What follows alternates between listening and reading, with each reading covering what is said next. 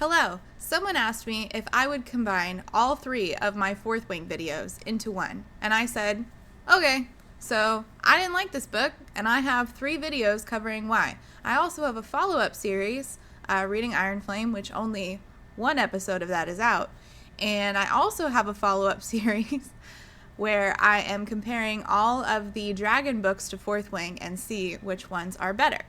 So, we're having a lot of fun with Fourth Wing, certainly. And I thought that if you don't want to watch 3 separate videos and would like to sit down and watch 5 hours of me going over everything I don't like about this book, here you go. At least one person asked, and I thought, sure, I have time.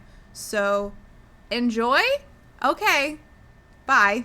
I have no script. We're doing this raw. Let's talk about Fourth Wing by Rebecca Yarros. 15. We're gonna go up to chapter 14. 15. Doing great already. Let's take the dust jacket off. I want to say thank you again to JL for sending me Fourth Wing by Rebecca Yarros with the pretty pages. It's very pretty. I will give it that. You know what this book is to me? This book is sort of like, have you ever been to any sort of corporate office and outside in their gallery, their office front building, area? There is a fake Christmas tree. You ever been to an office around Christmas time? They have a fake Christmas tree with fake presents underneath. And as a kid, you go in and you're like, oh, presents, can I have one? And your mom's like, no, those are empty. They look really pretty, but they are empty. That's this for me. Let's start out. We have the continent. We have a nice map written like on the, okay? It's on there. This is the continent, which gets capitalized throughout the whole of the book. There is the Arctile Ocean, which I think started probably as Arctic and then ended up Arctile. And we have what is seemingly 3 different countries, I think. Navarre, Poromiel, and the Barons, okay? Both of these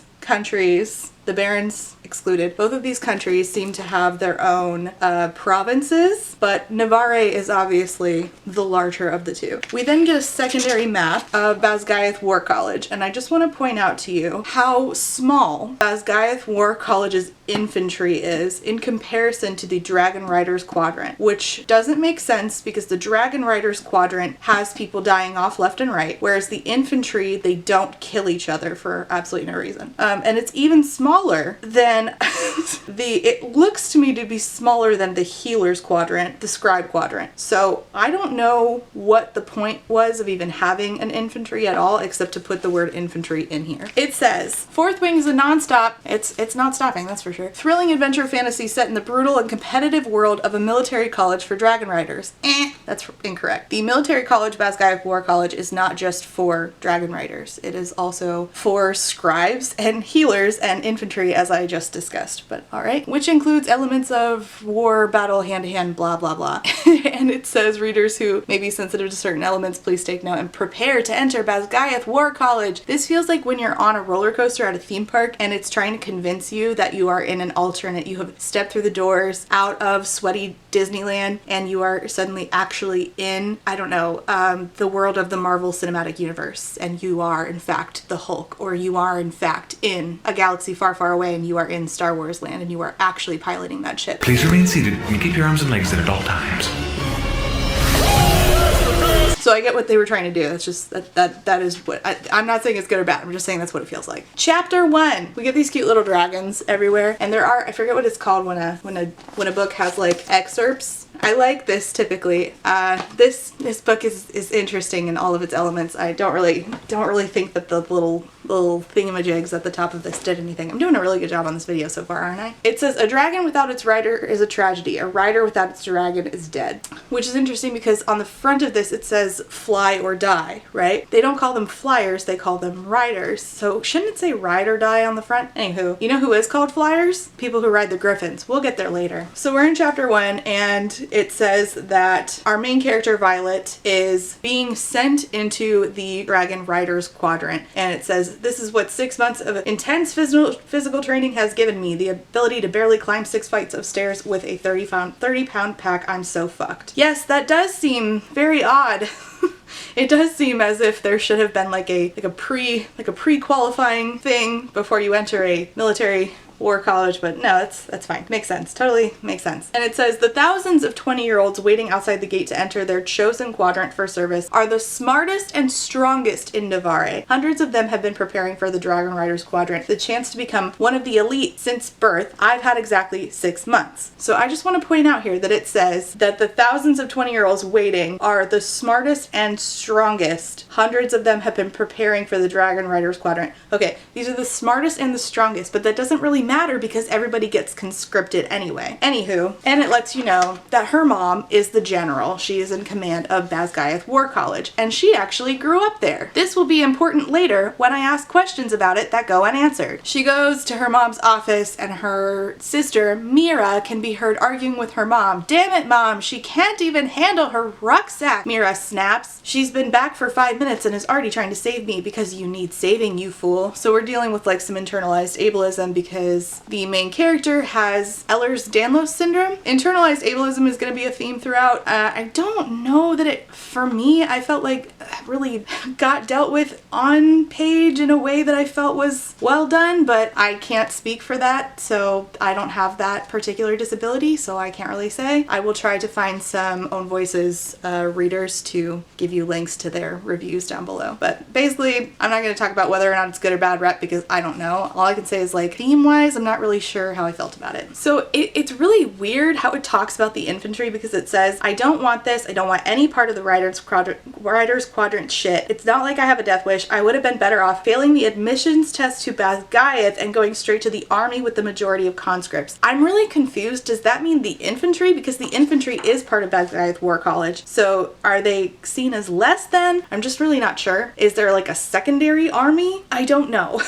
And the infantry basically never comes up, and they're definitely never seen on page. So I don't know, this whole army, this whole military for this entire continent, which is pretty central, doesn't make sense to me. It says that her mom is pretty merciless. She doesn't care. She doesn't understand why her mom up and decided, oh, you can't be a scribe. You have to go to the Riders Quadrant 6 months ago and had her start training. Starts describing people saying her golden brown hair, her sister, is sheared short for combat in the same style as mom's. And of course, our main character is set apart by having long hair, which is two-toned. It says of her sister, she's everything I'm not. My traitorous body makes me feel embarrassingly vulnerable. And her mom ends up sort of making fun of her, saying pale skin, pale eyes, pale hair. It's like that fever stole all your coloring along with your strength. I told him not to keep you in that library. This is trying to tell us certain things about her right off the bat, but these don't really get brought up in the rest of the book, so it's a little confusing. It's trying to sow seeds that don't really come up for the rest of the book because the fever that her mom got while she was pregnant with our main character Violet, completely irrelevant to the rest of the story. I don't know. I don't know. I don't know if maybe this is saying that the fever that she got maybe caused her disability, which I don't think that's how that works. I'm not really sure. And it never really comes up again, so I don't know. But basically, her mom was sick while pregnant, and now she has pale all over. She is a pale girl. Except she doesn't look all that pale in all the fan art, so I'm not sure how important it was to the actual fans of the story either. And she sort of shits on Violet's dad, who was also a scribe and raised her in the library and wanted her to be a scribe as well, but he's dead now. She says, I will not watch one of my children enter the scribe quadrant, Violet, because scribes are so far beneath riders, I grumble. Yes, and if you dare walk into that tunnel toward the scribe quadrant today, I will rip you out by that ridiculous braid and put you on the parapet myself. All right? So they're arguing amongst themselves, her mom, her, Mira, and it says, the frustrating thing about it is that mom has always respected Mira for arguing with her. Double standard for the win. And that is the first but not the last clue that a millennial woman wrote this. By the way, it's not even the last time you'll see for the win in this book. They're arguing, they say that dragons don't bond fragile women. Does that imply that they bond fragile men?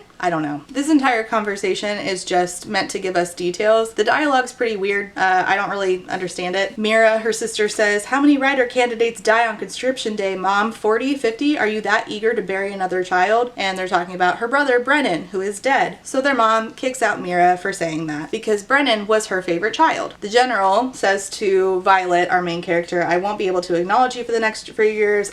Since as commanding general, oh my God. since as commanding general of Basgiath, I'll be your far superior officer. This feels like cardboard people having a conversation meant to teach the audience information rather than like real people having a conversation in a normal people way. Except for the part where we said, you know, for the wind. So Violet leaves and her sister Mira says, the way you're packed is shit. I don't like it. And I'm gonna do for you what Brennan, their older brother who's dead, did for me. She helps her like repack her shit so that she won't fall off the parapet, which is a roughly 18 inches wide thing 200 feet above the ground. And it looks like this according to the fan art again. And Violet wanted to carry books because she is a scribe who loves books, except she doesn't really consult books very often. She doesn't really quote books. She just quotes information she read in them. And this was just a way for the author to like dump exposition in your lap. But the timing in which she does it doesn't really make any sense. I'm getting ahead of myself. So she helps her repack, dumps out most of her books, except one that's going to help her learn to kill people, which she doesn't really use. In fact, she only kills one person. Again, I'm getting ahead of myself. And then they have this conversation that is very, very robotic in order to give you important information that will only be important at the end of the book, which is an awful way to write. Don't do that. Don't have some weird robotic conversation so that later on we can remember, oh yeah, at the beginning of the book they said that one time. Bring it up organically, normally. Mira sighs. Is it that old book of folklore about dark-wielding vermin and their wyvern? Haven't you read it 1,000 times already? Probably more, I admit. And they're venin, not vermin. Dad and his allegory, she said. Just don't try to channel power without it being a bonded rider, and red-eyed monsters won't hide under your bed waiting to snatch you away on their two-legged dragons to join their dark army. This will be important later. Can you tell by the way it's written? She has her ditch most of her crap, and she gives her daggers and a corset made of shrunken down scales from Mira's own dragon. She tries to give her a bunch of advice and says, then you will know that other riders can kill you at any time, and the cutthroat cadets will try. Fewer cadets means better odds at threshing. Threshing is when they get their dragons. There are never enough dragons willing to bond, and anyone reckless enough to get themselves killed isn't worthy of a dragon anyway. And Violet says, except when sleeping, it's an executable event to attack any cadet when sleeping. Article 3. And Mira's like, that doesn't mean you're safe at night. And I'm like, wait, go back. So you can be ruthless at any time except during the night, but you're not going to get any points for killing somebody during the day. So why is there a rule about not being able to kill people at night? Never explained. Never explained. But then like 4 sentences later, Mira says, there's no such thing as cheating once you climb the turret. Isn't cheating to kill somebody at night? And also, isn't cheating to kill somebody else so you can get a dragon? Her sister tells her to find her friend Dain, who went into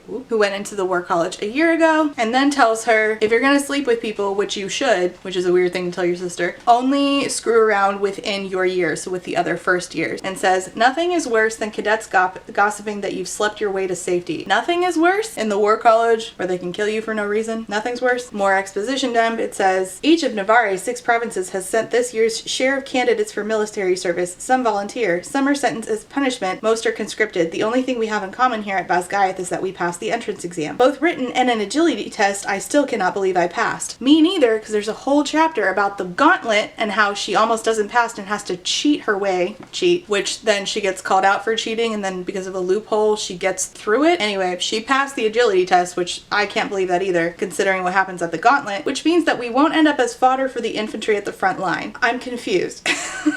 So the infantry is not part of the war college then? So then why does it say it on the map that the infantry has their own part of the college? They don't have to pass an entrance exam to get into that part of the college, or do they? And also it says, what, like 3 pages back? The thousands of 20-year-olds waiting outside to enter the gate to enter their chosen quadrant for service are the smartest and strongest in Navarre. So which is it? Were they volunteered? Were they sentenced as punishment? Were they conscripted? Or are they the best and brightest and that's why they get to go? I don't know. I don't get it either. She heads towards the parapet and it says, panic fists my heart. And I know that it means that it like feels like a fist is grabbing her heart, but when I initially read that, what I thought is panic fists my heart. Panic does what? Her sister tells her, don't seek friendships in there, Violet. Forge alliances. I bet you can guess what she's gonna do instead. She's gonna seek friendships. friendship. And then randomly, it says, Amari, there are only 2 ahead of us now. A woman with a full pack whose high cheekbones and oval face remind me of renderings of Amari, the queen of the gods. Her dark brown hair is worn in several rows of short braids that touch the equally dark skin of her neck. They talk about how they see a separatist kids, which is the first we hear about the separatists, and the separatists have a shimmering mark on their wrist. It's a relic from the rebellion. Mira says, Mom says General Melgren's dragon did it to all of them when he executed their parents, but she wasn't exactly open to further discussion on the topic. Nothing like punishing kids to deter more parents from committing the treason. What? Committing treason. Most of the marked kids who carry rebellion relics are from Tirandor, of course, but there are a few whose parents turned traitor from the other provinces. And then she turns to her and says, stay the hell away from Zaden Ryderson. Zaden is spelled with an X. The air rushes from my lungs. That name. That Zaden Ryderson. He's a 3rd year. And it says, he will kill you the second he finds out who you are. Now, this makes the reader believe that Zaden Ryerson has been out for blood, okay, or has made it known to everybody. So somehow we got to the place where it is believed that Zaden Ryerson is murderous and would kill Violet for being the daughter of her mother, the general, who killed his father. His father was the great betrayer. He led the rebellion. What is Zaden doing here? Yeah, that is my question. What is Zaden doing there? All the children of the leaders were conscripted as punishment for their parents' crimes. But into the elite dragon rider school? Why? Why didn't y'all just send them to the infantry? He's risen to the rank of wing leader. Why would you let an enemy's child rise to a leadership role? He's sworn allegiance to Navarre, but I don't think that will stop him where you're concerned. Why do you not feel like that will stop him? Will not stop him. Why? It doesn't say. So her sister sends her off and says, don't die, Violet. I'd hate to be an only child. So she meets 2 people, Dylan and Rhiannon, immediately. Rhiannon's like, I can't fucking wait. Who wouldn't want to ride a dragon? And Violet's like, me. Bet you that changes by the end of the book. Even though the dragons don't show up until a 1/3 of the way through. A 1/3 of the way through a 500-page book. Anyway, moving on. And it says here, riders do get way better perks than other officers. So that makes you think that this Basgiath War College is an officer training school, right? So that means that the infantry is also officers then, doesn't it? I don't know. I'm very confused about what the infantry is and what it isn't. I'm very confused. Better pay, more leniency with the uniform policy. Don't get me started on the fucking uniform policy, because the point of the military, the reason why they have so many rules is because they're trying to like make you part of like an organism and not have anything that like differentiates you from one to the next. That's why the uniform, that's why the haircut policy, that's why the earring policy, the tattoo policy, and they've gotten more lax with it, as they should, but like I don't understand why these people don't have it. If it's so strict, then why not? Explain. Like, I know why our military in the United States is more lax now, but why are y'all? How did we get here? It's not explained. Riders are allowed to marry sooner than the other quadrants, right after graduation. I think it has something to do with wanting to continue bloodlines. Most successful riders are legacy. And Dylan says, I'm not dying. He dies immediately. The next 3 years are going to be long ones, but they'll be worth it, he says about his girlfriend who they're going to do long distance. Because Mira, her sister, gave her rubber boots that would like help with slipping, she feels bad for Rhiannon and they swap one shoe. So each of them is wearing one rubber shoe so that they have both of them a chance to not slip off the parapet. How did we get rubber in a fantasy world? That's my question. We get this entire paragraph right here. I want to show you this of explaining what the future love interest looks like. Okay, this entire thing, out of the whole page, this is an entire 1/3 of the page. Do you think that there's any chance that they don't have a romance? He's tall with wind-blown black hair and dark brows. The line of his jaw is strong and covered by warm, tawny skin and dark stubble. And when he folds his arms across his torso, the muscles in his chest and arms ripple, moving in a way that makes me swallow. And his eyes are the shade of gold-flecked onyx. The contrast is startling, jaw-dropping even. Everything about him is. His features are so harsh that they look carved, and yet they're astonishingly perfect, like an artist worked a lifetime sculpting him, and at least a year of that was spent on his mouth. He's the most exquisite man I've ever seen. Thoughts? Do you have any thoughts? You're just gonna leave me with this book? There was so many words and I don't know what he looks like. You don't say. And living in the war college means I've seen a lot of men. Wow, out of all the men she's seen, he's the hottest, babe. So I'm confused. So you just admitted that you live in the War College, which means you've seen a lot of men, but you've never seen him before, and he's been there for 3 years. How's that possible? And then she realized that Mr. Scorching Hot, verbatim, gets you into trouble and you like it kind of hot, is Zaden Ryerson. We're shocked. This is shocking news. The black-haired writer snaps his gaze to mine when he finds out that it's Violet Sorengale. Sorengale? He steps toward me. I look up and up. Good gods, I don't even reach his collarbone. He's massive. He has to be more than 4 inches over 6 feet tall. So 6'4"? Why didn't you just say 6'4"? I mean, we're saying for the wind and get you in trouble and you like it level of hot. Why don't we just say 6'4"? Call it a day. You're General Sorengale's youngest. His voice is deep and accusatory. You're Fen Ryerson's son. I counter. Your mother captured my father and oversaw his execution. Wait, like he has the only right to hatred here? I mean, What? This is so childish. Your father killed my older brother. Seems like we're even. Hardly. By the way, he does think they're even. Like, is there any question that he doesn't actually hate her? Because I'm just gonna erase that from your minds now. He does not actually hate her. He's just a dude with a crush right off the bat. And muscles. A dude with crushes and muscles. Are you going to kill me? I lift my chin another inch. She has to crane her neck like a fucking giraffe to see this incredibly tall man. Never was there a taller man than Zaden Ryerson with an X. While he is contemplating answering this question, which the answer is no. Dylan, remember him? He's our first red shirt. He slips off the parapet and falls. And dies. So I guess he will not be doing long distance with his girlfriend. Why would I waste my energy killing you when the parapet will do it for me? Your turn. Chapter 2. There's a misconception that it's kill or be killed in the Riders Quadrant. Riders as a whole aren't out to assassinate other cadets unless there's a shortage of dragons that year or a cadet is a liability to their wing. Why would you allow liabilities into the War College in the first place? Like, for instance, the military, the US military is like super ableist about who they let in. Like, they won't even let you in if you have like type 1 diabetes. What?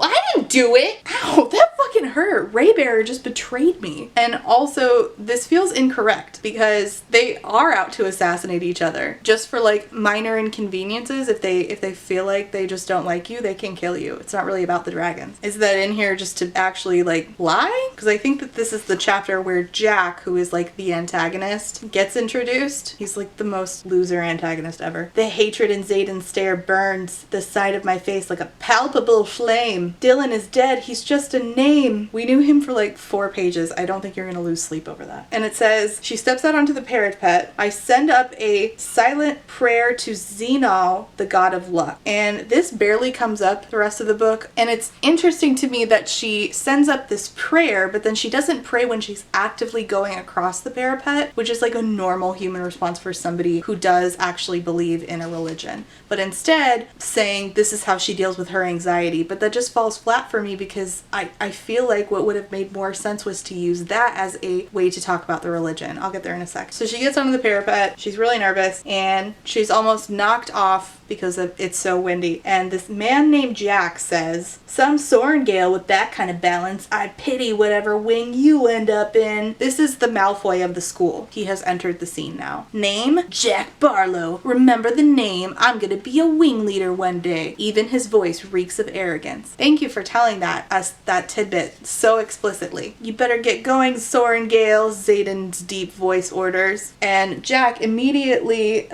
sounds murderous, and she says, holy shit, he's gonna shove me off. Can he do that? Are there any consequences? Does that not make him a liability to the wing to be so murderous? I don't know. What liability to the wing means is anybody's guess. Calm. I have to stay calm. I can't carry a tune or even decently hum, so singing for distraction is out. But I am a scholar. There's nowhere as calming as the archives, so that's what I think of. Facts, logic, history. But you were just praying a second ago, so why, if you felt the urge to pray the first time, then why not again? Like, if you need to stay calm, like, why not reach out to the, I don't know.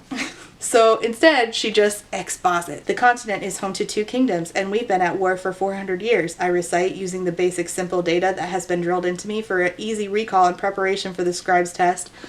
See, you would like this information to be basic simple data that is being drilled into your reader. I see you. Navarre, my home, is the larger kingdom with 6 unique provinces. Why would you say to yourself, Navarre, my home? No, that's just there to remind the reader where she lives. Tirandor, our southernmost and largest province, shares its border with the province of Krovla within the Paromial kingdom. All of this is going right over the reader's head. It's not sinking in. Not a single lick of it. At least for me. I'm a visual reader, so if I am not willing to like flip back to the map, I'm not going to remember shit about this. And I didn't when I read this book the first time on audio. Yes, I've read it twice now. Technically, doesn't this make a third time? Who knows? And by the time I edit it, won't that be the fourth? Kill me! Instead of expositing like this, we could have put this info in a history class, which that's another one of my gripes with this book, is that the classes we do get don't make any sense. Even we barely get classes at all. But when we do get them, it's not in a way that's like really beneficial for the reader to learn about the college itself or the history of this world.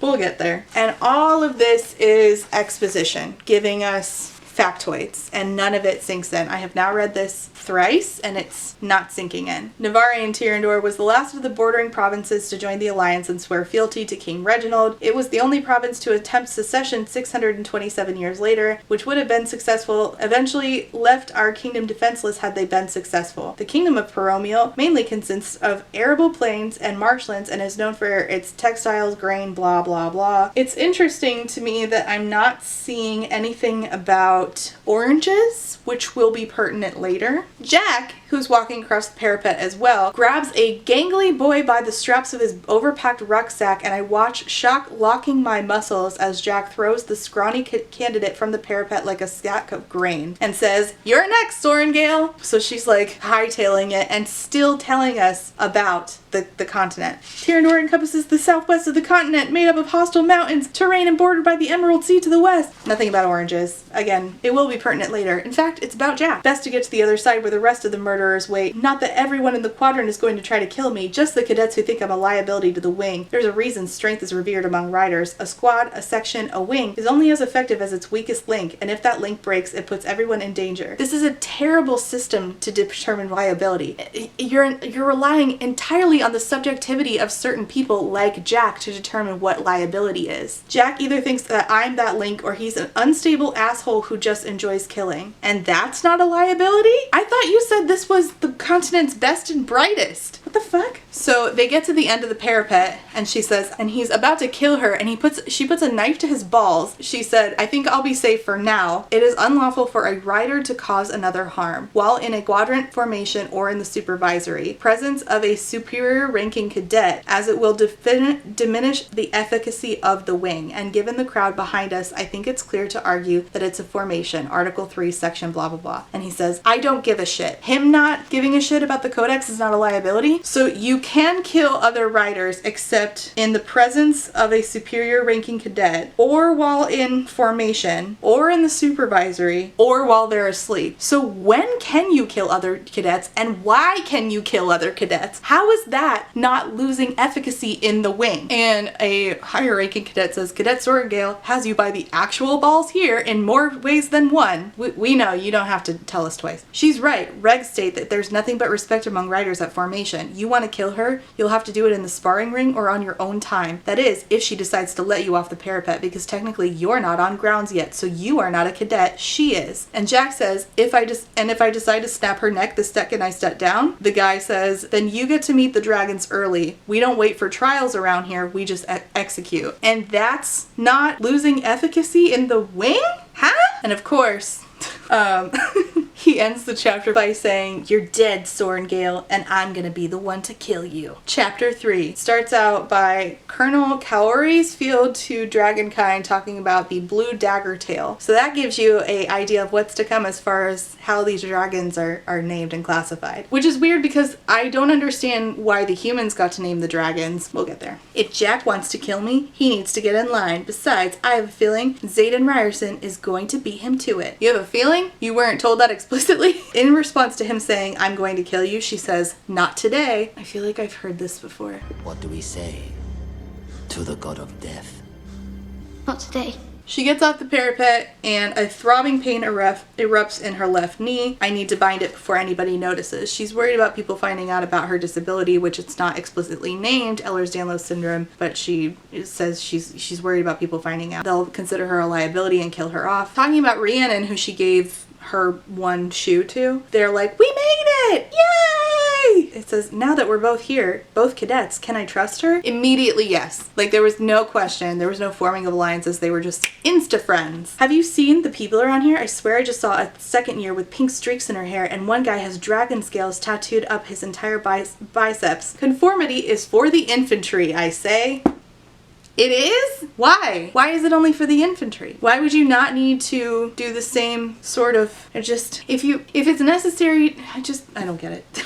I don't get it. And then we see Dain for the first time. Okay, I want to point out how short Dain's description is in comparison to Zaden, because there's going to be a little bit of a love V here, but as with most love Vs, it's very obvious who the actual guy that she's going to have a romance with is, and who's just there to make it seem like, oh, I might be with that guy. The three of us, soon to be the two of us. And I'm one of those two, right? Dain is very much the Tamlin of this book. The beautiful, easygoing smile that starred in way too many of my fantasies is far from the scowl that purses his mouth, and everything about him seems a little harder, but it works for him. The line of his chin, the set of his brow, even the muscles of his biceps are rigid under my fingers as I try to find my balance. Sometime in the last year, Dain Atos went from being attractive and cute to gorgeous. And then he says, what the hell are you doing here? Her knees give out, and he says, damn it, Violet. And that's when I knew that he was going to be the Tamlin. Everything she does, he's so frustrated with because he's so paternalistic. And he's made like overbearingly paternalistic in a way that Zaden with an X is not made, so that we can distinguish who's definitely the right choice for Violet right away. He lets it be known to Rhiannon that he's a second-year rider and not a cadet, and that he's also a squad leader. And he just keeps saying, damn it, Violet, I'm the leader for second squad. Squad leader? The highest ranks among cadets in the quadrant are wing leader and section leader. Both positions are held by elite third years. Second years can rise to squad leaders, but only if they're exceptional. Everyone else is simply a cadet before Threshing. When the dragons choose who they will bond, and a rider after. People die too often around here to hand out ranks prematurely. But couldn't you also die as a second and third year? I don't know. Also, I'd like to point out the dragons do not have 4 wings, yet this dragon riding school does, and I have no idea why. Well, you got me. By all accounts, it doesn't make sense. He's like, you're not supposed to be there. And she's like, my mother made me. Every Sorengale is a rider, don't you know? They go to his room so he can help her like bind her wounds. And she's like, oh, but babe, it says I can throw in a few. Oh, Dain cries once we're in your room just for believability. Why would we need to do that? Why would we need to pretend we're having sex? We can just say we were friends. And didn't her sister just tell her not to sleep with second years? Everything's made up. Nothing matters. Platonic friendships are out. They don't exist. They're out. They're not cool anymore. He makes a twisting motion with his hand in front of the handle, and a lock audibly clicks, and she says, you have powers. It's not news, of course. I mean, it is to the reader. He's a second-year rider, and all riders can perform lesser magics once their dragons choose to channel their power. Why would dragon magic manifest as being able to open locked doors? Well, you got me.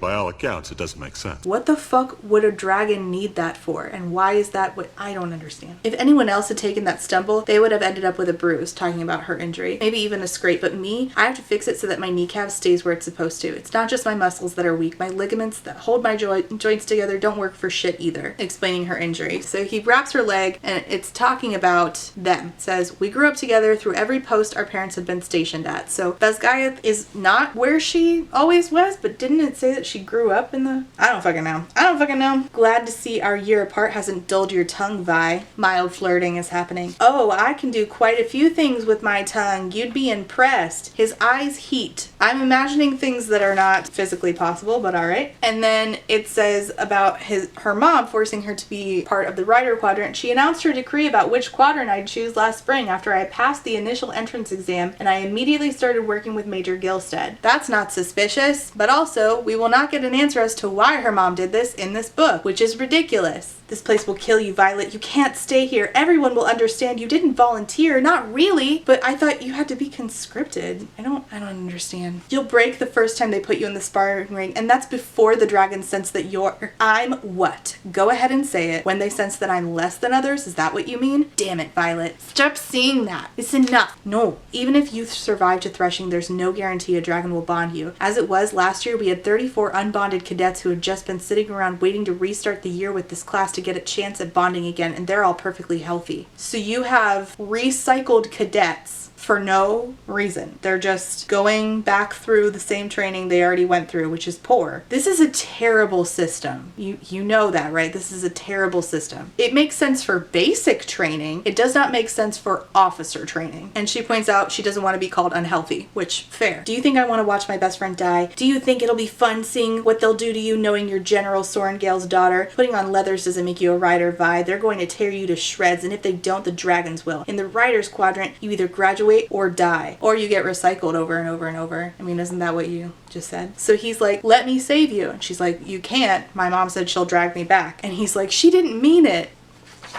Okay, didn't she like kill people? She goes back with her friends and they get introduced to Tara, and she's from the Moraine province in the north along the coast of the Emerald Sea. She has that same air of confidence Mira does, and her eyes dance with excitement as she and Rhiannon talk about how they both obsessed over dragons since childhood. This was an opportunity to talk about how she doesn't relate to obsessing over dragons since childhood, and instead talk about like something she did do in childhood, you know, the books that she read, but we do not. And then we have another paragraph explaining what Zaden looks like, or at least what she thinks about him. Commandant Panchek addresses them and says that they started with 301, or they have 301 cadets, 67 people did not make it. 67 people just died trying to get there. And I'm like, this is the worst system ever. I thought that they were needed. I thought that they were the best and the brightest. Why wouldn't you just channel the best and brightest into a different job? Why not just make them fodder for the infantry? Are we limited on resources? But that doesn't make sense, because if we were limited on resources, why would we let them in the first place? I don't know. By all accounts, it doesn't make sense. And Tara lets it slip that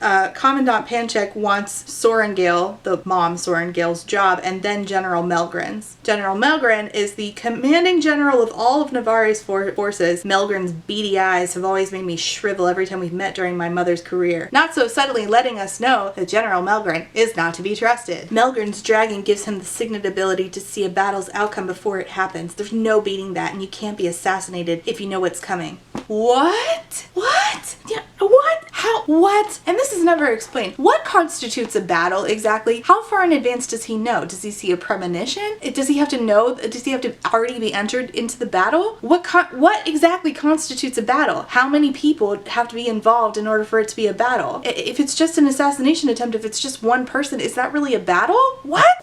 Panchek says, you'll be tested by your superiors, hunted by your peers. Hunted by your peers? I thought that we started a recent chapter by saying they're not out to assassinate other cadets. And guided by your instincts, if you survive to Threshing and if you are chosen, you will be riders. Guided by your instincts? Shouldn't you be guided by the codex? Otherwise, isn't it like anarchy? Aren't you just... Oh my gosh. Then we'll see how many of you make it to graduation. Statistics say about a quarter of us will live to graduation, give or take. This is a terrible system. And wouldn't people rise up against this? Like if they're sending their daughters, if they're sending their children into this and their children are ending up dead, like what? Why is this revered? Like it doesn't say anything about this being used to keep people in line. I don't understand. Discipline falls to your units and your wing leader is the last word. I thought that the dragons were the last word because y'all don't wait for trials. Y'all just let the dragons. Anyway, they're supposed to be in Dain's squad. Some shit gets switched around and they end up in 4th Wing, Zaden's wing. Oh my god, I'm shocked. Take a look at your squad. These are the only people guaranteed by the codex not to kill you. What? Wait, what? But just because they can't end your life doesn't mean others won't. You want a dragon? Earn one. This is Zaden talking. So but if your squad determines you're a liability, why can't they kill you? I thought it was all about determining who's a liability, except when it's not, except when you're asleep, and except if they're in your squad, and except if you're in formation, and except if you are there's so many excepts. I don't understand. Can you kill each other or can you not? And why can you kill each other? You're on your way to becoming the elite, the few, the chosen, the proud, the Marines. I know this was written by a military wife. Guess what? I'm one too, okay? So let's not fucking start. The dedication actually reads, to Aaron, my own Captain America, through the deployments, blah, blah, blah. It's always you and me. And I'm like, oh man, I don't know. I hope this isn't like military glorification because could not fucking be me. Could not be me. I am the most critical of the US military. I have nothing but critiques. Please, I got a whole list. Anywhoosie, there's dragons. And she says, 5 years. She's lived here 5 years. In my 5 years of living here, I've never seen this, but then again, I've never been able to, been allowed to watch what happens on Conscription Day. But I'm confused about how she's, you've never seen a dragon? Aren't they enormous? I don't understand. You don't go outside? I don't get it. They blast them with steam because apparently dragons just want to fuck with humans, which this will not be the last time that I ask. If dragons think that humans are just like kind of stupid, why aren't the dragons enslaving the humans? That's really my biggest question about this book. And in fact, we talk about this a little and it says, they're all massive, overshowering the structure of the citadel. But you've never seen one while you're outside? Oh, it does say, I've spent my life around dragons, but always from a distance. They don't tolerate humans they haven't chosen. Wait, then why don't they just enslave you all? No, seriously, why don't they? And it says, if they didn't need us puny humans to develop signet abilities from the bonding and weave protection words they power around Navarre, I'm pretty sure they'd eat us all and be done. But why don't they just enslave you and make you put up the wards then? But they like protecting the Vale, the valley behind Basgiath, the dragons call home, from merciless griffins, and we like living, so here we are in the most unlikely of partnerships. But why is it a partnership? If they think so little of you and they think of you as prey, then why don't they just enslave the humans? Serious question. I mean, how much can they really get out of giving humans lesser magics that unlock doors and some signet abilities like helping them with battles? What? A cadet bolts out of third wing and a dragon just straight up kills them. So if the dragons really don't give a shit, again, I'm gonna keep asking, why don't the dragons just enslave them? They can murder all of you. Why don't they? It even says, once bonded, riders can't live without their dragons, but most dragons can live just fine after us. So like, why don't they just like recycle y'all over and over again? Like they can live without you? Okay, then why don't they just enslave you and recycle you as needed? I don't get it. What's keeping this from happening? The kid is a pile of ash on the gravel. Is something burning? My spinach pus. 68 dead. 2 more gusts of heat, and 2 more kids are dead. And a navy blue dragon tilts its head at her. Do you want to guess who's the rider of that dragon? Its narrowed golden eyes can see straight through me to the fear fisting my stomach. Fisting once again, and the doubt curled insidiously around my heart. I bet it can even see the wrap binding my knee. It knows I'm at a disadvantage and that I'm too small to climb its foreleg and mount. Dragons always know. Then why don't one of the dragons just kill you now? If they're burning people for running away and they don't care about y'all and they think of you as prey, why aren't they just incinerating you? This doesn't make any sense to me. And it even ends the chapter by saying, you're not untouchable or special to them you're just the prey. Bro, you just said that they were in an unlikely partnership 1 page ago. Which is it? Anywhoosie, chapter 4, next morning, starts the chapter by saying, Major Offendra's Guide to the Rider's Quadrant. No respectable dragon would choose a rider who cannot defend themselves, and no respectable cadet would allow such a threat to the wing to continue training. Again, who decides what's a threat to the wing and how is that decided? Next morning, they are reading off the names of the dead. It says, the armored corset Mira made me isn't regulation, but I fit right in around the hundreds of modified uniforms around me. So wouldn't modified uniforms just become the culture? Like, wouldn't that be a normal thing to talk about modifying your uniform before you enter Basgiath? And further, why isn't uniformity important here? Because uniformity is really important, especially in basic training in the military, to try to make you feel that sense of camaraderie, that sense that your life is just important as the person next to you, and if you both don't make it, nobody makes it. I don't get it. So then it says, we commend their souls to Malik, and they're talking about the dead, and Malik is the god of death. Religion in this book is sprinkled in willy-nilly. It means absolutely nothing. She sees some scribes walking around, and she says, I ignore the tiny voice inside me protesting that it was supposed to be my quadrant. But this just like feels like empty words. Like, who were your heroes in like scribe land? Like, what were you doing before that you miss doing now? Like, were you sneaking into the scribe quadrant? What classes are the scribes taking that you wish you were taking? Why aren't you making an active effort to do both? Maybe it just feels like empty words. Like, why aren't you making a plan for in the future, if I get out of this, maybe I can somehow do both? Give herself something to look forward to, something to fight for. And then they talk about how they have to go to the sparring gym, and then she says, at some point I have to get my feet under me because I have to handle the Gauntlet, the terrifying vertical obstacle course they told us we'll have to master when the leaves turn colors in 2 months. I don't know why she said it that way, because we end up finding out that they use the same month names that we use. Her birthday is in July. Oh god, not her being a fellow Cancer. She's making us look bad. Anywho, I mean, she could have just said the month, but whatever. Why they're not starting training for the Gauntlet immediately doesn't make any sense. They start on hand-to-hand combat immediately, but not like terrain. Who knows? Well, you got me. By all accounts, it doesn't make sense. A couple more people get introduced, like somebody named Sawyer, somebody named Rydok. We'll see how long they last. There were some mild flirty moments in here between her and Dain, but we know it's meaningless because he's the Tamlin of this, and the really hot one is Zaden with an X. No one tried to kill me last night, Dain, or even hurt me. Pretty sure we were all too tired and too relieved to be alive to start slaughtering one another. Wouldn't that be the perfect time to slaughter everybody? Everybody's like weakened, tired, so you just take them out immediately and then you don't have to deal with them the rest of the time. But again, this doesn't make any fucking sense. I've been keeping scribe hours for years, Dain. They're up an hour earlier. It makes me want to volunteer for breakfast duty, actually. It talks about how she has silver-tipped hair and she's pinned it into a bun against the darker crown near the top of her head, and he says, you should cut it. And she's like, don't start with me. There's a reason women keep it short here, Vi. The second someone gets a hold of your hair in the sparring ring, wouldn't it make sense that all of them would be forced to shave their heads then?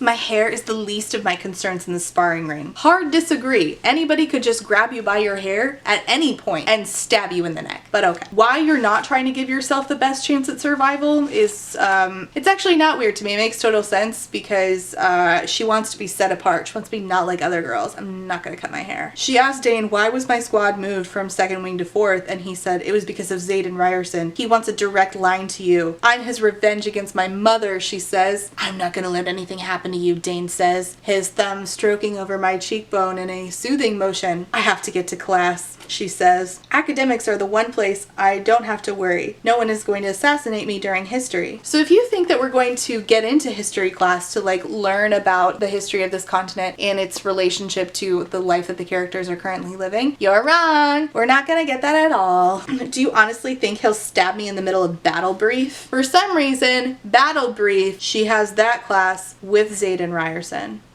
Anyway, I wouldn't put it past him. He's fucking ruthless, Violet. Why do you think his dragon chose him? Sigale? Sigale? Is there a reason why you made the name Sigale the name of the dragon? When that sounds awfully close to the word scale. She's vicious. Don't get me wrong. Kath, his dragon. His dragon's name is Kath. The other dragon's name is Sigale. Is a nasty piece of work when he gets riled. All red sword tails are. So we have blue dagger tails and red sword tails. So the humans are obviously the ones naming, right? Why would the dragons not want to name themselves? If they think that you're prey, why are they not like, you better call me by my real name, you stupid tiny bitch? I don't know. If I were a ruthless dragon who thought of you as prey, I would want you to call me by my real name. But even most dragons steer clear of Sigale. So why do certain dragons have, what is that, Gaelic names, and then others just have like, the two people I know named Kath are both Canadian people. So I'm very confused. Here's where it gets really fucking stupid, okay? She talks about how he bonded a dragon, and she says, you have powers I don't even know about. You open doors with magic. And I'm like, how was that even discovered? You think it's going to be taught in history class? Nope, because we're not going to history class. Kath channels a pretty significant amount of magic compared to some of the other dragons, but I'm nowhere near adept at it yet. I haven't changed that much. As for lesser magic powered throughout the bond of my relic, I can do the typical stuff like open doors, crank up my speed, and power ink pens instead of using those inconvenient quills. What?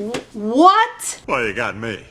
By all accounts, it doesn't make sense. What are you talking about? What? How would you even discover, first of all, that once you have bonded with a dragon, you can use what?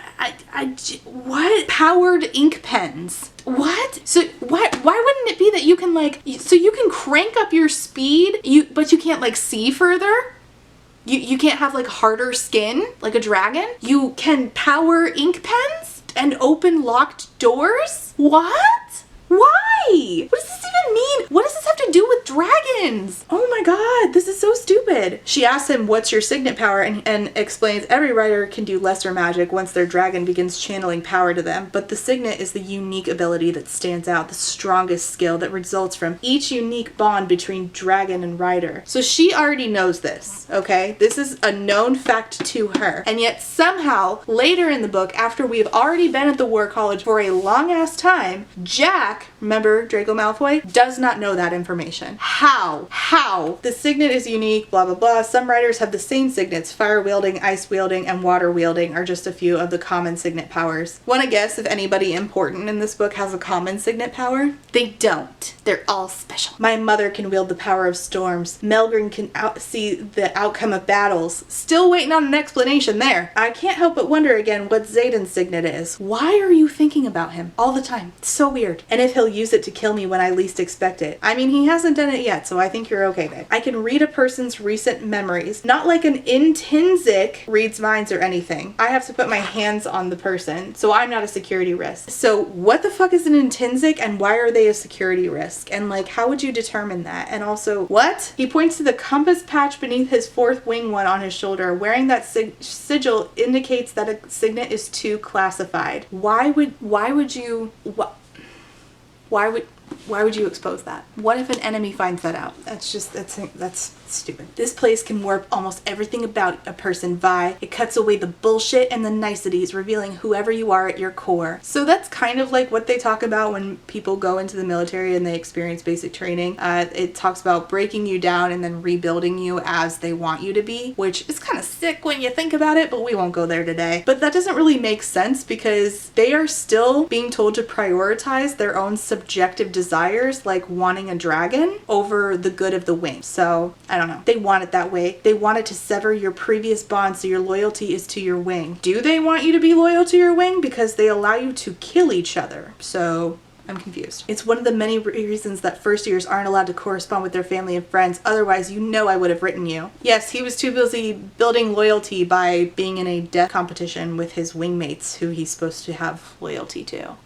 Okay. Look, Ryerson is still a wing leader. He'll be after you, but he'll find a way to do it within the rules of the Codex. Why would the Codex be written in a way that allows you to kill each other? How is that promoting loyalty to your wing? That is promoting self-interest, which is against... It's either you're prioritizing the good of the wing or you're prioritizing yourself. It cannot be both. The hairs on the back of my neck stand up and a chill races down my spine. Oh shit. Zaden Ryerson, with an X, is watching me with narrowed eyes, the sleeves of his uniform rolled up his massive arms that remain folded across his chest. The warning in his relic-covered arm on full display as a third year next to him says something that he blatantly ignores. He is too cool for school. It doesn't say that last part, but I feel like we had to have that little edgy thrown in there. He says to the two of them, I already knew your parents are tight. Parents are tight? This was written by a millennial. But do you two have to be so fucking obvious? Childhood friends? First loves even? Shut up. It's weird. Stop making it weird. Just go away. Pretend you don't care. It'd be better if you just pretended you didn't care about anything. And so she says to Dain, he can't hurt you without cause, right? Without cause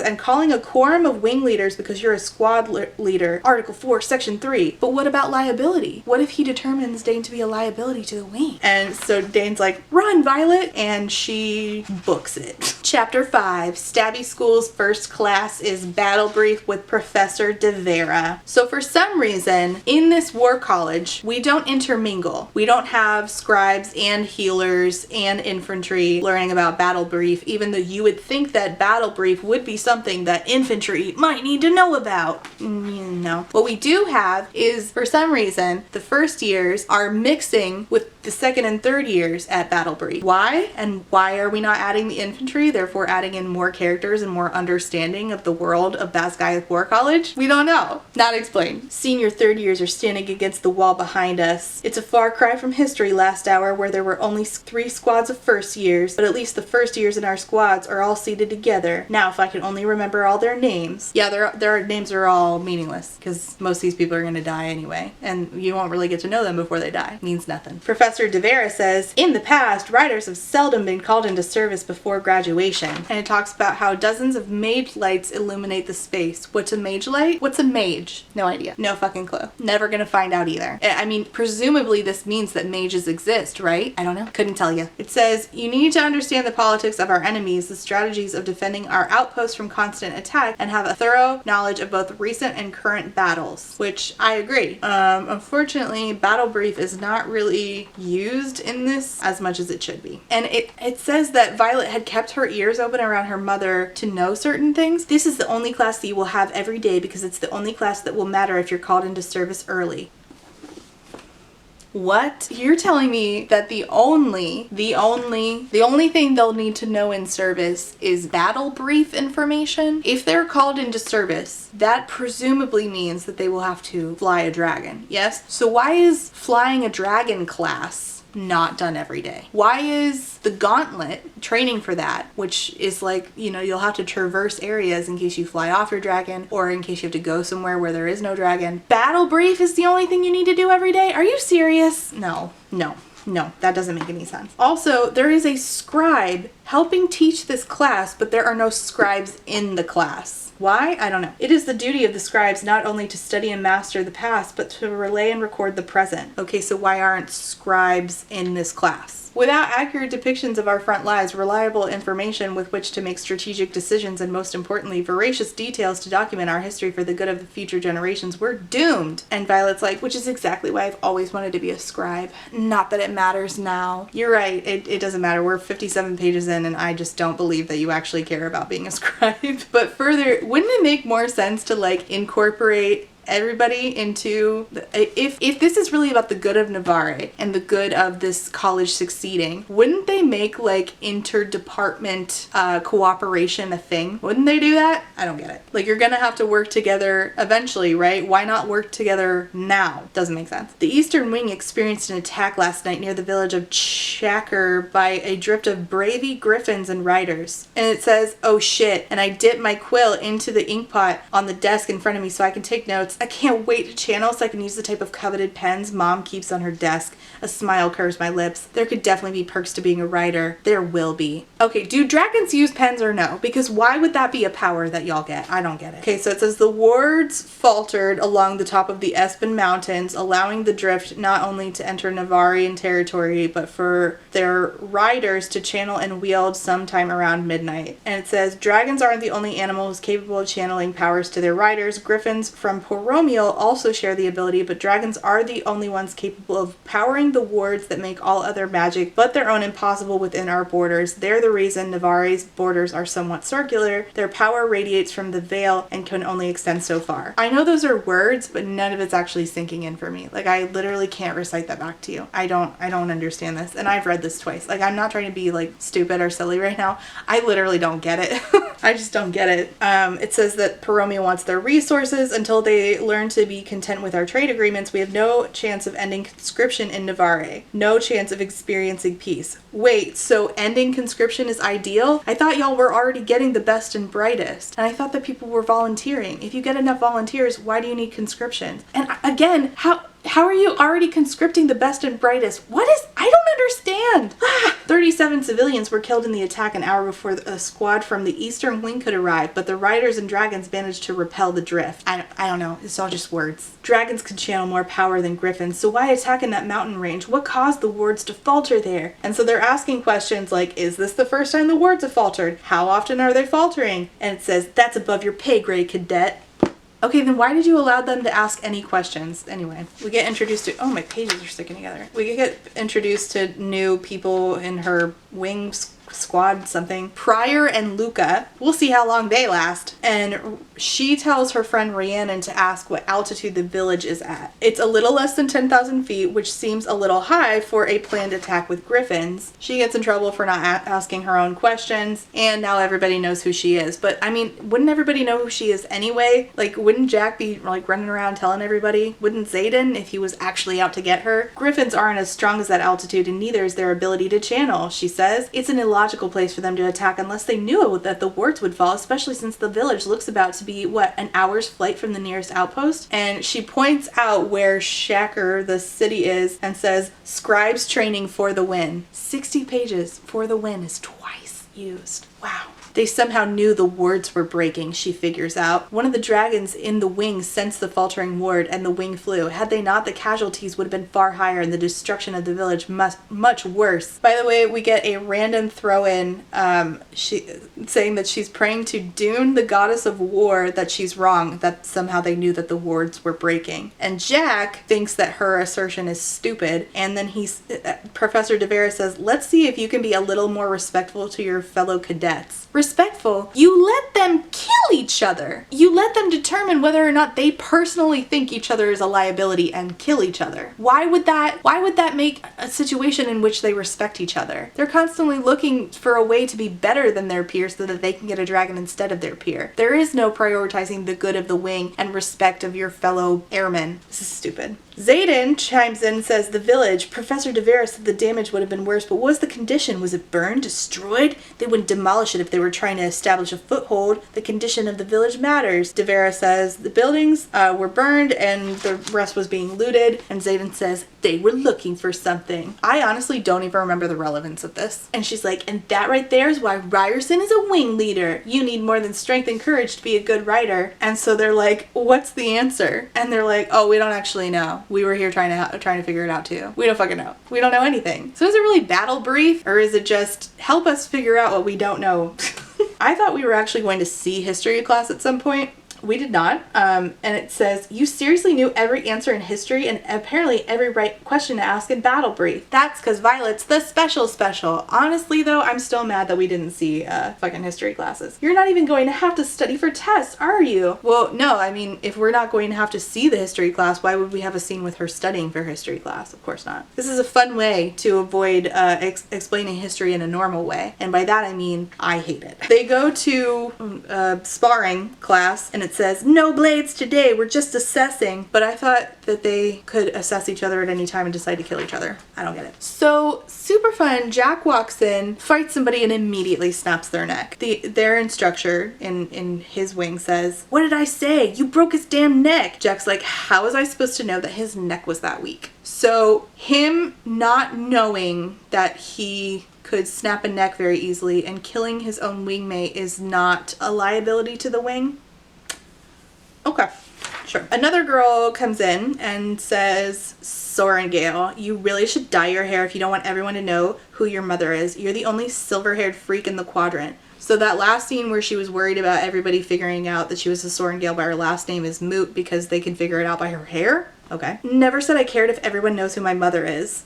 In the last scene, okay. And pink-haired girl goes, you bitch, your mother murdered my family. Isn't that treason? Is she just trying to be the Sansa Stark of this story? They get into a physical fight and she hits the mat. Dain says, you can't use your powers in here, Imogen. You can't use your powers in sparring, but you can kill each other in other places. Why are the rules so random? She refuses to yield. Imogen breaks her bones, specifically broke her arm and dislocated her shoulder, and we move on to chapter 6. Dain carries her into the healer quadrant, and it says, healers do not have magic, relying on traditional tinctures and medical training to heal as best they can, but menders do have magic. And it's actually a signet, which means that whoever's doing the mending has to be a dragon rider. Mending is exceptionally rare among riders. Yeah, because it's an overpower. It doesn't make sense. My brother Brennan was a mender and would have become one of the greatest had he lived. But how do you know that? Like, what makes a mender great? I don't get it. And Dain wants to convince them, like, to take her to the scribe quadrant because, like, she's getting her ass kicked. If she's injured this severely, surely we can see if the scribes will take her as a late admission. It's only been a day. It's only been a day? God, I feel like it's been forever. His reasoning for not wanting a mender sinks in. My anger is able to pierce through the pain long enough for me to bite out, I'm not going to the the scribe quadrant. Nolan, the mender, says, I've never agreed with the way they conscripted those kids into the writer's quadrant as punishment for the sins of their parents. We'd never forced conscripts into that quadrant ever, and for a very good reason, most cadets don't survive, which was likely the point, I suspect. I have so many questions. Then aren't they fodder just as much as the infantry? I just don't get it. I don't understand. And Dain's like, you won't mend her then, right? She doesn't stand a chance if she goes back in there and has a cast or has to defend herself while her shoulder heals from reconstruction surgery. The last one took 4 months. And she's like, mend me, but just this once. If the others see that I need mending all the time, they'll think I'm weak. Dain literally begs, saying, please switch quadrants. If not for you, then for me. No. No. And she says, I made my choice. Nolan says to Dain, if she was any other first year, you would already be gone. Isn't this a liability? Doesn't this make Dain a liability? So if liabilities are a problem to the wing, then why can't, like, somebody, like anybody, report him? They put her in a sling, and she says, slings say weak, they say breakable, they say liability to the wing. Then why didn't you just let him fully mend you? I don't understand. She goes back to their dorms, and Rhiannon's there. And Rhiannon's like, I'll help you get ready. You're the only friend I have in here, so I'd rather you didn't die when it gets real. When it gets real. And on her bed, she finds a note from her sister, Mira. It says that she bribed a scribe to sneak this into her bunk, and it is a book written by their brother Brennan for Mira the summer before she entered the quadrant. It says, it saved me and it can save me, it can save you too. And it's called the Book of Brennan. And it says, it's my brother's mother burned everything he owned after he died as tradition dictates. Tradition or religion? Because in the beginning it said that you guys burned everything because of Malik. He died 5 years ago. And Rhiannon says, oh, we don't always burn everything either. Sometimes it's nice to have something, you know? Yeah. This will be important later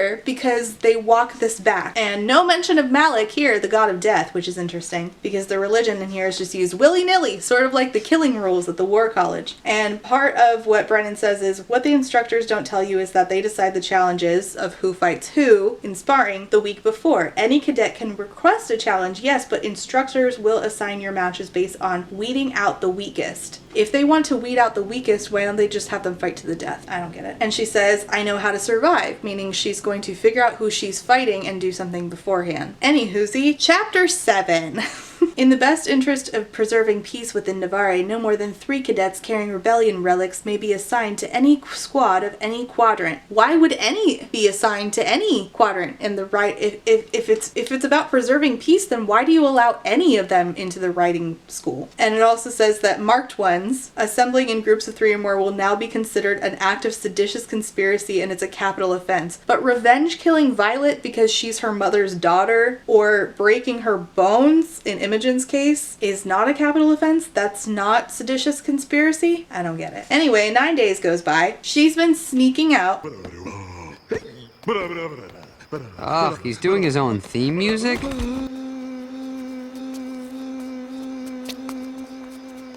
And using her book of poisons that she brought with her. And it says that she's climbing around by moonlight and memory. She's climbing up a tree, okay? Suddenly she sees Imogen and Zaden Ryerson and a bunch of other riders, and they all have rebellion relics. Oh yeah, it's all coming together. So they are breaking the rules that were just stated at the beginning of the chapter if you missed it. I didn't. This gathering could be completely harmless, right? Or maybe marked ones are plotting to burn Basgayev to the ground and finish what their parents started. Why are they allowed in the war college at all? We've done this for 2 years and they've never found out, Zaden responds. Responds or lets slip while she very conveniently is climbing up the tree that they just happen to meet other. By the way, so they've been having these meetings, and she's also been climbing this tree, but she's never seen any cadets before. She's never seen him before. She's lived here for 5 years. They've been doing that for 2. She's never seen them? I don't get it. I don't get it. He says, there are only 41 of us. We don't want to lose any of you. we will if you don't help yourselves. And she's like, I don't want to find out a single thing about Zaden Ryerson is admirable, and yet here he is being all annoyingly admirable. Have to admit, it would be nice if a high-ranking writer from my province gave a shit if the rest of us from the province lived or died. Yeah, and it makes no sense that they don't.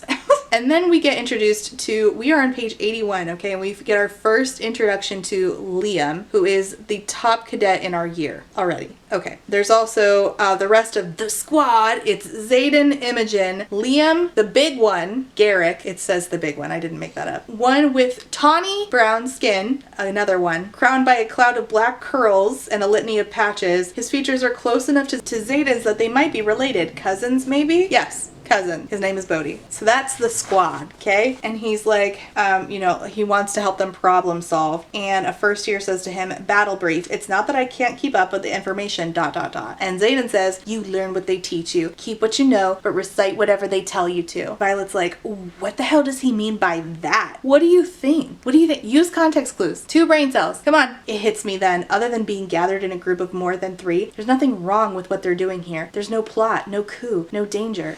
You were just asking 4 sentences ago what he meant by keep what you know, but recite whatever they tell you to. Hello? Where are the brain cells? And a guy towards the back says, when do we get to kill Violet Sorengale? And Imogen says, yeah, Zaden, when do we finally get to have our revenge? So y'all admit that it's revenge. Why is meeting up in a group seditious conspiracy, but killing the general's daughter is not conspiracy and a capital offense? That doesn't make any sense. Her mother is responsible for the execution of my mom and sister. I should have done more than just snap her shoulder. Her mom is responsible for the capture of nearly all our parents, Garrick says, not her daughter. Punishing children for the sins of their parents is the Navarian way, not the Tirish.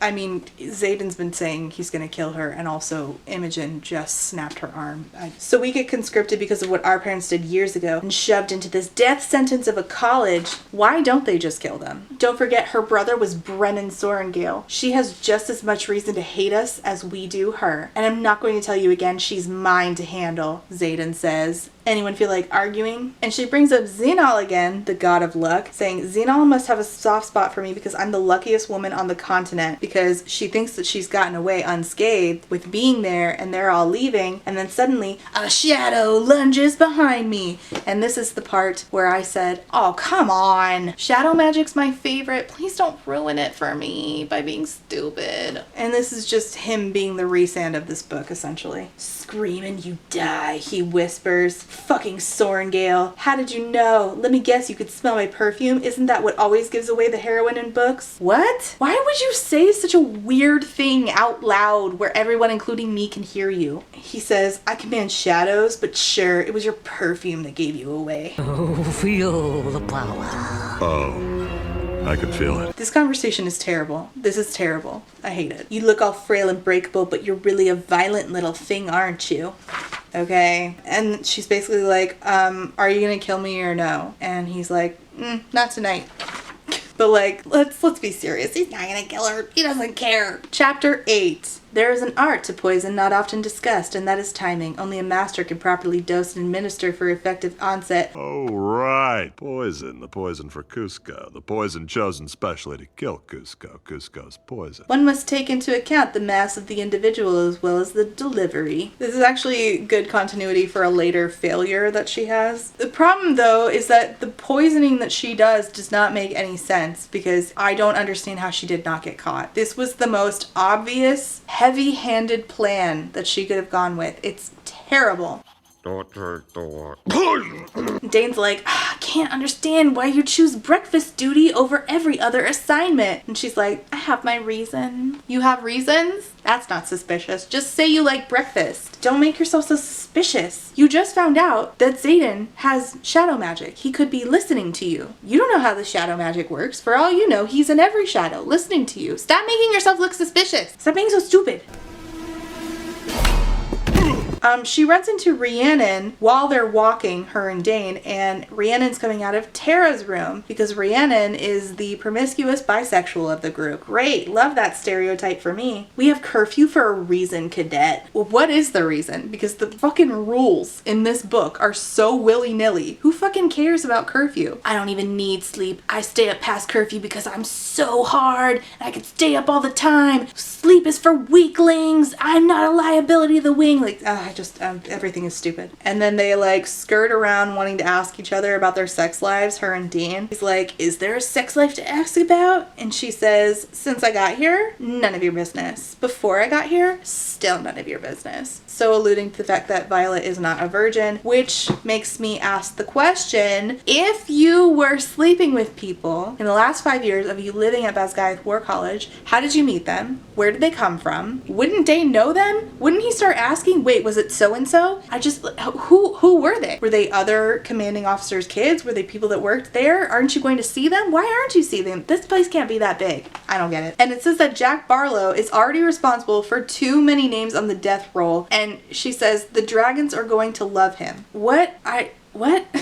What can humans do that dragons can't? Like, why don't, if they want more death, then why don't they just kill them all themselves? He's already responsible for too many names on the death roll. Why does that not make him a liability? And she's like, you know, and he says once again, it's not too late to sneak her down to the scribe quadrant. Fitzgibbons will still take you. And it's like, my guy, you've been told so many times that her mom will just drag her back. Why are we still having this conversation other than to make you look like a jerk? I take my place in the serving line an hour later and completely undetectable the poison as I sprinkle it over Oren Seifert's scrambled eggs when he approaches. So she was up in that tree to gather a poisonous material that she then went on to sprinkle over the eggs of the person that she was serving at breakfast because that's who she was supposed to. She found out that she was supposed to fight this guy Oren based on the information Brennan gave her about like them literally listing out who is going to be fighting who, which that seems like a really stupid idea. And it's interesting that they're still doing it that way years and years later after Brennan is dead, but okay, whatever. So she sprinkles it over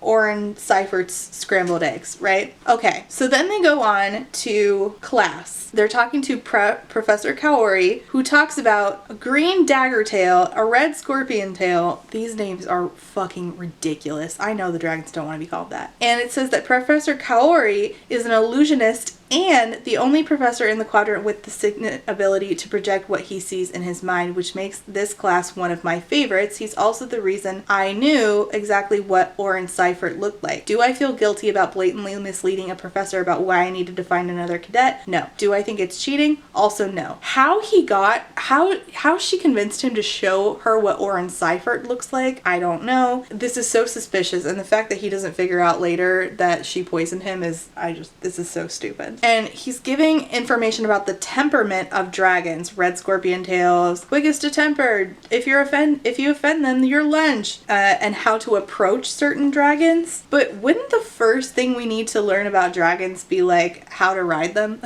Because if you can't ride a dragon, I don't feel like there's going to be any point in like, this is just ridiculous. Fewer dragons are choosing to bond, but the number of riders entering the quadrant has remained steady. Yeah, because y'all demand that people enter.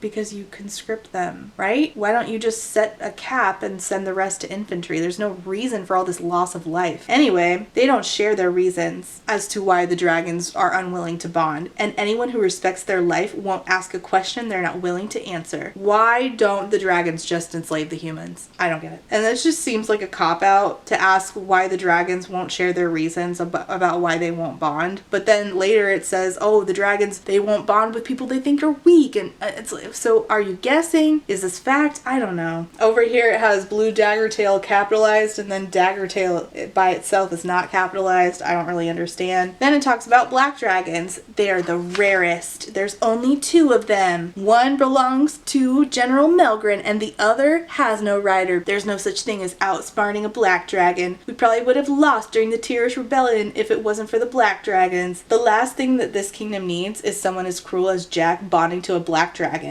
No, thank you. Wait, so you're admitting then that he's a liability. Why don't you just report him? And it says here, I bet he powers one hell of a signet. So Is the power of the dragon directly correlated with how strong the signet is? I don't get it. Jack asks how you approach the black dragon, and it says, you don't. He hasn't agreed to bond since his previous and only rider was killed during the uprising. And the only way you'd ever be near him is if you're in the Vale, which you won't be because you'd be incinerated before you even got through the gorge. So the dragons don't even let humans in their territory? Why aren't the dragons enslaving the humans? This doesn't make any sense. And the info that we get on dragons is so random. And why is this not part of the entrance exam? Like, why do you not need to have a basic knowledge of dragons in order to join the dragon riding school? I don't get it. And Jack asks, what signet ability would this guy gift his rider? And it says, signets are the result of the unique chemistry between rider and dragon and usually say more about the rider than the dragon. Why? Why would Jack not already know that? How is that not common knowledge in a country where dragon riding is so revered? They talk about Naolin and how his signet was siphoning. He could absorb power from various sources, other dragons, other riders, and then use it or redistribute it. I don't understand what power means. Power is in like life force? And it said he attempted to use that power to revive a fallen rider, which didn't work because there's no signet capable of resurrection. So does power then definitely mean life force? I don't get it. And she's like, it was Brennan, wasn't it? Yes, he died trying to save your brother, but Brennan was too far gone. So Brennan died. Doesn't say anything about a body. How convenient. Naolin also died trying to save Brennan. Why would he do that? And he doesn't answer.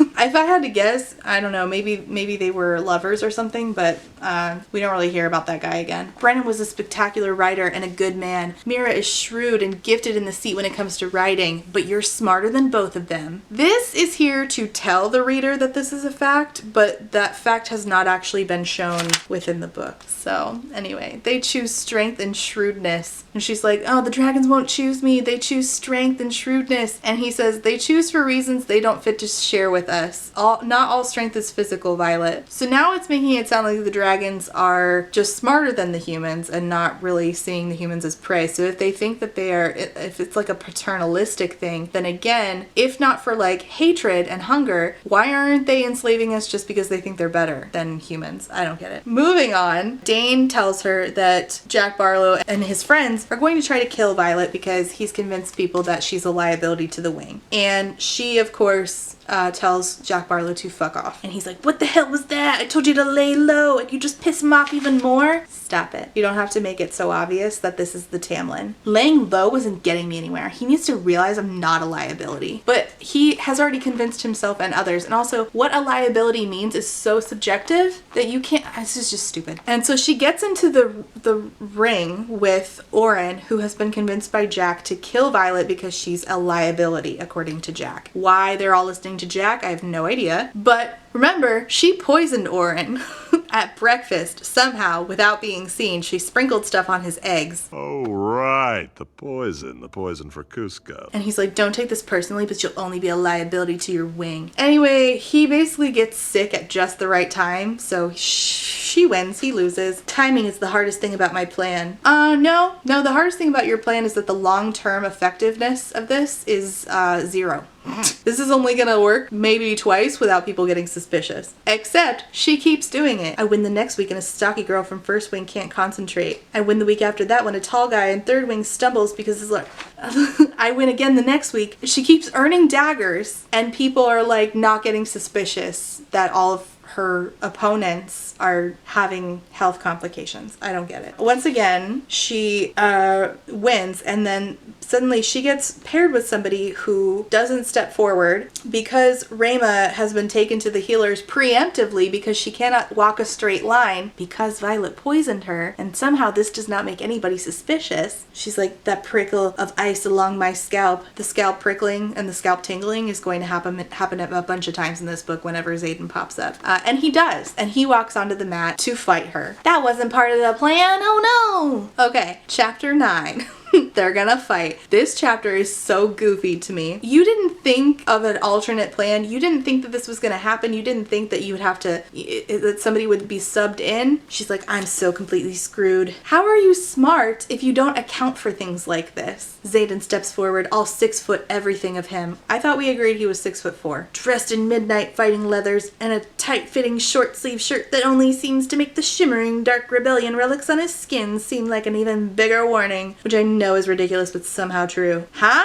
And Dain is like, I don't think this is fair. And Zaden's basically like, shut up, bitch. Because we can't have a love triangle without the boys fighting. He's not in my squad. He could kill me without punishment. I fling a dagger straight at his ridiculously well-sculpted chest. Yes, this is the perfect time to remind us that it's ridiculously well-sculpted. The only thing ridiculous here is using the word ridiculously to describe his chest. But he catches it in his hands. His ridiculously well-sculpted, assumedly, hands. Going for blood, are we today? Violence? My name is Violet. He knows. I think my version fits you better, he says. Okay. There's no use slamming my head back. And he catches her. He's so tall that I'd only annoy him. I mean, you could try anyway and try to like break a bone. Okay. This is just here to remind us that she's so tiny and he's so big. Don't trust a single person who faces you on this mat, he warns. Even someone who owes me a favor? Oh yeah. Remember when she found them under the tree and they were doing an illegal meetup? He now owes her a favor because she didn't tattletale on him. Cool. I'm the one who decides when to grant that favor, not you, Zaden says. But isn't she the one with the upper hand considering that she could turn you in for a fucking capital offense? Okay. He's better at fighting. I'm so shocked. And he's teaching her to be better at fighting, which Dain could never. Taking out your enemy before the battle is really smart. I'll give that to you. Oh god, he knows what I've been doing. Yeah, I'm shocked he's the only one. You've made it blatantly fucking obvious despite being told that you're smart. Problem is, if you aren't testing yourself in here, then you're not gonna get any better. A bunch of really cringe dialogue. He seizes my wrist and pins it above my head. Ooh, sexy. He like says, you're tiny, well aware,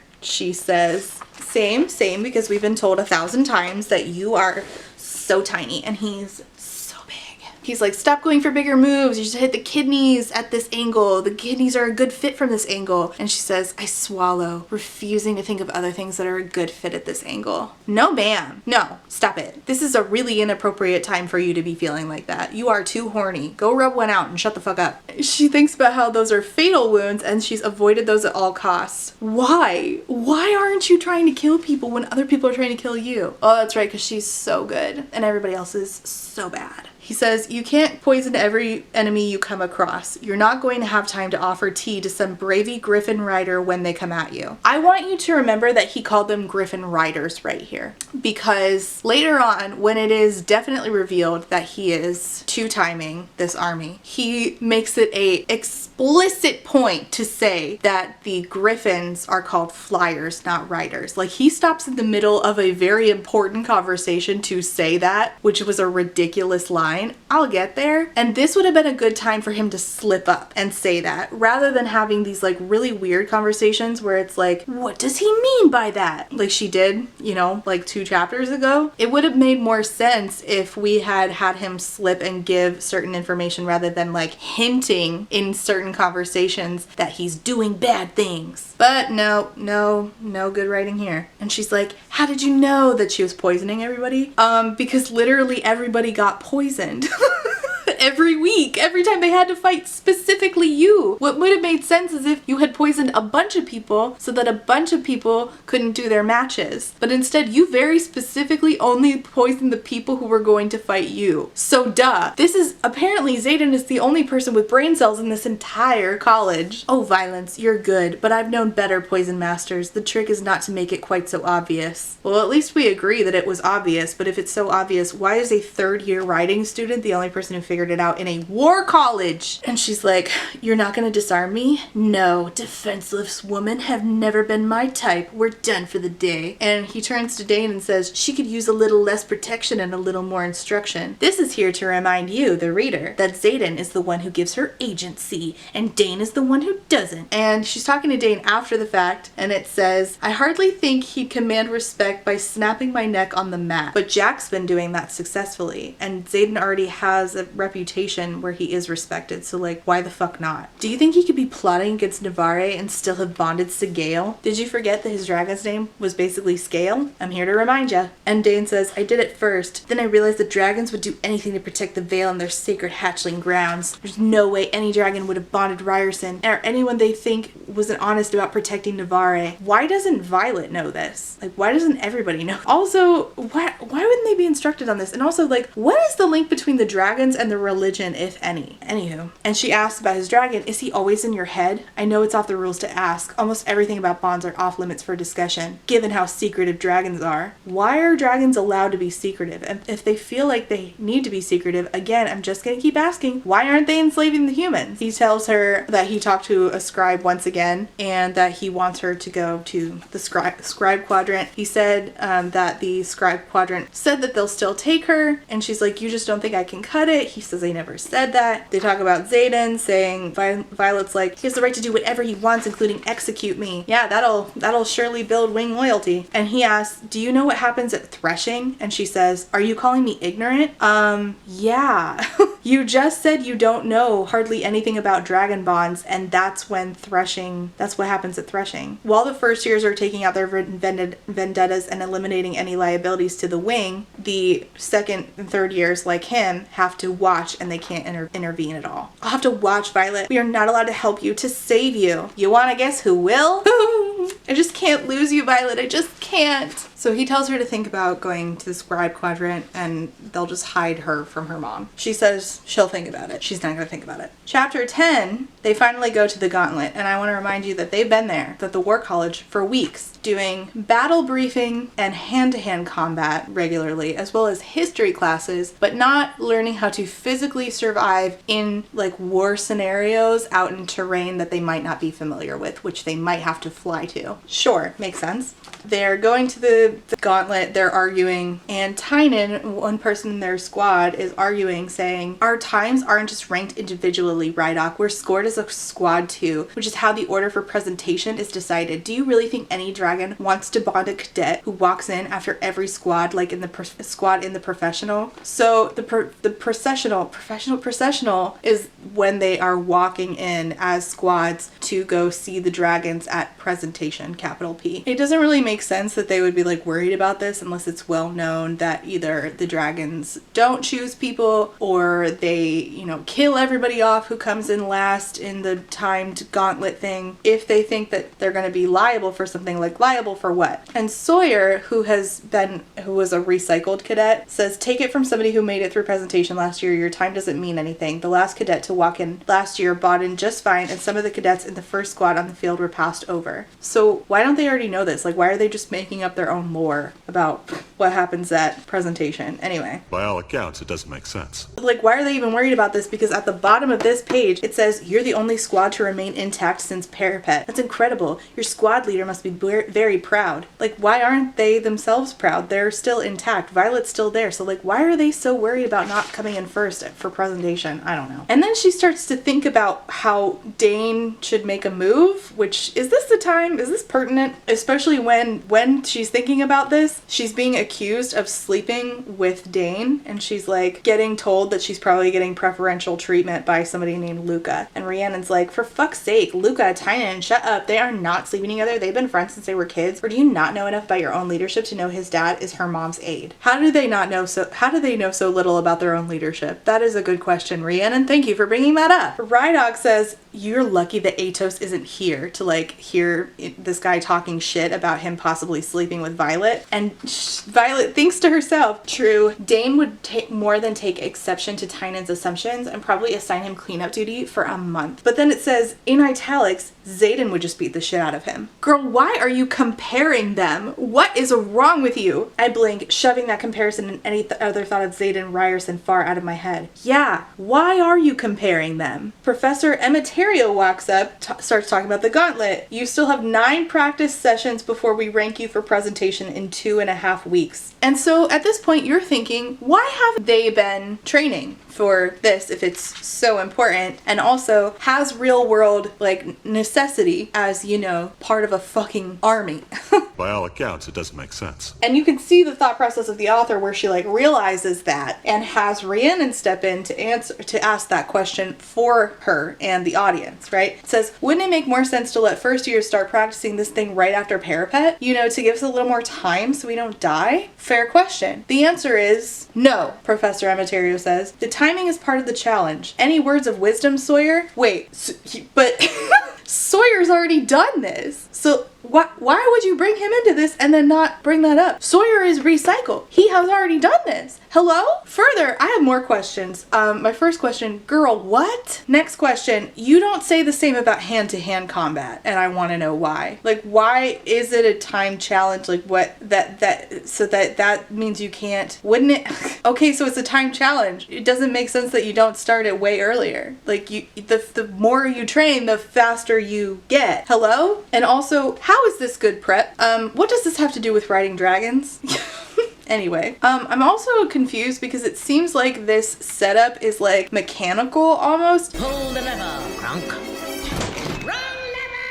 So at this point in the book, I'm thinking if we have a mechanical setup for making this like moving American Ninja Warrior obstacle course essentially, why don't we have similar technology that we've talked about yet we're 120 pages in and we're months into dragon riding school. Why have we not brought up whether or not they have like a mechanical dragon that they start learning how to ride? Wouldn't it be best practice to help them learn how to ride a dragon? Why don't we have like the first class of Violet learning how to ride a mechanical dragon so that she's prepared to ride an actual dragon? And it even says here, each of the 5 ascents in this course is designed to mimic the challenges you'll face in battle. Why would they not want to put you on that course way sooner? They ask, is there an alternative route? No. And Sawyer, the one who's done it before, gets to go first. And it says, Sawyer is off like a shot. Again, I get to bring this up. Off like a shot? Are there guns in this world? Sawyer does it perfectly. And Professor Emeterio calls out, perfect technique! That's exactly what you all should be doing! Yeah, because Sawyer practiced. Okay. Alright, right before she goes to do this, she once again brings up Xenal.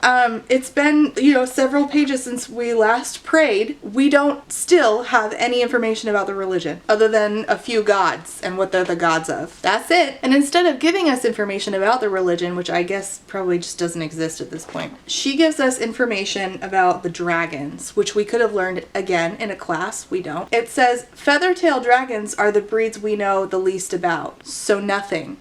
Because you don't know anything about the dragons. And I also want to point out that Feathertail is one of many names for dragons, which I want to remind you are Feathertail, Swordtail, Daggertail, Clubtail, Scorpiontail. Dragon tails.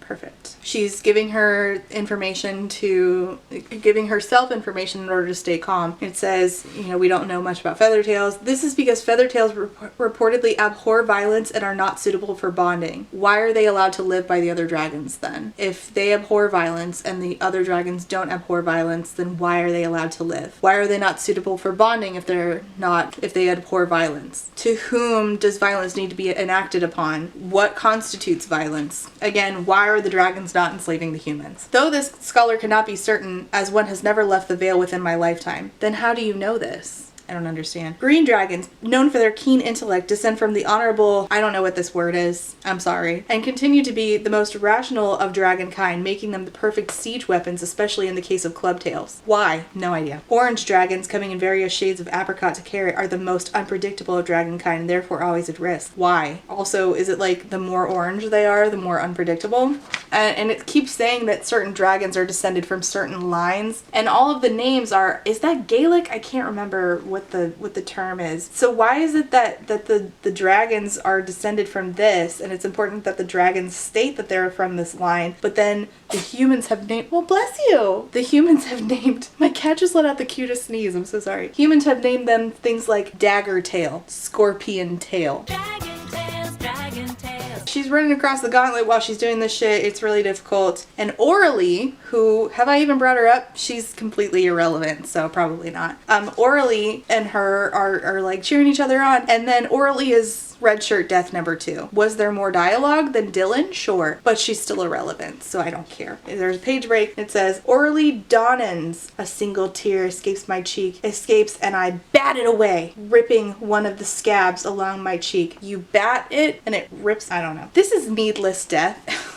It rings so hollow because it's needless in death. Time and training would have prevented this. There's no concern about like wasting resources on expendable people. Why would you set up your own army to fail? Like the easiest answer would have been, if it really was designed to mimic things that they would see in battle, then why would they not have them do this earlier and then not have this needless loss of life? It doesn't make sense. So she is burning Orly's stuff, and it says, the flames catch and whoosh as it becomes more fuel for the fire. Just another tribute to Malik, the god of death. What if they don't burn all of somebody's stuff? Because she didn't burn her brother's book, Brennan, the Book of Brennan. So what if they don't? Like, what does Malik do? And why are they so like wish-washy on when they follow that rule and when they don't? They're talking about, her and Dain are talking about the gauntlet, and she says, I'll figure something out before the official timed gauntlet on presentation day. I have to. They don't allow cadets to climb back down on the final day. You either complete the gauntlet or you fall to your death. What if you just stand there and don't finish? What happens then? Do you get recycled or do they kill you? I don't fucking know.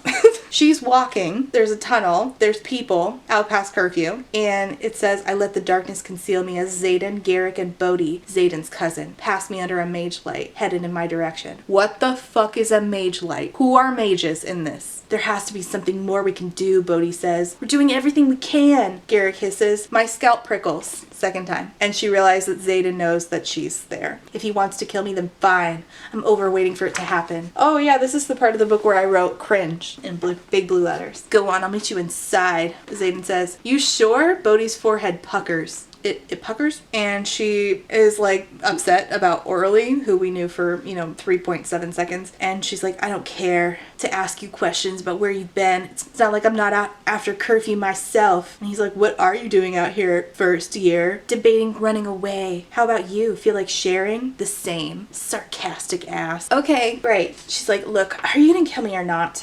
The anticipation is starting to annoy the fuck out of me. Haven't decided yet, he answers. Well, could you? It would really help me decide my plans for the week. Am I affecting your schedule, Violence? I just need to know my chances are here. Cringe! That's the oddest way I've ever been hit on.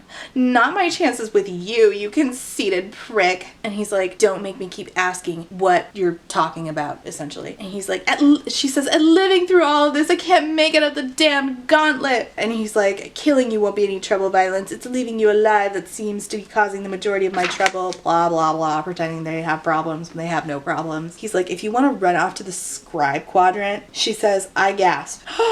Oh my god, he knows things. He always knows things when everybody else is completely oblivious. It's so weird. How would you know anything about that? I know everything that goes on here. Shadows, remember? They hear everything, see everything, conceal everything. I hate that he's ruining shadow magic for me. You want to know why you're still alive? Because you're the scale I currently judge myself against every night. Every day I let you live, I get to convince myself that there's still a part of me that's a decent person. So if you want to quit, then please spare me the temptation and fucking quit. But if you want to do something, then do it. This is the most I've liked him, is that little paragraph right there. And he tells her, well, if you're too short to figure out the gauntlet, then fucking figure it out. Which, honestly, can he really trust her plans, considering that, her last plan was to just like poison everybody and be completely obvious about it? Anywhoosie, chapter 11. It is a grave offense against Malik to keep the belongings of a dead loved one. They belong in the beyond with the god of death and the departed. In the absence of a proper temple, any fire will do. He who does not burn for Malik will be burned by Malik.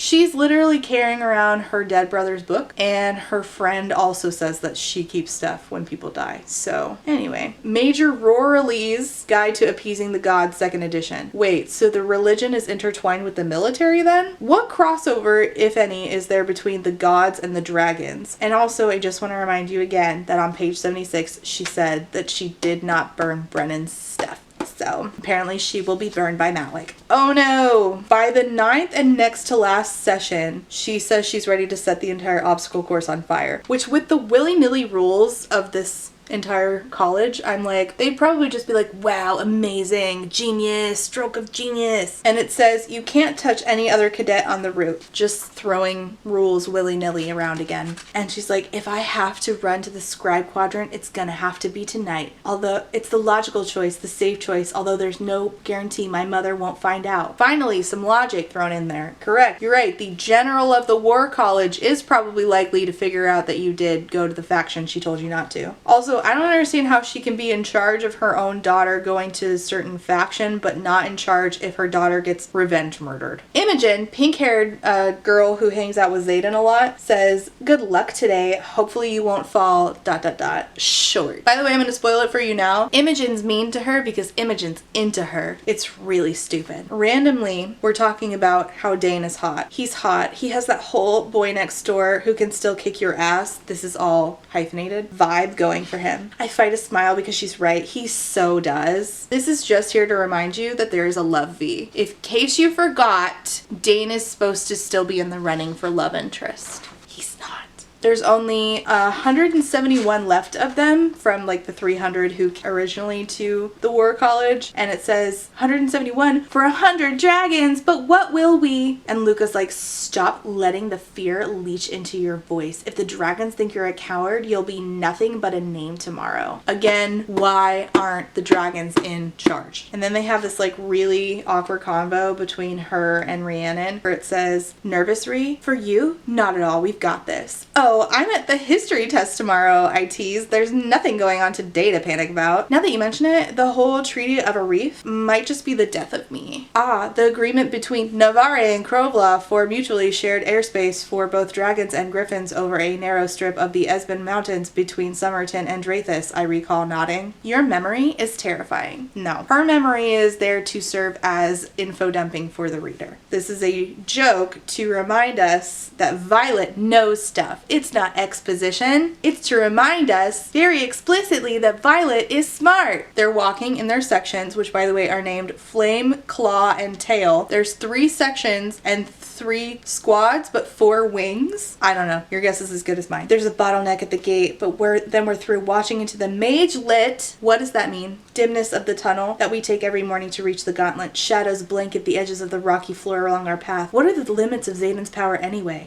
Why are you... What? Why is he getting brought up? Could he use shadows to choke out every squad in here? Would he need to rest or recharge after? Does such a vast power come with any sort of checks or balances? Why do you have more questions about Zaden and his signet power than you do about dragons? Dain shows up to be overbearing. Change your mind, he demands. I can't. Any more than you would leave Kath and go with the scribes yourself. That's different, he says. I'm a writer. And she's like, well, maybe I am too. He is not a love interest. He sucks. Let him go now. And she's like, it's inevitable that one of us will have to bury the other. I find that hard to believe when like a chapter ago, somebody was talking about the fact that they are a legacy family, that they're a writer, they're going to be a writer, their brother's a writer, their dad's a writer. Anywho, I don't know if I can watch, Dain says. Then close your eyes. What changed between parapet and now? Dain asks. Me, says Violet. Cool. She once again sends up a prayer to Zenal that this is going to work, and she does some stuff basically to cheat, but she wins, right? And the thing is, like, if she were in a situation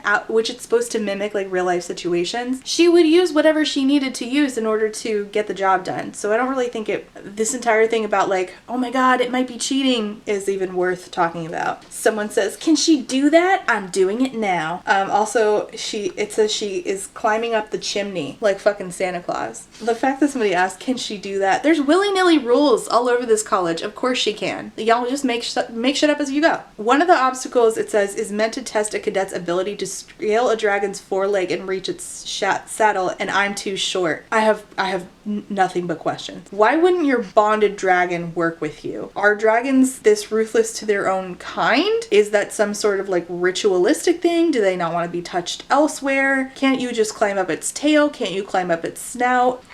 I don't know. And then somebody gets really mad, and it's Amber Mavis, who has not been on page before this, but she's here now, temporarily. And she's actually friends with Dain, okay? She yells that Violet's cheating. And I just think it's funny how, like, killing people for no reason based on, like, personal subjective matters and vendettas is fine. But it says that Amber and Amber Mavis and Dain are friendly friends. The cheater clearly used foreign materials not once but twice. It's not to be tolerated. We live by the rules or die by them. Do you? Because I feel like the rules have been getting broken and just, like, you know, willy-nilly.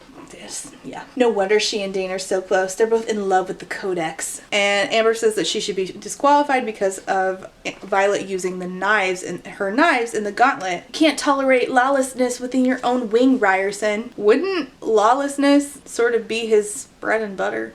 Anyway, and like, if he does let this go, that Violet did this, wouldn't that be like super suspicious? Anyway, none of this makes sense. Everything's made up. The points don't matter.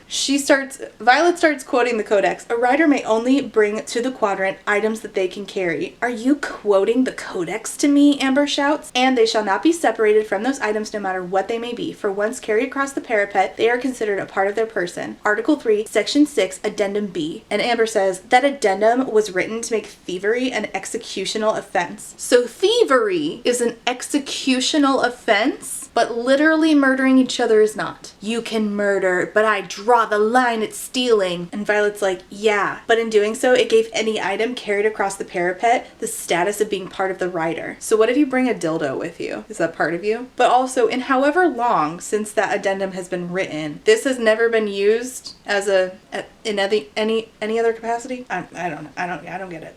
His eyes flare, talking about Zaden, and I don't miss the hint of a smirk that on that infuriatingly decadent mouth of his. I need you to stop using the words ridiculously and infuriatingly when it comes to him. It should be against the Codex to look that good and be so ruthless. Ma'am, now is not the time. And Zaden's like, well, she has you, Amber. And he's like, by the way, Violet, you are bleeding. Do something about it. Oh my god, not him caring. Oh god. Chapter 12. Presentation day is unlike any other. The air is ripe with body odor. Just kidding. Ripe with possibilities and possibly the stench of sulfur from a dragon who has been offended. Never look a red in the eye. Never back down from a green. If you show trepidation to a brown, well, just don't. Or what? They'll eat you? Again, why don't they just enslave the humans? Don't the dragons need them? I don't get it. There were 171 of them. There are now 169. The fastest up the gauntlet was Liam Myrie. And this is the second time in the first third of this book that Liam has been mentioned. You're supposed to care about him, but he doesn't turn up much. They're going to presentation to present themselves to dragons. And somebody says, oh, there's a feathertail. And Tynan says, who the hell would ever want to bond a feathertail? Bruh, you would be lucky if a dragon wants to bond with you at all. Isn't that correct? Like, don't a bunch of you get recycled? Anywho, one of the wing leaders says you guys should talk to your nearby squad mates when you're on the path. It will help dragons get a sense of who you are and how well you play with others. There's a correlation between bonded cadets and a level of chatter. How did we get this information? And also, why do they care how well you play with others? I thought that it said recently that dragons value violence. Makes no sense. Feel free to look at the dragons, especially if they're showing off their tails, but I would abstain from eye contact if you value your life. So it's the violence thing that they... Okay, I don't get it. Tynan says, I can't even see their tails. How am I supposed to know what breed they are? We're not supposed to know what breed they are. Fuck that. I need to figure out which one I'm going to approach during threshing. And Violet says, pretty sure this little walk is so that they can decide. How are there even people allowed to become this level of arrogant when it comes to the dragons, when in fact they have literally seen people get scorched for no reason? So Rhiannon is talking about how she has a sister who is having a baby, and she said, I'm hoping she'll have a girl. I guess I'll find out once we finish the year and can write our families. And Violet says, that's a bullshit rule. And Rhiannon says, you don't think it encourages loyalty to the wing? And Violet says, I think I'm just as loyal to my sister whether I've had a letter from her or not. There are bonds that can't be broken. That is not an answer to the question. The question wasn't, are you going to stay loyal to your sister? It's, do you think it encourages loyalty to the wing? Which loyalty to the wing is moot because you guys can kill each other over subjective ideas of liability. It's just gonna keep saying it. No loyalty to the wing is encouraged as far as I can tell. They're walking past dragons, and standing at the end of the line is a small golden dragon. And Tynan says, who the hell would bond that thing? And she says, they can hear you. And Luca says, it's fucking yellow. So not only is it obviously too small to carry a rider in battle, but it's not even powerful enough to be a real color. Somebody says, maybe it's a baby. And Rhiannon says, it's full grown. There's no way the other dragons allow a baby to bond. No human alive has ever seen a baby. So the dragons don't value violence. They value each other. Then why is the dragon, why is the feather tail there? I don't get it. And it says, Tynan says, it's a mistake, all right. You should totally bond it, Sorengale. You're both freakishly weak. It's a match made in heaven. I don't understand how there's no reverence for dragons in this society. Also, again, how is this loyalty to the wing? Like, you might as well just be mailing your family members left and right, because clearly there's no loyalty here. And Sawyer says, don't ever say that about a squad mate, especially not in front of unbonded dragons. So like unbonded dragons are more violent? Is that it? I don't get it. They talk about how stressful it is. And Violet says, it could be worse. We could be walking past a line of wyvern, right? We have not brought up wyvern in 140 pages. Just as a reminder. Let me guess. Wyvern are some elite squad of Griffin riders created because of something we did at a battle only you can manage to remember with your scribe brain, says Luca. You don't know what a wyvern is? Rhiannon asks. Didn't your parents tell you bedtime stories, Luca? This is weird because it's just here to be just like the conversation with the sister in the beginning, to give you information. The same information you were given, it's just there to remind you of the same information you were given at the beginning. There are stories about wyvern. These are children's bedtime stories. They are definitely not real. A definitely not real thing from children's bedtime stories meant to scare children. Totally not real thing. Stop it. Stop that. They're folklore. Kind of like dragons, but bigger, with 2 feet instead of 4, a mane of razor sharp feathers streaking down their necks. Wouldn't those just be knives? And a taste for humans. Unlike dragons, who think we're a little gamey. But Zaden said that they think of you as prey. I don't get it. This is coming after the book has been so heavy-handed with this information. It's basically like screaming at you like, hey, this means something that you're gonna have to remember later. And she talks about how she learned this from her dad. Rhiannon says, did he tell you? People supposedly only turn into venin if they channel directly from the source. Luca says, that sounds like some border village nonsense. A venin, wyvern. Anyone with a modicum of education knows that our words stop all magic that isn't directly channeled from dragons. No, because explain the mage lights. Are there mages or not? Further, didn't you just say that she is basically a scribe, so doesn't she have a modicum of education? Then out of nowhere, Pryor gets roasted because he was indecisive. Remember Pryor? Me neither. Is something burning?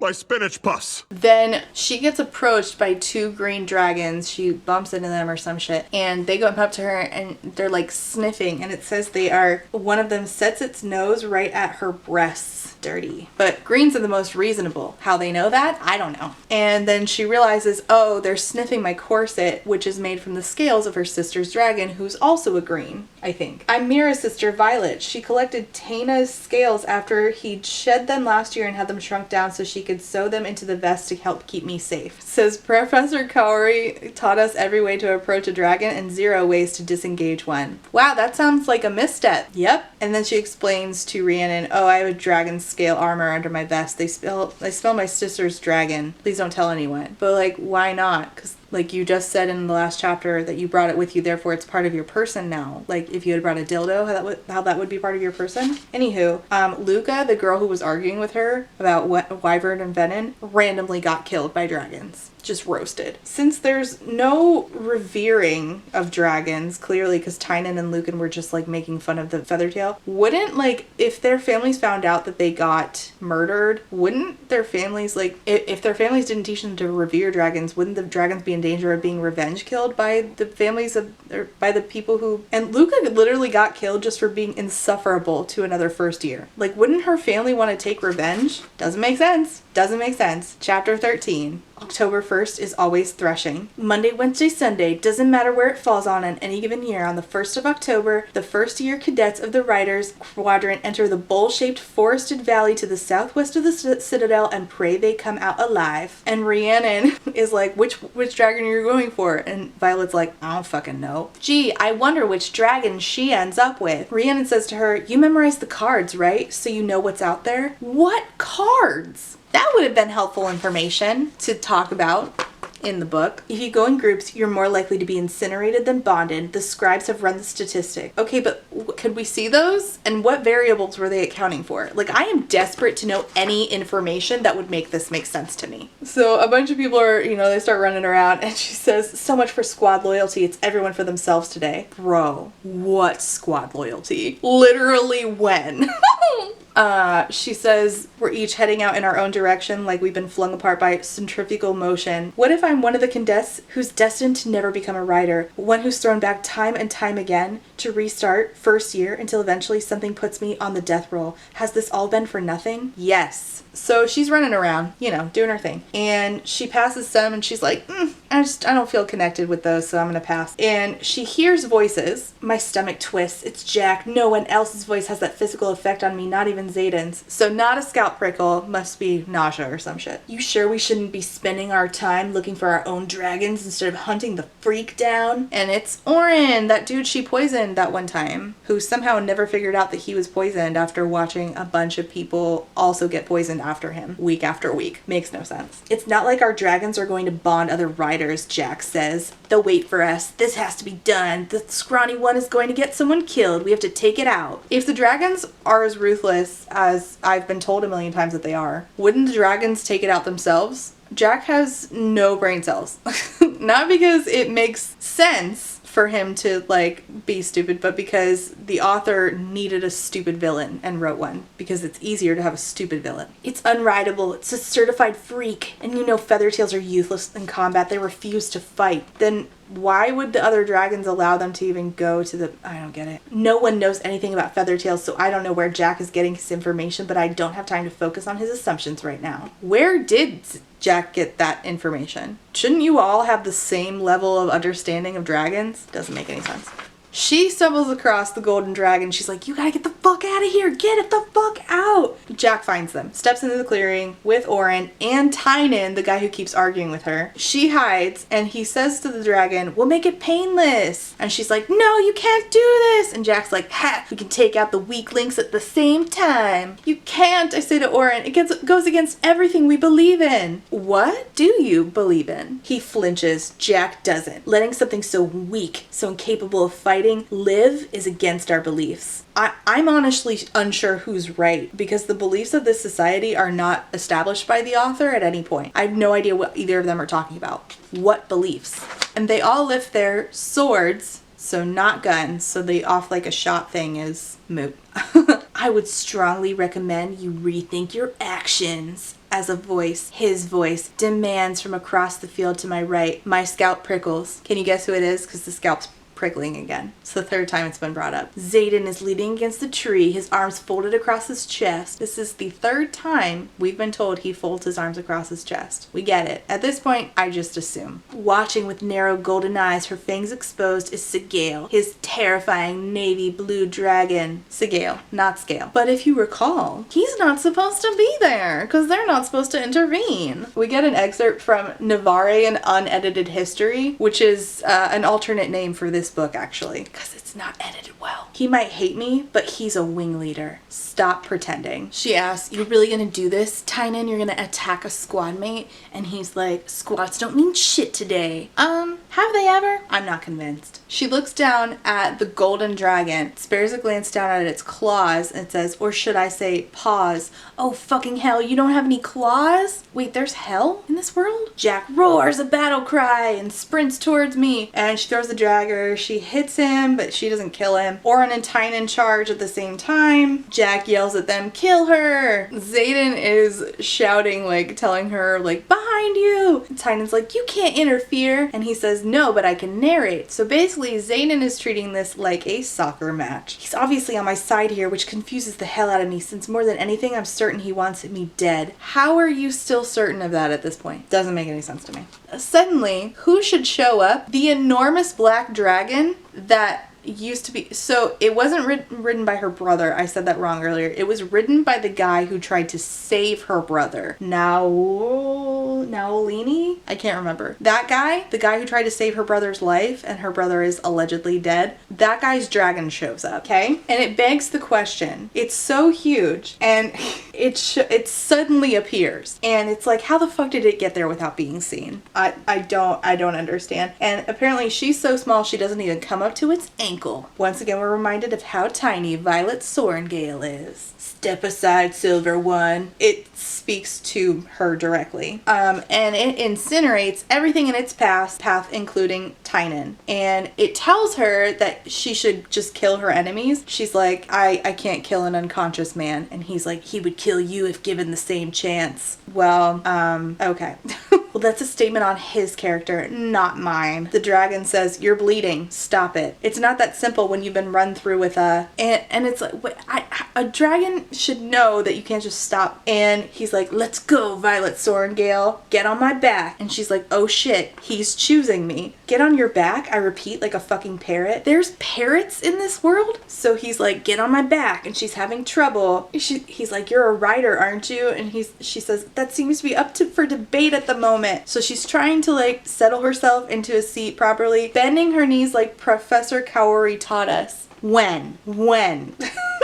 When were you taught how to fly a dragon? Because I have been waiting and I don't recall that at all. That never happened. We never had a class on that. We had like one battle brief and then the Gauntlet and a bunch of fuck shit. I don't remember. It definitely wasn't classes. Everything about him is bigger than any model we practice on. When? And why would they not have multiple sizes of models if there's multiple sizes of dragons? This is a dragon riding school. And he says, my name is Tiernanak, son of Nope and Nope, descended from the cunning Nope line. But I'm going to assume that you'll be able to remember that once we reach the field, so not going to remember that. Sure isn't. So Tern will do until I inevitably have to remind you. So they go up in the air. Her hands slip. She says, oh fuck. She slides down his back, approaching the sharp scales of his morning star tail. What the fuck is a morning star tail? Beats the fuck out of me. He banks left. She gets no handhold, and she's in free fall.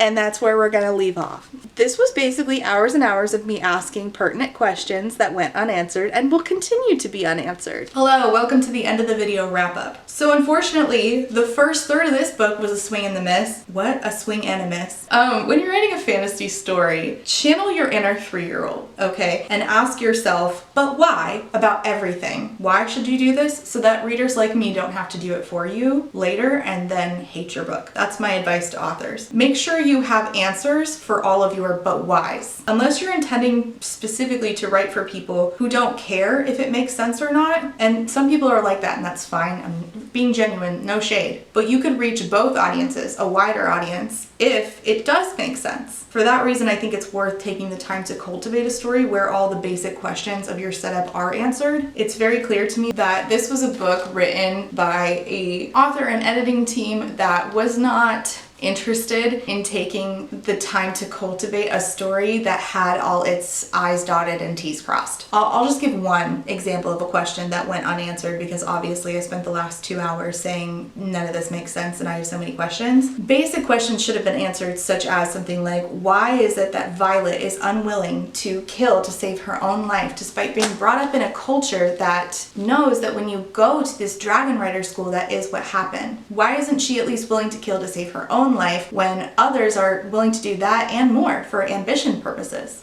Why does she value life in a way that the culture at large does not? Is this something her dad instilled in her? We don't know. Does she butt heads with her sister when her sister has differing views on this? We don't know. This is a very obvious issue that we needed to have a conversation about so that it could have been a theme throughout so we could have understood better. But instead we're busy comparing Zaden and Dain when we know who the answer is going to be. Speaking of which, the relationships in here fall incredibly flat for me. Oh man. So do the characters at large.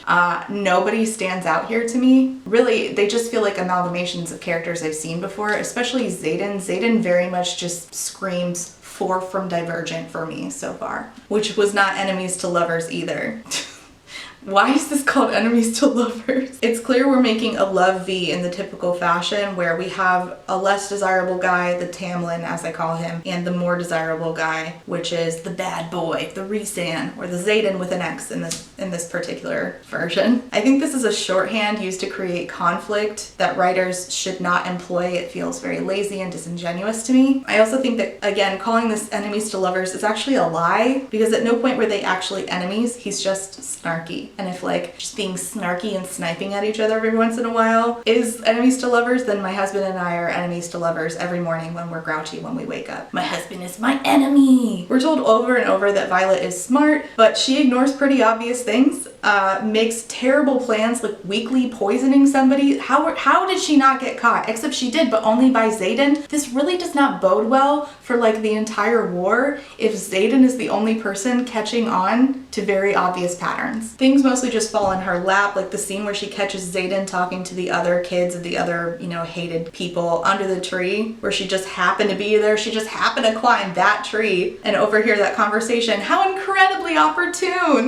This book is written more like a movie, and I'm way less critical on movies, so had this been a movie, I would have been a lot nicer to it, because in movies, narration is totally different. There's a time constraint. If this had been a movie, I probably would have liked it. But being in Violet's head, I have to hear way too much nonsense comparing Dain and Zaden for no reason. The world building doesn't get done because we're focusing in on the optics of particular scenes that the author had already planned out in her head that she wanted to see. This is very much the same as my complaints with Lightlark in that it's just aesthetics. A good book to me is not just aesthetics, it's not just movie-like scenes. I prefer books that do big emotional impacts, that do very unique exploration of theme, that make me think about things in a way that I had not seen them before, or seen something in a different light. In a world where I don't have a million questions about things, or like a list of things that don't make sense or they conflict with each other. And the problem is, I know it's a fantasy, I know, but the thing is, it's a fantasy, which means that when I'm reading fantasy, I'm trying to portal myself outwards, right? I'm trying to experience something that is so outside of my lived experience, right? And I don't want that illusion to be shattered. I shouldn't be thinking about the author at all. This should seem real to me, and that's the author's job to try to create that. But the illusion gets shattered when the author takes shortcuts like not building out their world. When things start making no sense, it's kind of like when you're in a dream and you realize, oh, this isn't real. I'm dreaming right now. I'm asleep. That's what reading books like Lightlark and Fourth Wing are like for me. I'm not transported. I'm at home asking questions.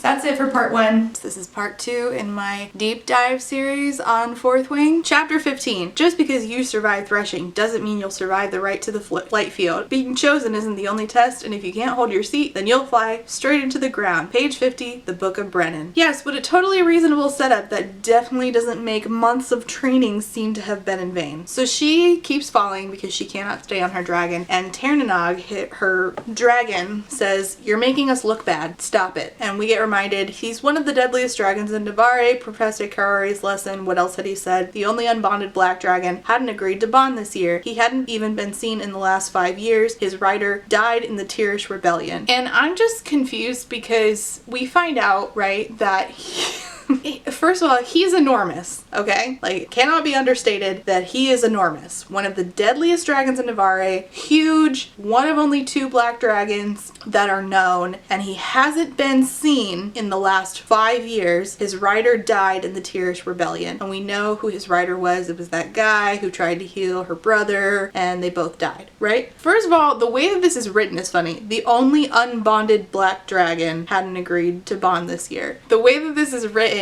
makes it sound like there's more than 2 black dragons, but like as if there are multiple black dragons that are bonded, but he's the only black dragon like left to bond. There's only 2 black dragons, okay? On top of this, I don't understand how it's possible that he could not have been seen in the last 5 years, right? Because Zaden Ryerson is bonded with Scale, the blue dragon, and Scale is the mate of Tiernanog. So if Zaden Ryerson has been bonded to Scale for 3 years now and been living there at the War College, how has no one seen Tiernanog in the last 5 years if at least for the last 3 his mate, who he cannot be separated from, which we establish, is right there?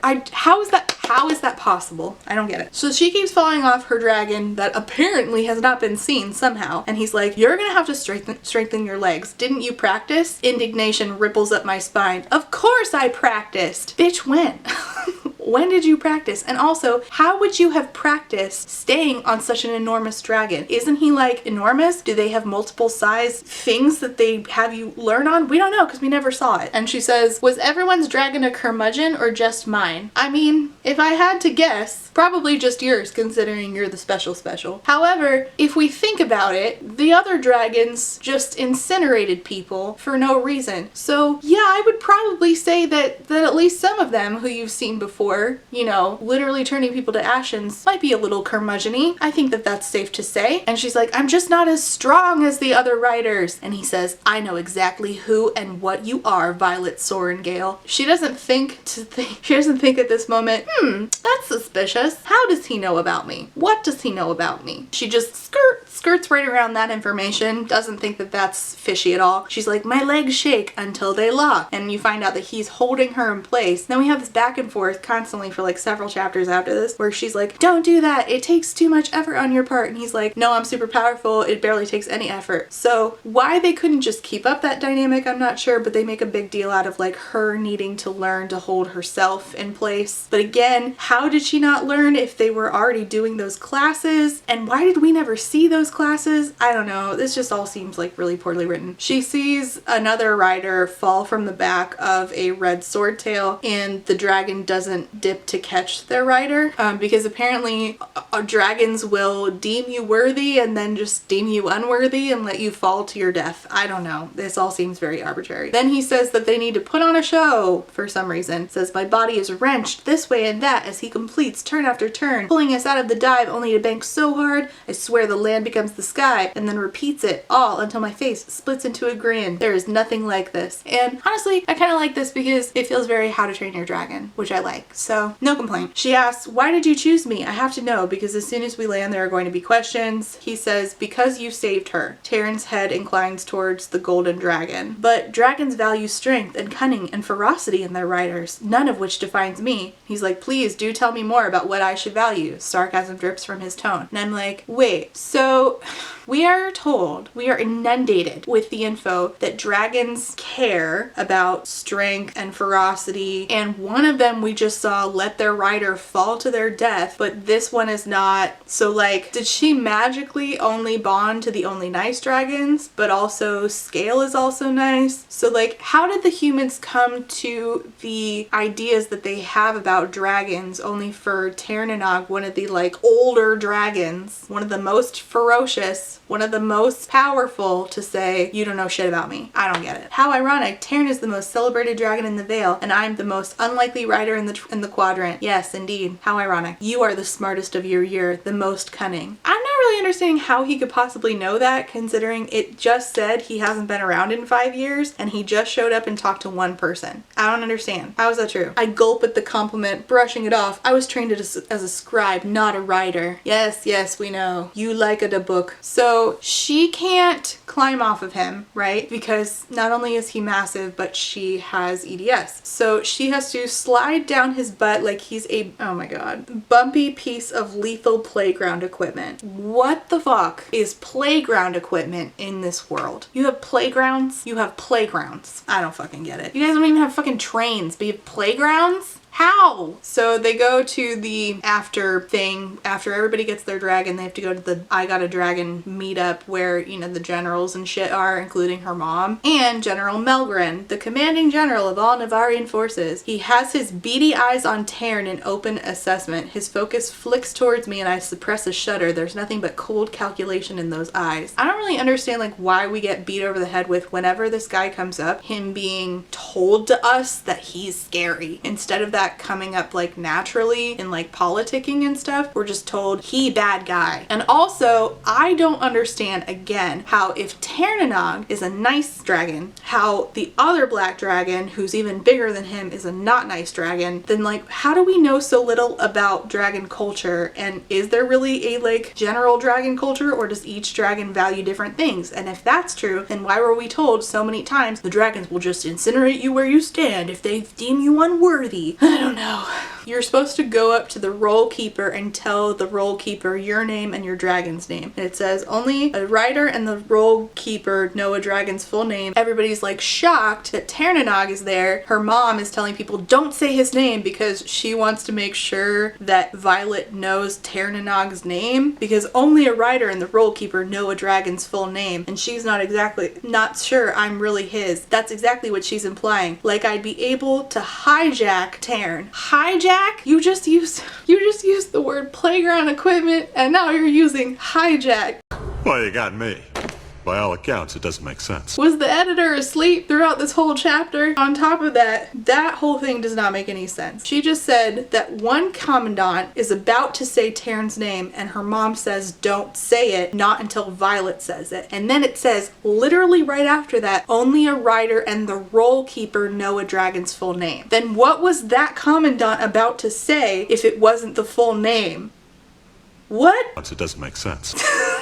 And again, hijack, if you don't know, hijack is an anachronism. It does not fit there. What the fuck? Mom forced me into the writer's quadrant. She didn't care if I lived or died as I crossed the parapet. The only thing she cares about now is how my flaws might mar her sterling reputation or how my bonding might further her own agenda. Then shouldn't she be happy that you're riding on that dragon? And how would you have ridden on that dragon? How would anybody be able to hijack a dragon? That's not a thing. Like, I don't think we've ever established that could possibly be a thing. Why would that even go through your mom's head? This doesn't make any sense. Like, this entire thing, everything that I just read does not make any sense. And now she's staring at my dragon without even bothering to look down and see if I'm all right. Fuck her. And it says fuck dot her dot, which is the thing that this author really likes to do, is punctuate after every word with a period. And then who should show up? The dragon, the gold one, who tells her in her mind her name too. She's like, I am also your dragon. So if you could just tell the roll keeper that. And she's like, go on, say it. And Terranog's like, yeah, tell her the name. And the roll keeper's like, both dragons? And it says, all hell breaks loose. Chapter 16. Though this officer considers himself to be an expert on all matters dragon kind, there is a great deal we don't know about the way the dragons govern themselves. There is a clear hierarchy among the most powerful, and deference is paid to elders, but I have not been able to discern how it is they make laws for themselves, or at what point a dragon decided to bond only one rider rather than go for better odds with two. And this is from General Kaori, the teacher. Field Guide to Dragonkind. This is, first of all, the lore about dragons is not written well in this book, and then I feel like this was just like a lazy attempt to be like, well, see, even me, an expert, General Kaori, I don't know everything about dragonkind. It's like, yeah, but see, Rebecca, even the rules that you set don't make any sense.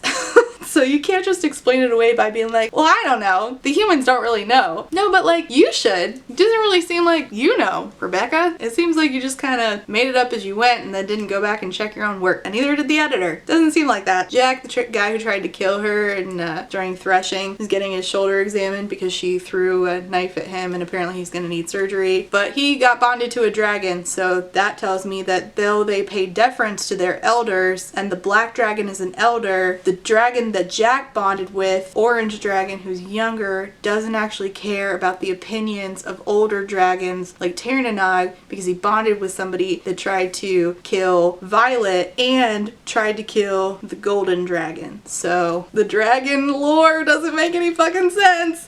Your orange is a good choice, Barlow. Bade, right? He's had 4 other riders before you. As aggressive as Bade might be, from the way Tern's looking at you, he'll have no problem scorching your bones into the earth if you take another step towards this rider. At this point, I just have no fucking clue how dragons work at all, and everything that the humans have said about them, I am discarding because none of it makes any fucking sense. She says, Professor Kaori, has anyone ever bonded 2 dragons? If anyone knows, it's the Professor of Dragonkind. I don't think that the Professor of Dragonkind knows very much, and the author doesn't either. He turns to me to face the arguing leadership. Yeah, by the way, they're all off arguing if, you know, she can actually have 2 dragons. I don't fucking know. You would be the first. Not sure why they're fighting about it though. The decision won't be up to them. Nothing about who dragons choose is up to humans. We only like to maintain the illusion that we're in control. Why do the dragons even allow them to maintain the illusion that they are in control? So Ternanog says, it's up to the Empyrean to decide. Don't leave the field. This might take a while. This series is called The Empyrean, and I'm pretty sure that this is the first fucking time that the word Empyrean is showing up. It is. It is the first time that the word Empyrean is showing up in this fucking book. I have no idea what that is. He doesn't explain, and also she doesn't ask.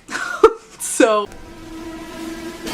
is she the most cunning person in this? Is Tiernanog also stupid then for thinking that she's cunning? Because stuff comes up and she doesn't think to ask about it. That's weird. It's a weird thing to do. Another black dragon shows up and it's Kodag, General Melgren's dragon. I make out the patchy holes in his battle-scarred wings. His golden gaze focuses on Taryn in a way that makes me nauseous. He growls. So Kodag is also shitty, but Tiernanog's not. So like, do all the dragons pay deference to their elders or just certain ones? Doesn't make any sense. She meets back up with her friends. They bonded with dragons. They like, you know, get all excited. Rydok, her friend, lifts her up and like spins her around. He's like, oh shit, sorry. There's fresh blood on my bandage, but I don't think I've torn my stitches. And painkillers are awesome. Painkillers are awesome feels like a weird sentence to read in a fantasy book. I feel like there's so many painkillers. You know, we have like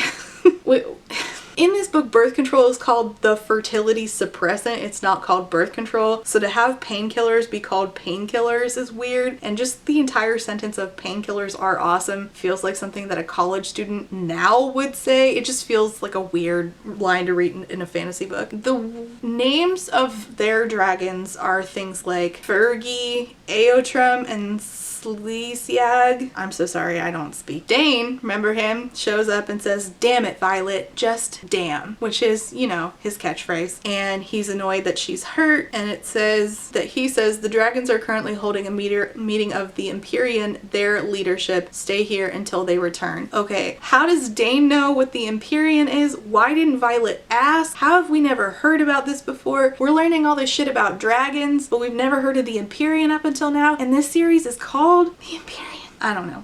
I don't understand the choices that were made here. He's like, so you got two dragons? What the fuck? They're gonna make you choose. And she's like, nah, I'm not choosing. And he's like, you are. You have to trust me. You do trust me, right? I mean, not really, but okay. And he's like, good. Then you have to choose Andarna. And I'm like, the one that can't fly? What the fuck? What? He's like, choose Andarna because then they'll just put you at a desk job. She's like, I'm not choosing. And it says, what if I can't have either of them? What if they've broken some sacred rule and now we'll all be punished? What sacred rule? Kaori just told you that the humans only pretend to be in charge. So like, what rule? What? And once again, Dain is like, and also Zaden is ruthless and he's terrifying. And she's like, wait, what are you talking about with Zaden? He's like, they're a mated pair, Taryn and Scale, the strongest bonded pair in centuries. And I'm like, what the fuck does that mean? What does being a strong mated pair mean? But like, of course they're like the special.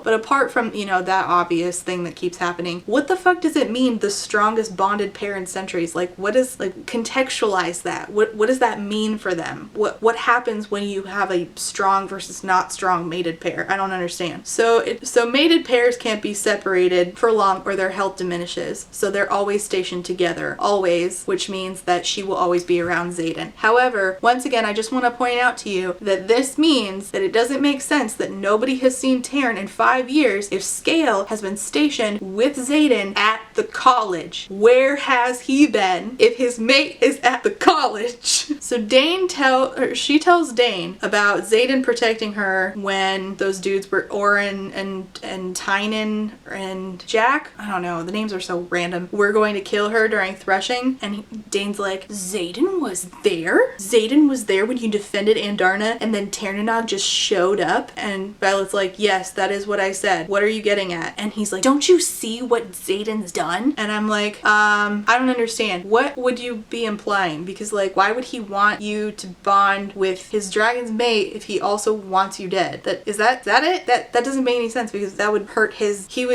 I don't get it. And so who should show up? A shape emerges from the shadows and my pulse quickens as Zaden steps into the moonlight. Please do tell me what it is you think I've done. He's like, you manipulated Threshing. But what? That's a huge allegation to hurl. And Zaden's like, is that an official accusation? in. Ooh, sarcasm is sexy. He's like, did you step in? Did I see her outnumbered and already wounded? Did I think her bravery was as admirable as it was reckless? And she's like, well, I'd do it again. And he says, well, the fuck aware. I don't know why this is hyphened. What? Hyphenated? Your guess is as good as mine. He roars this. He roars, well, the fuck aware. Losing his temper for the first time since I met him on Parapet. It is interesting that you have spent several months saying that he is going to kill you, and this is the first time since the first time you met him that he loses his temper. Maybe he doesn't want to kill you. This was never enemies to lovers. Soren Gale is the last person on the continent I'd ever want to be chained to me. I didn't do this. Something tells me that you do want to be chained to her, or like chained up by her. I don't know. And she's like, ouch, that hurts my feelings, which makes absolutely zero sense since I feel the same way about him. He's the son of the great betrayer. His father was directly responsible for Brennan's death. Yeah, it's weird that you don't think about that as often as you think about how hot he is. It's weird that the first thing that pops into your mind is like, wow, that dude is so sexy. If some dude who was super hot was related to my brother's death, I would be like, I don't actually care that he's sexy. I would like my brother back. But, you know, I don't know. I'm built different. He says, Terran's bonds are so powerful, both to mate and rider, because he's so powerful. Losing his last rider nearly killed him, which in turn nearly killed Scale. Mated pairs' lives are interdependent. I know that. If you knew that, then... Wouldn't Dain also know that? And then why would he think that Zaden manipulated Threshing? This shit does not make any sense to me. Each time a dragon chooses a rider, that bond is stronger than the last. So Jack's rider... You know what, never mind. So yeah, unfortunately for everyone involved, there's now an us if the Empyrean lets Terran's choice stand. Oh gods, I'm tethered to Zaden Ryerson. Oh no, I can tell you're really broken up about this and definitely don't want this to continue. And she's like getting scolded by him because he's like, the unbonded are going to try to kill you in hopes that they'll get Terran to bond to them. There are 41 unbonded riders for which you are now target number 1. He holds up a single finger. I don't know why he needed to be so dramatic about it, but alright. So Andarna and Terran come back, and Andarna's like, humans can't know what's said within the Empyrean. I'm shocked. I'm shocked that we can't learn about dragon lore. This is shocking news. And now she finally, after we've already heard the term Empyrean twice, thinks to herself, also, the whole Empyrean is a new term for me today. Kaori must be in heaven tonight with all the dragon politics coming to light. So you're telling me that Kaori, who is bonded to a dragon and is the foremost expert on dragons, is learning new things about dragon politics tonight, assumedly the Empyrean stuff, but Dain just a couple sentences ago knew what the Empyrean was. How did Dain know, but the foremost expert on dragon shit doesn't know? What the fuck are we doing here? Well, you got me.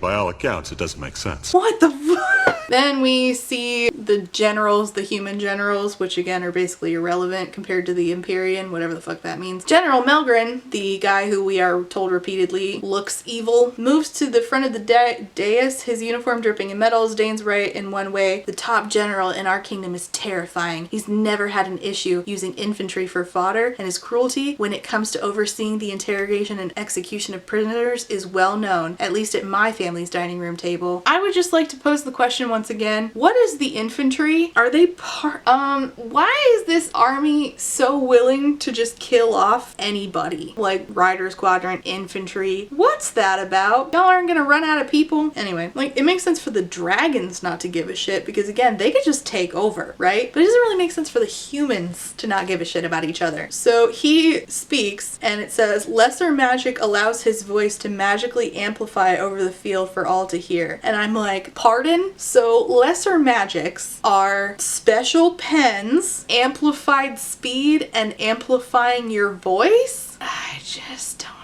While we writers may not feel as though it is equitable, his tone implies that he's one of them. Dragons make their own laws. And Terran's like, as it should be, humans have no say in the laws of dragons. I am once again wondering why the fuck the dragons are not in charge. So, she has 2 dragons. Cool. And it says, I belong to Terran and Andarna, and in some really fucked up way, Zaden. Oh god, how terrible that must be for you to belong to that guy who you think is super hot. My My scalp prickles. Not this again. Oh my god. And I glance across the field at him. As if sensing my gaze, he looks over and holds up a single finger. Target number 1. It's so dramatic. And then her back feels like it's fucking on fire. And then Andarna looks at her back and she sees her back through Andarna's eyes. And it has a glistening black relic of a dragon mid-flight stretching from shoulder to shoulder. And in the center, the silhouette of a shimmering gold one. So she gets her mark. She is marked by her dragon relics. And that is what bonds them together in a way that has her allow to use magic. But her signet power hasn't manifested yet. Oh, yeah.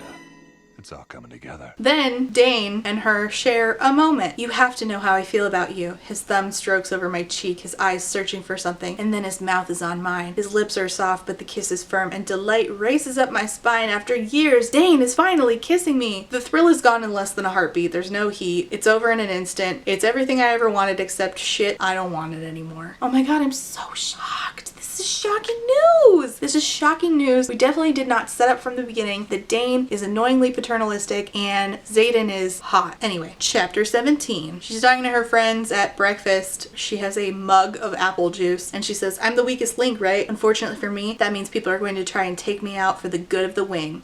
And I'm like, but you have 2 dragons. How is that the good of the wing? Wouldn't you being worthy of 2 dragons mean you are good for the wing as you are? I don't know. I don't understand anything. Let's be serious. None of this makes any sense. But then after a bunch of people who are unbonded give her dirty looks, a bunch of other people are being super nice to her. And Imogen, the one who was a dick to her and broke her bones not all that long ago, shows up and is like, yeah, everybody's being cool with you because you bonded Tarn. The morning after Threshing is always a clusterfuck.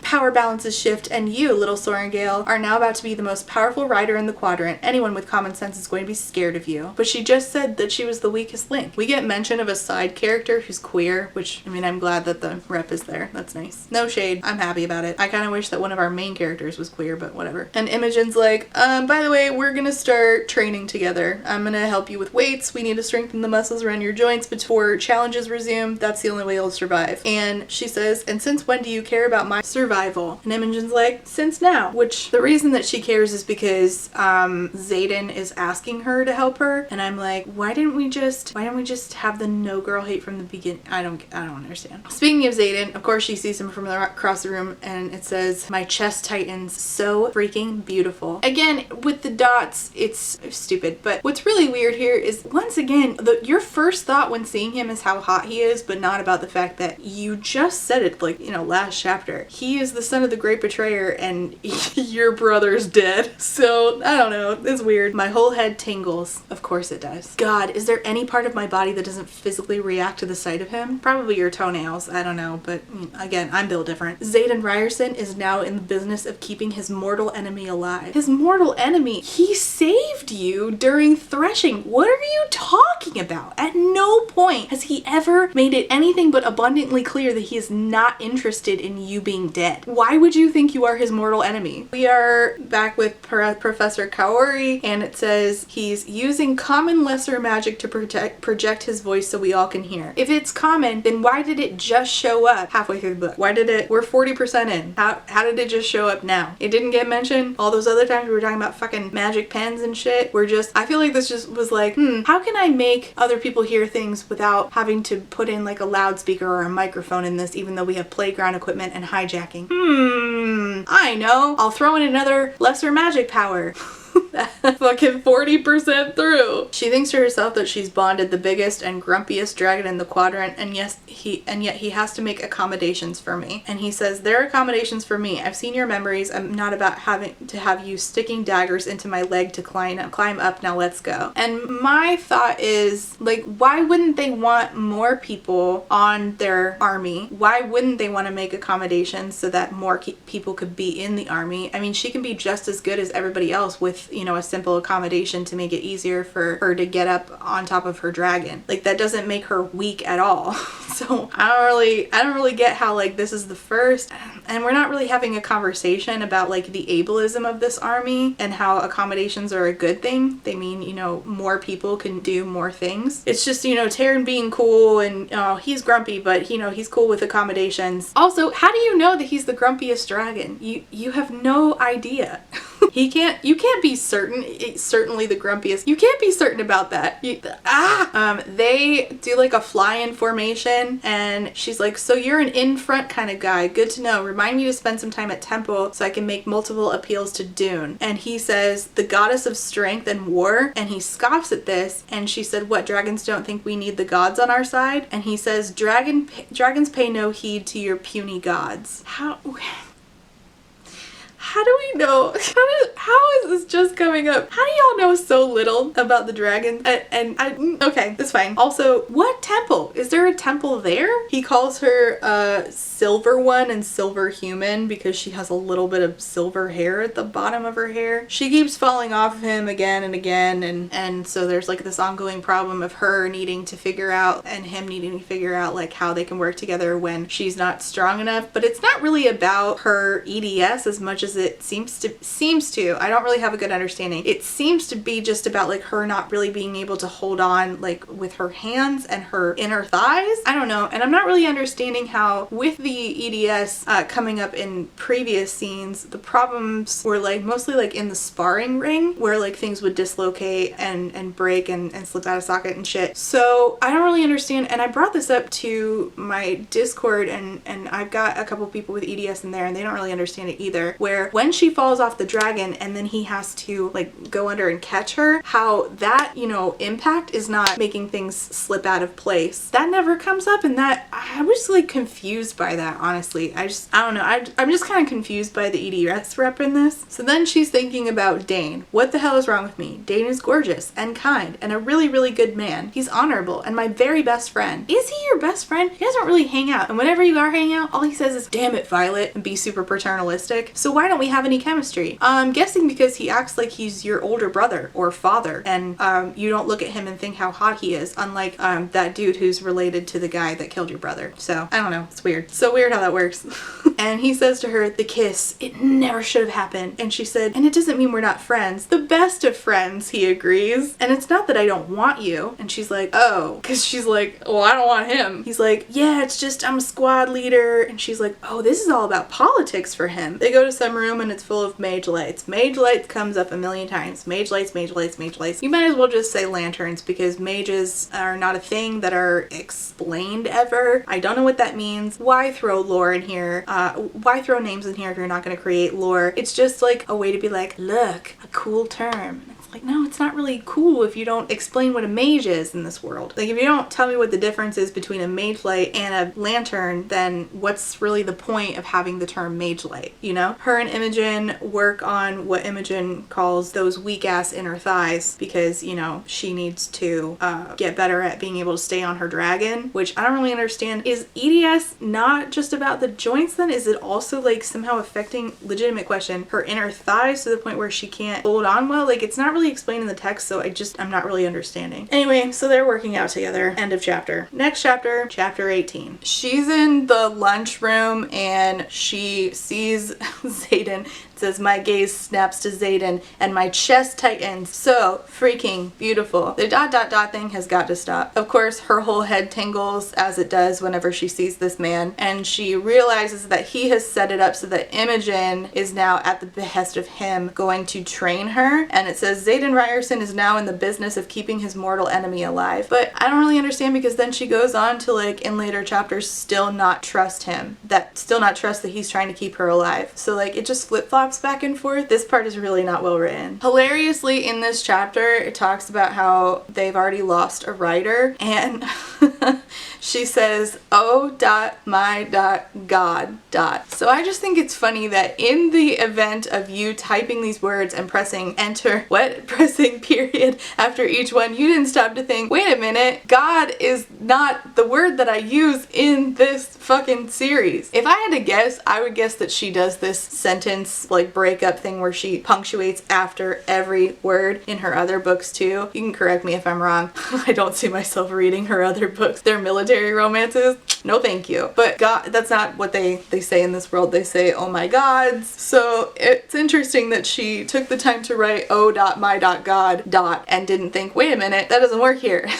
We have multiple God. Which God are you talking to? Which one? She goes to the library and it says that mage lights illuminate my way. What the fuck is a mage light? I'm just gonna keep asking until you tell me your in-world lore. What is a mage light? One of I've been beta reading for you know who you are, and I'm so sorry that the feedback took forever. I've been beta reading for an adult fantasy series, and we have actual mages in this world, but written into the book is something called a witch light. And part of the feedback I gave was, so we have fire mages in this world, but now we have witch lights. So we're gonna need to explain to the audience what a witch light is. So if you're going to write this term at all, we need to, what is a mage? There are no mages in the world of Fourth Wing, so we need to do the work to explain what the fuck you're talking about. So my advice to writers is, if you don't want readers like me to be like, what the fuck is that? You've not established that? Establish it. You should establish it. And like the good thing about getting beta readers is that they can pick up on that stuff that you might not have thought, and you're not going to think of everything on your own. That's almost impossible. The nice thing about getting beta readers is that they can pick up, quality beta readers is that they can pick up on stuff like that. I shouldn't say quality beta readers, that's not nice. Beta readers who particularly, because you know, any review is valid, but you want to get a bunch of beta readers so that you can get the ones that are like, I like this was fun. Where was it fun? Oh, this and this part. Great. And then you want to have ones that like to go into great detail as well, where they talk about, we need to expand on these terms because we haven't established what this in-world lore means. So just get a bunch of beta readers so that you can cover all your bases. And apparently I would venture a guess to say that this did not get a lot of beta readers. I assume that this just got hype men. Recently somebody told me that authors are now asking for positivity readers, so that's a thing that's happening. Okay, so she heads to the archives, and this is where, you know, she used to hang out, her old stomping grounds, as it were. Man, here's what I really wish would have happened. I wish that this book would have been her being forced into the writer's quadrant by her mom, but then since her mom on the day-to-day somehow, despite being the general of Basgiath War College, doesn't really have anything to do with the day-to-day at Basgiath War College, so why she's the general of Basgiath War College is beyond me, but alright. She'll never know if Violet were to do both. So it would have been really cool to see somebody do both, like I'm doing the writer's quadrant because my mom made me, but I'm also, it would have been really cool to like see her like know all the secret tunnels of this place, and like, you know, I hate bringing up Harry Potter because I fucking hate J.K. Rowling for her turfy business, but I think that I really liked the idea, the subplot of Hermione doing multiple classes at once, and I wish that a book would do that as the main character. Hermione's not the main character, so I wish that this book had taken the very courageous leap to do both. It would have been really cool to see her do both and try to get away with doing both scribe quadrant and writer's quadrant, but you know. So she goes to the scribe quadrant, she goes to the archives, and she sees her old friend Jacinia. This is cool because Jacinia, for a reason that we don't know, and I don't feel like we need to know, doesn't speak. She uses sign language, which is really cool because I really like to see sign in books. I know that I talked about like being a polyglot earlier. I did learn quite a lot of sign in the effort to help out my kids because my oldest was very speech delayed and my youngest was a little bit speech delayed. So my oldest was very speech delayed, and actually he's still in speech therapy, so often sometimes he goes nonverbal, he is autistic, and he will sometimes revert to using signs. So he'll like ask for help, ask for the bathroom, ask for water, so things like that. So I really like seeing sign in books because I just think that that's really important representation. I recently got sent, they are downstairs, so I'm not gonna go grab them. I recently got sent these books by an author who I met at BookNet Fest who follows me. Her name's Anait, and she has an entire world where speaking is forbidden, so everybody signs, and I think that that is so fucking cool. So if you're looking for more sign language rep, I would recommend checking out Anait's books. I haven't read them yet, but she's very kind, very nice, and I'm very excited about reading them. If you're looking to learn sign, I will leave a link to the YouTube channel that I used to learn down below. So she sees her friend Justinia, and Justinia, I bring this up because at the beginning when I mentioned that this story has been transcribed into the common tongue from Navarian, Justinia is the one who transcribed it. So it was a cute little Easter egg at the front, or dragon's egg. Haha. So she ends up asking Justinia, I could use a few good folk tales of what happens when humans defile the power channeled to them. No doubt they were written as a parable to warn us of the dangers of bonding dragons, but in Navari's 600-year history of unification, I've never read of a single rider losing their soul to their powers. So she's asking her about a book of fables, a book of fairy tales, that it's folklore that her dad used to share with her. And this is sort of like gonna start picking up. We are 41% through the book and we start picking up on there's like some knowledge being hidden away. I feel like we could have been doing this way fucking sooner, but it makes sense that it wasn't done sooner because the payoff for this is basically non-existent. You don't really learn anything by the end about it, and then we just learn that her brother's alive and he says welcome to the resistance, and I'm like, oh man, we could have done so much, more. So Justinia cannot find the book of folklore that she's been asking for. The archives either have a copy or the original of almost every book in Navarre. Only ultra rare or forbidden tomes are excluded. When did folklore become either of those? Though come to think of it, I never came across anything like the fables of the Baron on the shelves while I was studying to become a scribe. Chimera, yes. Kraken, yes. But wyvern or the venin that created them, none. So we're starting to hear about the wyvern and the venin. Again, the wyvern are not dragons and the venin are the people who bond with they don't bond, they just channel the power from the wyvern. I don't know. I don't really remember. They are supposedly the people that we are fighting. Wait, no. Who are we fighting again? Who are we fighting? The people on the other... So the wyverns are a myth. Who the fuck are we fighting again? Jesus, I don't even remember. Yeah, that really speaks to how... I'm gonna ask my friend right now. I'm gonna ask my friend Allie, who liked this book, if she can tell me who the fuck we're fighting. Allie, I'm filming Fourth Wing right now, and I cannot fucking remember. Who are we fighting in this war? Do you remember? Who the fuck are we fighting? Because it's not the wyvern and the venin, technically, yet, because those are myths, right? So who the fuck are we fighting again? Some other country? What are we fighting again? Help! Isn't this a great book review where I have to phone a friend? And then Justinia brings up attacks along the border again, and she's like, yes, I know, we hear about them in Battle Brief. And I'm like, man, I wish that we heard about things in Battle Brief more, and also all the other classes. We could have probably cut out, you know, a lot of useless shit and done actual war college shit. That probably would have been good. Man, I wish somebody would rewrite this, but with all my ideas. I would do it, but I don't want to. She's back in back in Rider's Quadrant, and she's mad because certain people refuse to sit with anyone with a rebellion relic, so fuck them. Since when are you on the side of the rebellion relic, kids? What the fuck are you talking about? How do you forget so often that they allegedly are related to, you know, the murder of your brother? How do you just forget that? This is really just here to remind us that Violet is nice. Then we find out that the dragons need to have you channel their power within 6 months or you're going to explode. They're like, that hasn't happened in decades. But yeah, after a bunch of months, a bad thing will happen. The magic consumes you. And naturally, since we are sitting in a common area and Zaden is prone to walking into those, I feel a tingle in my scalp, and I know if I turn, I'll find Zaden watching us. Have you ever perhaps thought that maybe you just have lice? Food for thought. Maybe some head and shoulders is what you need. And also definitely go along with that, a cold shower, because there's no reason for you to be this horny over the dude who's directly related to the guy who killed your brother and who you think has wanted to kill you these long months. Speaking of months, earlier in the book it was like when the seasons change and the leaves change colors, and now it's just like November, March. Man, Do you know why we named the names of the months the things that they're named? Because that's kind of like real world shit that you... Okay. Anyway, she notices that anytime she's walking around that there's always an upperclassman nearby, and they all have rebellion relics, it says. So she's picking up on the fact that Zaden is sending people to watch her and keep her alive because the unbonded people who didn't bond with the dragon at Threshing are, you know, out to get her. Target number one, as he so put it. Yeah,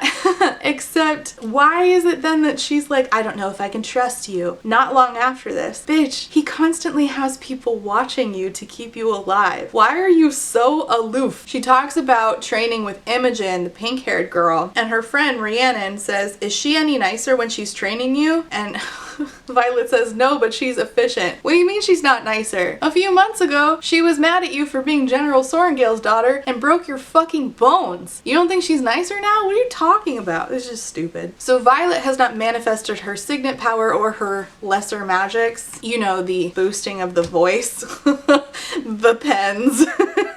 And so she doesn't get to go with the rest of them who have manifested their magic into the training classes with Professor Carr. So she asks, what's Professor Carr like? And Sawyer, one of her nameless friends who I could not pick out of a lineup, says, fucking terrifying. I can't wait for the entire year to start wielding classes so everyone can enjoy his particular brand of instruction. Yeah, his particular brand of instruction doesn't really come up all that much, which is another issue. Why even have him?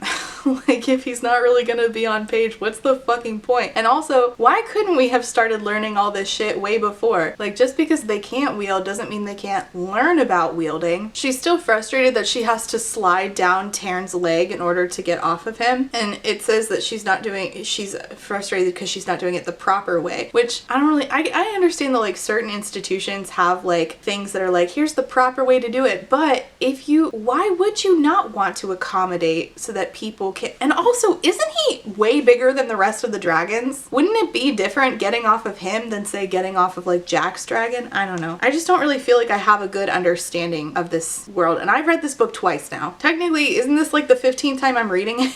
Dain comes to talk to her, you know, the guy that acts like he's, you know, her father. Taryn, her big dragon, does not like him, and he's like, you need to tell him that I will kill him. And I'm like, you can kill him? You could just kill a second year? You could just do that? Like, what?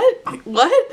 And Dane's like, I would rather die than hurt you, Violet, which I have some doubts. And Taryn's like, I'm gonna go, and it says, I think I'll partake in a flock of sheep. And I'm like, what the? Wait a minute, are we near farmland? And also, are they factory farming sheep in order to keep these dragons fed? I am very confused about the logistics of how they're taking care of dragons. Are the dragons farming the sheep themselves? I mean, the dragons seem to be pretty, like, knowledgeable. I don't see why they couldn't. And if they're able to channel fucking lesser magics, I don't know why they wouldn't just have humans fucking tending to sheep flocks all fucking day so that they could just be fed. I don't understand these dragons at all. I think they have cool personalities, but I don't understand the logistics of their lives. And he's annoyed, and he's like, why didn't you tell me you can't keep your fucking seat? And he's like, being, you know, paternalistic. And she tells him, I'm not gonna stand here while you lecture me like a child. But he does. He lectures her like a child anyway. And then it always ends as it always does, which is, I just care about you, Violet. And this is weird because later it's gonna come up that he's like, why is it cool when Zaden's paternalistic, but it's not cool when I'm paternalistic? And the answer that she gives is so unsatisfactory. There really was never a reason to set up Dain like this. Like, they could have just been friends. She tells him, the reason we'll never be friends isn't because of your rules, it's because you have no faith in me, because he treats her like a child. Then all of a sudden, they're out and about in, I don't know, outside. Some dude named Jeremiah's signet power is manifesting, and he starts reading everybody's minds. And for some reason, his power is a death sentence. You're not allowed to be an intrinsic. INNTINNSIC.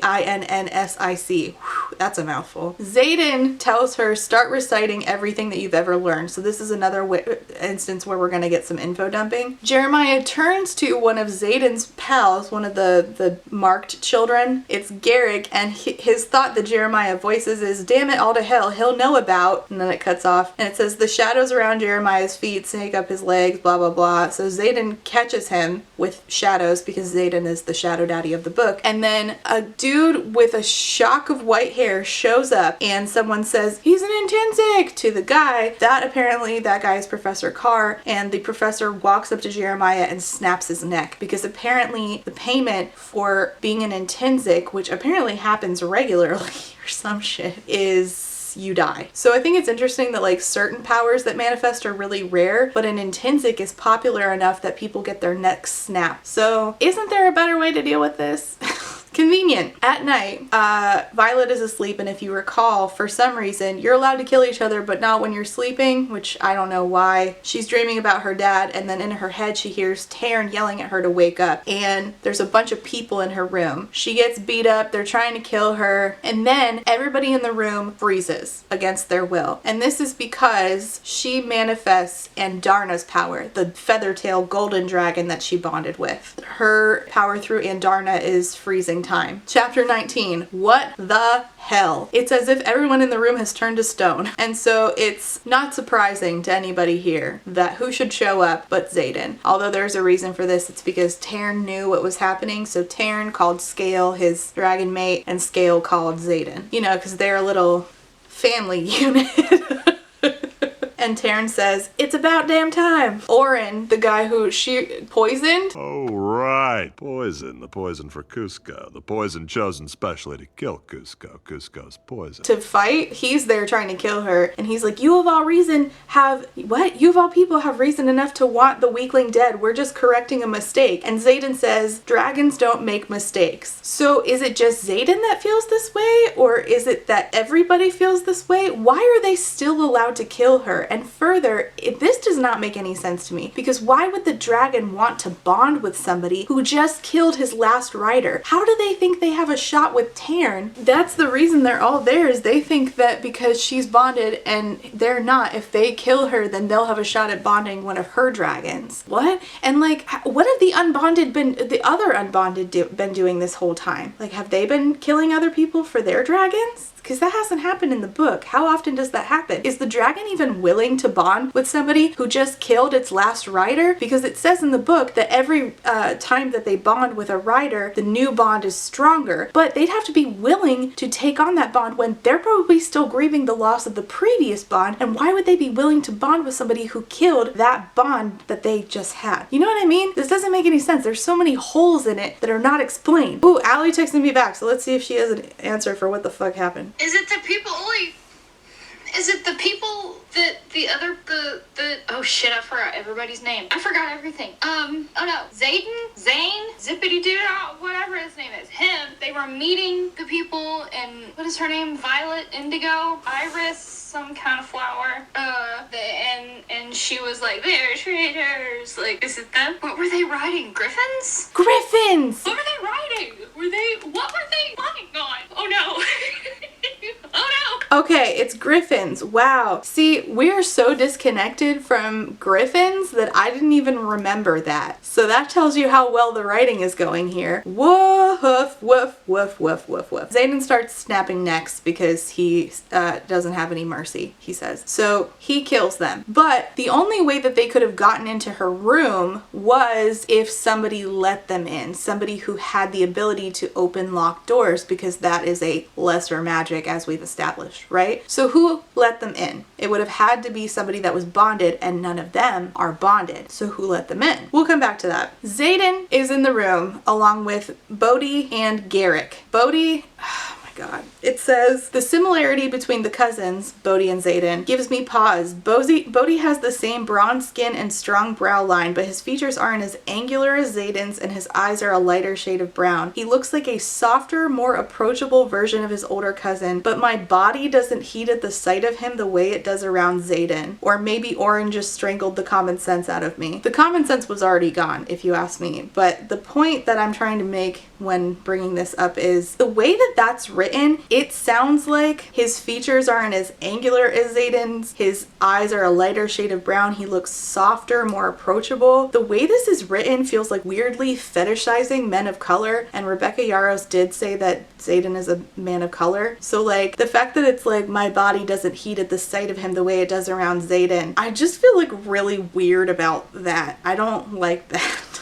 okay. And despite the fact that she's hurt and just was almost murdered and is having an adrenaline rush and a panic attack, she is still thinking about how horny she is for Zaden, which, again, bitch, please take a cold shower. And it says he's like trying to help her out of her clothes and stuff, because not for a sexual purpose, but because she's like hurt and he's trying to assess damage or some shit. It says, this is the same man who had no problems with my death just a few months ago, and my brain can't seem to wrap itself around the different sides of him. I mean, he said that, but he never ever tried to kill you. Jack did. Lots of people did. You almost just got murdered again. Zaden's never been anything except sarcastic to you. And if I thought every dude who was being sarcastic to me was trying to kill me, I'd assume that my brother and my husband were going to murder me at any moment. Oh, we have another one of these. I shoot a look sideways at his irritatingly gorgeous profile. I'm gonna have to ask Natalie to make me another one of those. He's like, I don't fuck first years even when I was one, let alone you. And they're gonna stay in the same room because she almost got murdered. So there's only one bed, you know, that whole thing. So Zaden, unlike Violet, knows the ins and outs of the War College. He knows like secret tunnels and shit, which it would have been really cool if they had been like mutually keeping the secret. Again, that each other was like, you know, doing stuff on the down low, her being both a scribe and a writer, and him, you know, doing resistance shit. But no, instead Violet somehow doesn't know the secret passages at the War College that she's been living for years. And he's like, you can't tell anybody about the tunnels. And she says, are you going to promise me another favor? And he says, having one of my favors is more than enough, and we've already reached mutually assured destruction status, Soren Gale. And I'm like, yeah, but man, we could have had so much more here. We could have been having like them continuously holding it up to each other, like, if you tell what I'm doing and you fuck around and find out, then you're gonna get in trouble. So you can't tell what I'm doing and I can't tell what you're doing. That would have been so much more fun. Instead we got bad dragon lore. She starts to hear Scale, his dragon, in her head. So now we're completing the little family. And Darna, her little golden dragon, tells her, so Feathertails, which Andarna is, aren't supposed to bond because they can actually gift their powers to humans.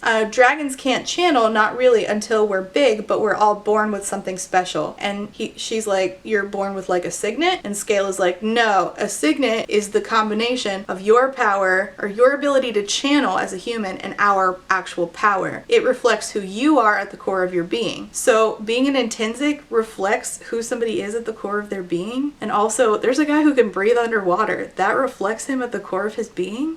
And Darna did not give her a signet power, it turns out. She gave her gift directly to Violet, because she's a Feathertail. I don't know. And they're like, wait, you're still a Feathertail? And she's like, yeah, for a few more years. And so they're like, wait a minute, so Andarna's a fucking baby. She's a baby dragon. Violet gets mad at the dragons and she's like, why the fuck did you let a juvenile dragon bond? And he's like, well, I don't let Andarna do anything. You're enormous. You didn't let her do anything? She has no weapon. She has no power. She almost got killed by a bunch of humans. What do you mean you don't let her do?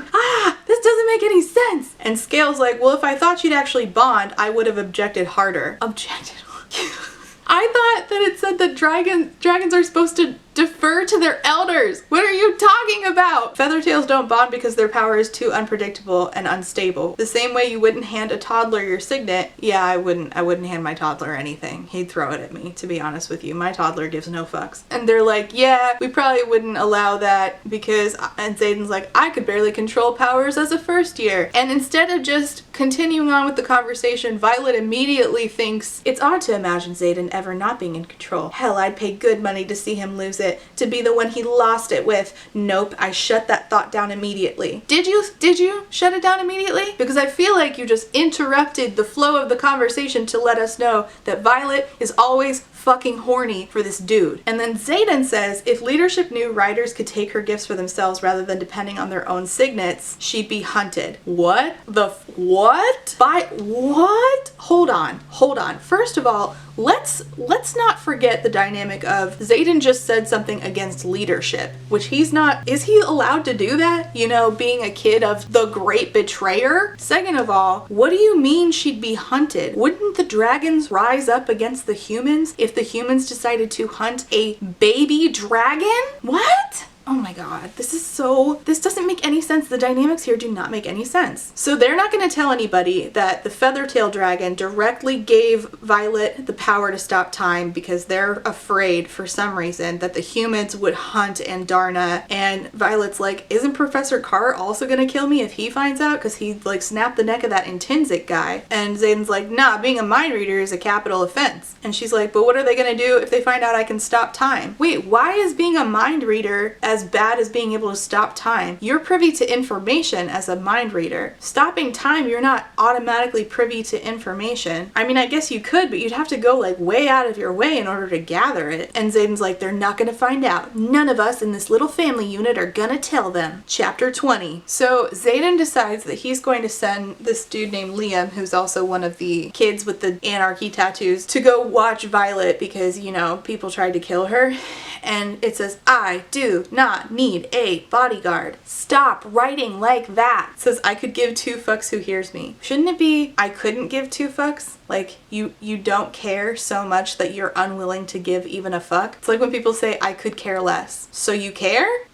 Shouldn't it be, I could not care less, like you're already at the bottom of caring? Anyways, so he's being paternalistic just like Dain, but she doesn't think of it that way because Zaden's hotter than Dain. Dain's annoyed that their dragons are mated. It says fucking mated dragons. So Violet reveals that the person who she saw let those unbonded people, those first years, into her room was Amber, the chick from earlier in the book who is friends with Dain and is a big rule follower. Zaden is like, all right, well, we're gonna have to take care of that. So Zaden holds like, you know, I don't know, dragon school meeting. He's like, so this bitch tried to kill one of our own by letting unbonded into the room using her magical unlocking powers. And Dain is like, what? Amber would never. I have known her for a long time. She is a person that I don't say damn it to. So no. And he's like, Violet, tell Zaden that he's lying. And she's like, he's not lying. That's what happened. Amber let all those bitches into my room to try to kill me. And Amber's like, I have committed no such crime. It's like, but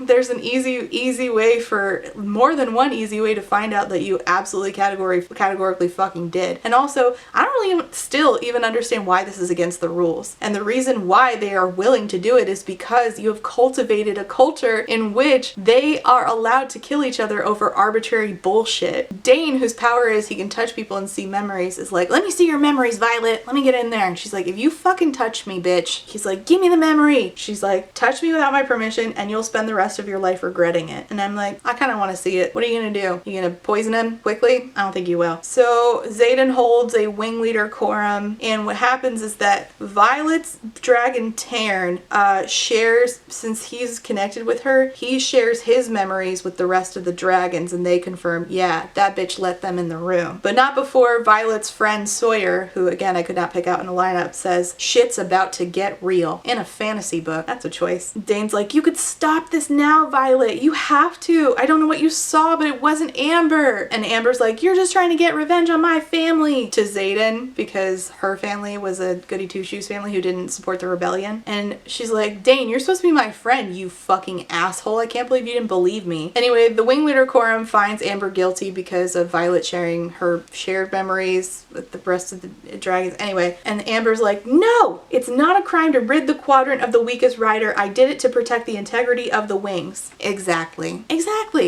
They set these kids up for failure. You make these arbitrary rules of when they can and can't kill each other that are not based in anything likened to sense. So of course she thought, okay, well, if my job is to protect the wing, then I need to take this bitch out that I have determined by my own standards is a threat to the wing, because there's no set standard of what's a threat to the wing. We all get to choose on our own. It doesn't make any sense. The law is that her sentence will be carried out by fire. Her dragon starts to reach for her in dragon reaching, and Tarn is like, bitch, you better sit down. And of course they defer to elders in this scenario, but not in the scenario where the Feathertail decided that she could bond. No. Then the elders decided to listen to a baby, but Tarn decides, all right, I'm gonna kill this bitch and your dragon better shut the fuck up about it. I don't know. Rules are just willy-nilly getting thrown out the window. He incinerates Amber in front of everybody. Is something burning? My spinach puss! And then it says that every rider slams their hands over their ears as Clade mourns. So if that's what happens, then why would they think that Tarn would want to bond with anybody who he watched, since he's bonded to her, kill her? Like, that's how dragons react when you kill their rider. Why would the unbonded get to bond with Tarn after that? It doesn't make sense. Chapter 21. She learns that the kids of the traitors, of the rebellion people, lived in foster homes, and she's talking to Liam, and he says, "Where did you think that the kids of the traitors went after they executed our parents? Most of our great houses were given to nobles who had remained loyal." And he goes, "As it should be." I don't bother agreeing with what's obviously a conditioned reply. What do you mean, what's obviously a conditioned reply? So are you having doubts against the Empire as well? If this is supposed to be like anti-imperialism, the author just doesn't know how to do that. Your father was Isaac Myri, right? I've studied all the noble houses in every province, including Tyrandor. And he's like, "Yeah, Isaac was my father." She's like, "Wait, but your father was not part of the rebellion. Your father wasn't on the death roll." And he's like, "Yeah, he was executed at our house. And then they gave our house to a different nobleman who was loyal. Then I was sent to be fostered by a different nobleman. And my little sister was sent elsewhere." And she's like, "They separated you?" I just don't really understand why this wasn't taught to everybody, being like, why this wasn't like propagandized. Again, if this is supposed to be about an empire that you are supposed to be like unwaveringly loyal to enough that you are part of the fucking army, why are we not propagandizing everything and demonizing the rebellion and not letting them join the fucking army? It doesn't make any sense. And then she finds out that the rebellion kids aren't just forced to join the army, everybody is, but they have to join the Rider Squadron in particular. We've already established that General Melgren, the guy who we've been beat over the head with the knowledge that he is bad, doesn't mind using the infantry as cannon fodder. So why doesn't he just send all of the bad guys, according to him, kids into the infantry directly? Why does he let them into the most powerful part of the army? This does not make sense. And it says, "I personally think the quadrant was chosen to give us the best chance of rising in rank, but others believe it's because the death rate is so much higher for riders that they were hoping to kill us all off without having to do it themselves." Yeah, but that doesn't make sense because, again, we established that the infantry is cannon fodder, and on top of that, why would you let them, because in the chance that they do make it, you're not killing them off, you're putting them in great positions of power and allowing them to bond emotionally with weapons of mass destruction who you admit you are not in full control of. This doesn't make any sense. Oh, we get told about the ink pots again. "Dipping my quill into the portable ink pot. Those easy messless pens some of the others can already use is just another reason I can't wait to channel. No more quills, no more ink pots." Y'all have playground equipment, but you don't have pens that aren't done by quill? What? Anyway, she drops her quill pen and shadows pick it up for her because Zaden is such a meanie pants. He picks up her pen with his magic powers. Then she finds out from Liam, one of the kid with a relic tattoo. Zaden warded her door so that the only people who can get in and out of her door are him and her. And it says, "I don't know how to feel about that. It's more than slightly controlling and way out of line, but also sweet." But if Dain had done that, you would have been like, "He doesn't believe in me." Doesn't make any sense. Chapter 22. They're all working out. Zaden has a shirt off and it says, "Holy fucking hot," with a period after each of them. This was written by an adult woman. So Jack shows up in the sparring room and Liam puts himself between Jack and Violet and he goes, "Simmer down, Myri. I'm not gonna attack your little charge. Not when I can just challenge her in a couple of weeks and snap her scrawny neck in front of an audience." So it's fine to kill people when you're in the sparring ring now. It's not fine to kill people when they're asleep. So you can see why Amber was confused and that led to her dying. Tell me though, are you getting tired of playing nursemaid? And then the next sentence is that Jack's friend from First Wing offers him something, a slice of orange that he's eating, and Jack shoves his hand away at the wrist. "Get that noxious shit away from me. Do you want me to end up in the infirmary?" And then we just move on from that. This is the most heavy-handed attempt at delivering information that will later be pertinent that I have possibly ever seen. There was no reason why we couldn't have been sowing the seeds of Jack has an orange allergy long before that, other than randomly when he's getting in a verbal spar with somebody, his friend offers him a slice of orange. You know, when I'm yelling at somebody, if somebody were to offer me a slice of orange in the middle of that, I'd be like, now? Do I look like I need an orange right now? Even if I'm not allergic, that's just annoying. I do fucking love oranges. Tangerines are the real MVP though. She gets into a verbal spat with Dain and Zaden cuts in, so they're all just like, you know, being like awkward tension. And at the end of this, it says that Tarn says to her in Mindspeak, hey, you held your own and controlled your temper. And then Darna's like, oh, she's ready. So they just decided that because she held her temper, that she should get her powers manifested, her lesser magic. All right, I guess. Tarn, knowing this, still decides to go on to that very same day, go mate with his dragon mate, okay? I want you to remember that. So she's coming into her powers later in her room, and then it says, heat washes over me, prickling my skin and centering low in my stomach. My vision blurs and need slams into me, robbing me of every logical thought besides satiating and overwhelming. And then all of a sudden Liam is like, Violet, you good? And she's like, oh shit, this is lust. And she's like, I'm fine. It says she debates rubbing against him like a cat in heat. And she's like, but he's not who I really want. He's not Zaden. The lust, the craving for the one person who I'm meant to be with, it's Tarn. She's feeling this way because Tarn is mating with Scale. He accidentally is channeling that to her. He knew that this was going to manifest that day. They chose that. And then, for some reason, this old ass dragon was like, I'm also gonna go fuck my wife, and this probably will not have any effect on the dragon rider I've just bonded and just decided to channel power to. So is this dragon stupid or... So she gets the fuck out of there so that she doesn't fuck her bodyguard. And who should she run into hanging out? Yeah, you guessed it. Zaden Ryerson. And he's smoking something called Churum, which I tried to look up, and it turns out that all of you Fourth Wing girlies are also looking up Churum, because when I googled Churum, it said Churum Fourth Wing. I was like, you are hilarious. So he's blowing out puffs of smoke. Assumedly this is like this world's version of weed. And it says, want some unless you're here to continue our earlier argument, in which case none for you. And she's like, I feel like I'm on fucking fire. And she's like, I'm not sure if this is Tarn or if this is me. And she's like, actually, no. I am completely and utterly obsessed with Zaden. And he looks at her, he's like, oh, violence, you're gonna have to learn to shield against Tarn, or his escapades with Scale will drive you mad or into someone's bed. He's like, all right, I'll give you a crash course only because I've been where you are and woken up with a few regrets. And I'm like, wait a minute, you just said a couple chapters ago that you don't fuck first years, and you didn't fuck first years when you were a first year. So were you still having trouble channeling with Scale's powers even after you were a first year? And if so, why didn't you say that here? I don't fucking know. So then he teaches her that the channeling is like visualizing a door in your mind, and in order to stop the power, you have to shut the door and lock it. And then he's like, you did it. You're astonishing. I couldn't do that for weeks. She's like, I guess I have a superior teacher.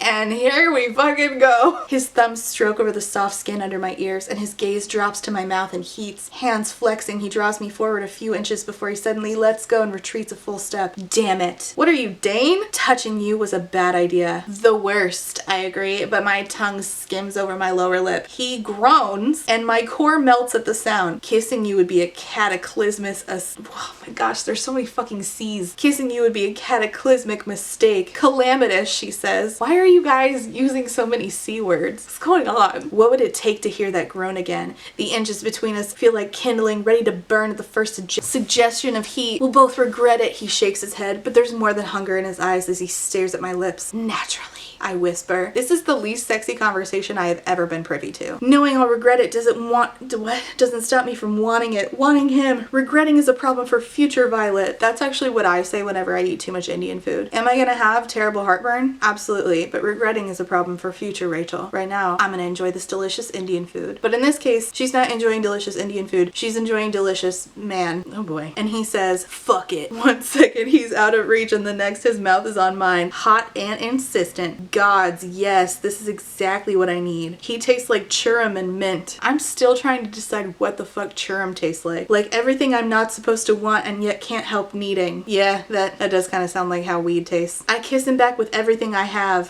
violence, he moans. Stop. This is complete and utter madness. I am with you there, my good bitch. I am with you there. His hips rock into mine, I gasp at the friction, and it says, "We're a tangle of tongues and teeth." If that's not the next great YA book, I don't want it. A tangle of tongues and teeth. Somebody put it on a book cover. Watch, I probably just opened a can of worms because one person out there heard that and is like, I will put that on a book cover. I want him, only him, here, now, anywhere, whenever. Wherever, wherever, we're meant to be together. I've never been this out of control over a single kiss. This always happens when it's like, whenever they finally kiss the person, it's like the greatest kiss of all time, the greatest sex of all time. This is the pinnacle of hot. And then he abruptly steps away from her and he's like, you have to go. She's like, why? He says, because I can't. He rakes his hands through his hair like this. Oh, damn it. I fucked up, didn't I? Because I can't. He rakes his hands through his hair and leaves them on the top of his head. And I refuse to act on desire that isn't yours. So you have to walk back up those steps now. Or what? This isn't your want. That's the fucking problem. And I can't leave you out here on your own. So have just a little mercy on me and go. Why don't you go? I want to be out here smoking churum. You go, bitch. So she leaves. And the end of the chapter is the least, like, this is not typical fantasy writing at all, to the point where it's almost jarring sometimes. It says, tomorrow is going to suck.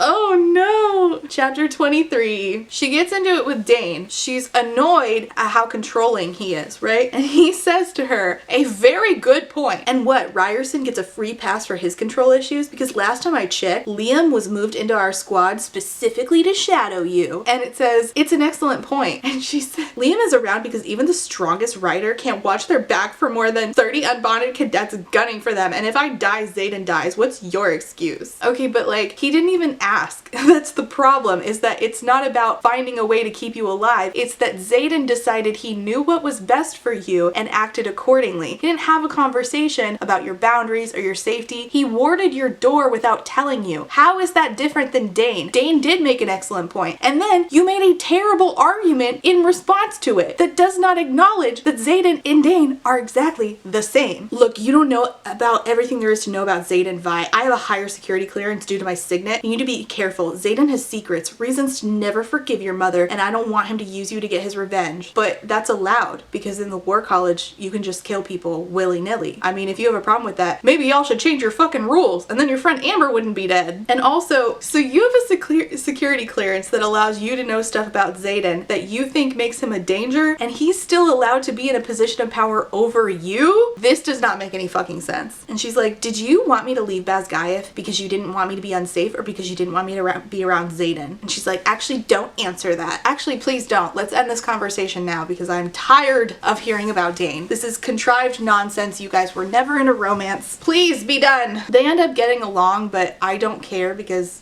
we have been told basically to hate Dain for reasons that Zaden also does, but it's fine because Zaden's hotter. And what's funny is that a couple pages later, she finds out that Jack is set up to be her next spar partner, like they're gonna fight, and she asks Liam, hey, if I tell you something, will you keep it from Zaden, right? It says, we both know you report just about everything I do. I know it's not fair, he says to her. I know it's a breach of your privacy, but it's nothing compared to what I owe him. So let's recap. Dain just said, Zaden is no different than me, and she's like, well, actually he is, because he's trying to keep me alive. And then somebody else points out to her, it's not fair, it's a breach of your privacy. They never had a conversation about it. Zaden just does it without asking, and Liam's fine with this because he owes Zaden one. It's not fair, but I owe Zaden one, and also, like, who cares about you? All of you are paternalistic, and this is bullshit. So they go, and Jack and her are set up to fight. And, of course, what she does is she has a vial of orange, or some orangey shit, orange zest, I don't know, and she slams it into his face after he's basically kicked her ass. But at the beginning of the fight, she swipes at him and gets him on his hand with her knife. And my question is, why would you, serious question, not cover your fucking fucking knives and orange juice. If he is as fucking allergic as you, I would have been covered my whole body. I would have been calling up fucking essential oils company, be like, hello MLM, I need some fucking orange zest essential oil. I'm covering my whole fucking body with that shit. I am going to be so covered in orange that he cannot be in a 3-foot radius of me without dying. But instead she has a vial and she waits until he kicks her ass to slam it into his face. I don't fucking get it. I also don't get how that's allowed. I don't understand this shit at all. Also, he starts to use his powers in the fight, and I don't understand how he's not considered a danger to the wing. But okay, you're not supposed to use your powers in a fight. You can kill them, but you can't use your powers? It doesn't make any sense. Before she passes out from getting her ass kicked, she tells her friends, oranges, he's allergic to oranges. And when she wakes up, she is in the hospital and Zaden's there flipping his knife over and over because, you know, sexy men carry knives and flip them in their hands because danger who? And he looks at her and says, oranges? Which, damn, we could have taken the opportunity to been like, orange, you glad I didn't say banana? Rebecca Yarros is not brave enough. Chapter 24, you turned oranges into a weapon, Violence. And she's like, I worked with what I had. Did you? Because you took fucking forever to slam that vial of whatever the fuck oranges into his face. Again, I would have been coating my shit. I would have been so fucking sticky, he wouldn't have even wanted to touch me in the first place. But when he found out it was oranges, it would have been too fucking late. Seeing as it kept you alive, kept us alive, I can't really argue, and I'm not gonna ask you how it is you always end up know who you'll end up challenging. It's interesting to me that he knows Brennan, because that gets revealed at the end, but he does not. Somehow him and Brennan are not having a conversation where he asks, hey Brennan, secret friend, how is your sister finding out about who she's challenging before she challenges? And Brennan probably thinks, oh, she probably has the book of Brennan that I wrote for our sister Mira, but Violet has it now. I don't know what possible reason Brennan and Zaden would not have shared that information with each other. Zaden is always going on about like stuff he knows that nobody else knows and like tunnels and how to get certain weapons for her. How does he not know about the sparring thing that it gets set up beforehand and you can go sneak a peek at who's gonna fight who? How does he not know that? And why wouldn't Brennan have told them? They're secret friends, right? So then he says to her, you and I are gonna be stationed together for the rest of our lives, never being able to escape the other. Getting involved, even on a physical level, is a colossal blunder. No point talking about it. And genuine question, why? Why is it a colossal blunder? I wish that it would have expanded because, I mean, isn't that more likely to, you know, make you like look out for each other and keep each other alive? I mean, it's certainly better than you two hating each other. You guys being like a cohesive family unit, you, Scale, her, and Darna, and Tarn being like this cohesive family unit, wouldn't that make things better? If you guys all have to be around each other, wouldn't it make sense to be like getting along, looking out for each other, caring about each other? What would romance detract as far as like safety or something? Like, I don't really understand. And she's like, what if I want to talk about it? And he says, then feel free, but it doesn't mean I have to be part of the conversation. We're both allowed our boundaries and this is one of mine. You're both allowed boundaries? You posted people up as her bodyguard when she doesn't like it. You warded her door without asking her, and you make it so that everything she does gets reported back to you instead of you having a conversation with her. Now you want to talk about boundaries? This bitch doesn't make any sense. And then he's like, well, I can't trust Liam to do anything apparently, so now I'm taking over everything when it comes to you. And I'm like, again, it's like 3 sentences before boundaries. We're both allowed our boundaries, and then he says, I'm taking over. Doesn't ask, just says I'm doing it. I thought she was allowed boundaries, Zaden. This chapter is making me fucking hate this guy. And the only differentiation between him and Dain is that Dain doesn't promote her learning how to fight with accommodations, learning how to fly with accommodations, or getting better weapons, and Zaden does. But that does not equal him valuing her boundaries or valuing communicating with her and making a plan that works within both of their boundaries. Him advocating for accommodations is not the same as him respecting her boundaries. But he had a knife made for her, I guess, so he's cool and Dain's not. I don't know. And then they're fighting again and they're flirting even though he just said boundaries. She says, I know how to handle you on top of me. And he's like, you won't like what happens if you push me. Or maybe I will. I turn just enough that my lips brush the shell of his ear. And he's like, no thank you.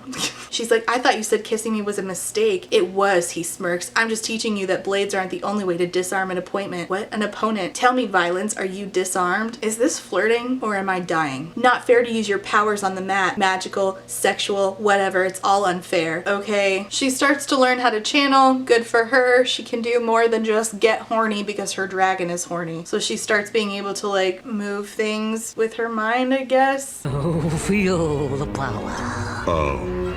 I could feel it. I wish that we would have had more of this, because obviously I like magic and this is really underutilized, but I'm still just not understanding like what a dragon has to do with moving shit with your mind. And also there's a very flimsy line between moving shit with your mind and then what Rhiannon's signet power ends up being, which is she can make things appear or make things like disappear and then appear in her hand. And I'm like, okay, well you still moved it with your mind, it just disappeared in the middle. So I don't feel like a lot of care and thought went into like the magical aspects of this, both the signet powers or the lesser magics. I feel like we were just flying by the seat of our pants, and then however it ended up being typed out is what we went with and we didn't fix it, which kind of sucks because this could have been cool. She ends up seeing her mom and she's like, Mom, I have the best shields in my year. And she's like, yeah, with a dragon like Taryn, I would certainly hope so. If not, all of that incredible, enviable power will have been squandered. Damn.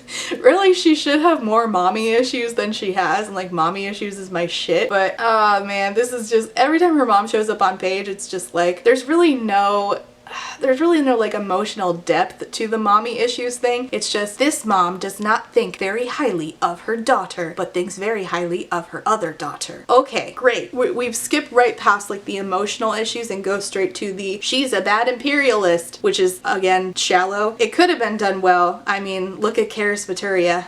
Imperialism mommy who's like a really fucking bad person. Look no further than Karis Vituria. She asks Violet, is your little golden dragon giving you any powers? And she says, nothing yet. And Darna told me that feathertails are known for being unable to channel power to their rider. That's why they don't bond often. And Dain's dad, who I honestly forgot existed, was like, yeah, or ever. I'm like, why are you even here? You came in to say 2 words? Shut up. But then he says, we were actually hoping that you might ask your dragon to allow us to study her for purely academic purposes, of course. And it says, my stomach sours, the group of them would prod and poke and Darna for gods know how long to appease their academic curiosity. And she's like, I don't see her being comfortable with that. Okay, how would they even be allowed to do that? Would the dragons not rise up against them? What? And then he mentions, again, a missing book. I remember your father doing a bit of research about the Second Croveland Uprising, and he mentioned something about feathertails, but we can't find that tome. And she says, I don't believe he finished his research on that particular historical event. He died, Colonel Atos. I couldn't even tell you where his notes are, which is not true because she has his notes. Which, why do we not utilize the notes more? What? But she's not willing to tell them. And I'm like, if you're already suspicious against your, why are you willing to be in the army if you are so suspicious about the leadership and their treatment of the dragons? And also their dragons, their own dragons, know that they're thinking this shit, right? That they wanna like test on a feathertail. Are their dragons okay with that?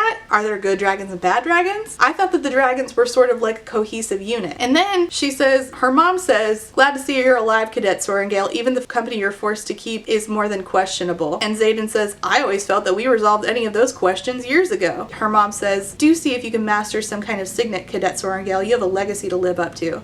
He's allowed to talk to her like that? She killed his dad. I'm shocked that anything other than unquestioning, unwavering loyalty, where you are spewing out the rhetoric of the Empire at all times, anything other than that should not be allowed. This does not make any sense. The end of this chapter says, dragon relationships are absolutely incomprehensible. And I'm like, yeah, because it was written that way. And that's really the problem with this book. Nothing makes any sense. The Empire does not make sense. The dragon lore does not make sense. The Basgiath War College itself does not make any sense, and its relation to the Empire doesn't make sense. Rebellion kids allowing to hold positions of power doesn't make any sense because, again, the Empire does not make sense. The rebellion itself doesn't make a lot of sense to me, but I guess I'll allow that to slide, even though we could have worked it into this book easily. The problem is that we're spending so much time. The author, in my opinion, does not know how to focus on doing things and cultivating them well in isolation, and then after cultivating them all well in isolation, weaving them together, marrying them together in a way that they work beautifully together. I really don't think that the time was taken on this book pre-publishing in order to do that, and it shows. And I think that the proof that that is the truth is that it's fine to enjoy this book. My friend Allie, who I texted earlier, did enjoy this book, but the problem is that even people who enjoy it don't remember the dynamics after leaving it. And if the book was good, then I think that we would. It's not enough to just have vibes for me. I want a good plot that I remember, and I want more than just remembering, wow, they really hated each other until they didn't. I want more than that. Like, that's fun and that's fine, but I really want more than that. I want to remember these key moments that are smartly written where I harken back to them and think, wow, that was really good foreshadowing, and this is a really good example of empire propaganda. This is a really good example of how your own family can turn on you when you are doing imperialism. This is a really good example of deconstructing imperialistic beliefs. And unfortunately, it's none of those things. We didn't cultivate any of them before we weaved them together into a story that has so many plot holes. I'm falling into them as if they are a Florida road I'm trying to drive on. That's me taking a dig at the potholes in our infrastructure here in Florida. I really wish this had been written better because I don't hate the dragons. I don't hate some of the ideas here, but I'm a plot girly. I want cool ideas that make sense, that I don't read and I go, wait, I'm confused. I don't want to be confused. I just want to be having fun. Fourth Wing, part 3 in my 3-part deep dive series on book 1 in the Imperium series cycle, whatever this is called. Let's get into it. Part 3. Where we left off was here. So then he says to her, you and I are going to be stationed together for the rest of our lives, never being able to escape the other. Getting involved, even on a physical level, is a colossal blunder. No point talking about it. And genuine question, why? Why is it a colossal blunder? If you guys all have to be around each other, wouldn't it make sense to be like getting along, looking out for each other, caring about each other? What would romance detract as far as like safety or something? Like, I don't really understand.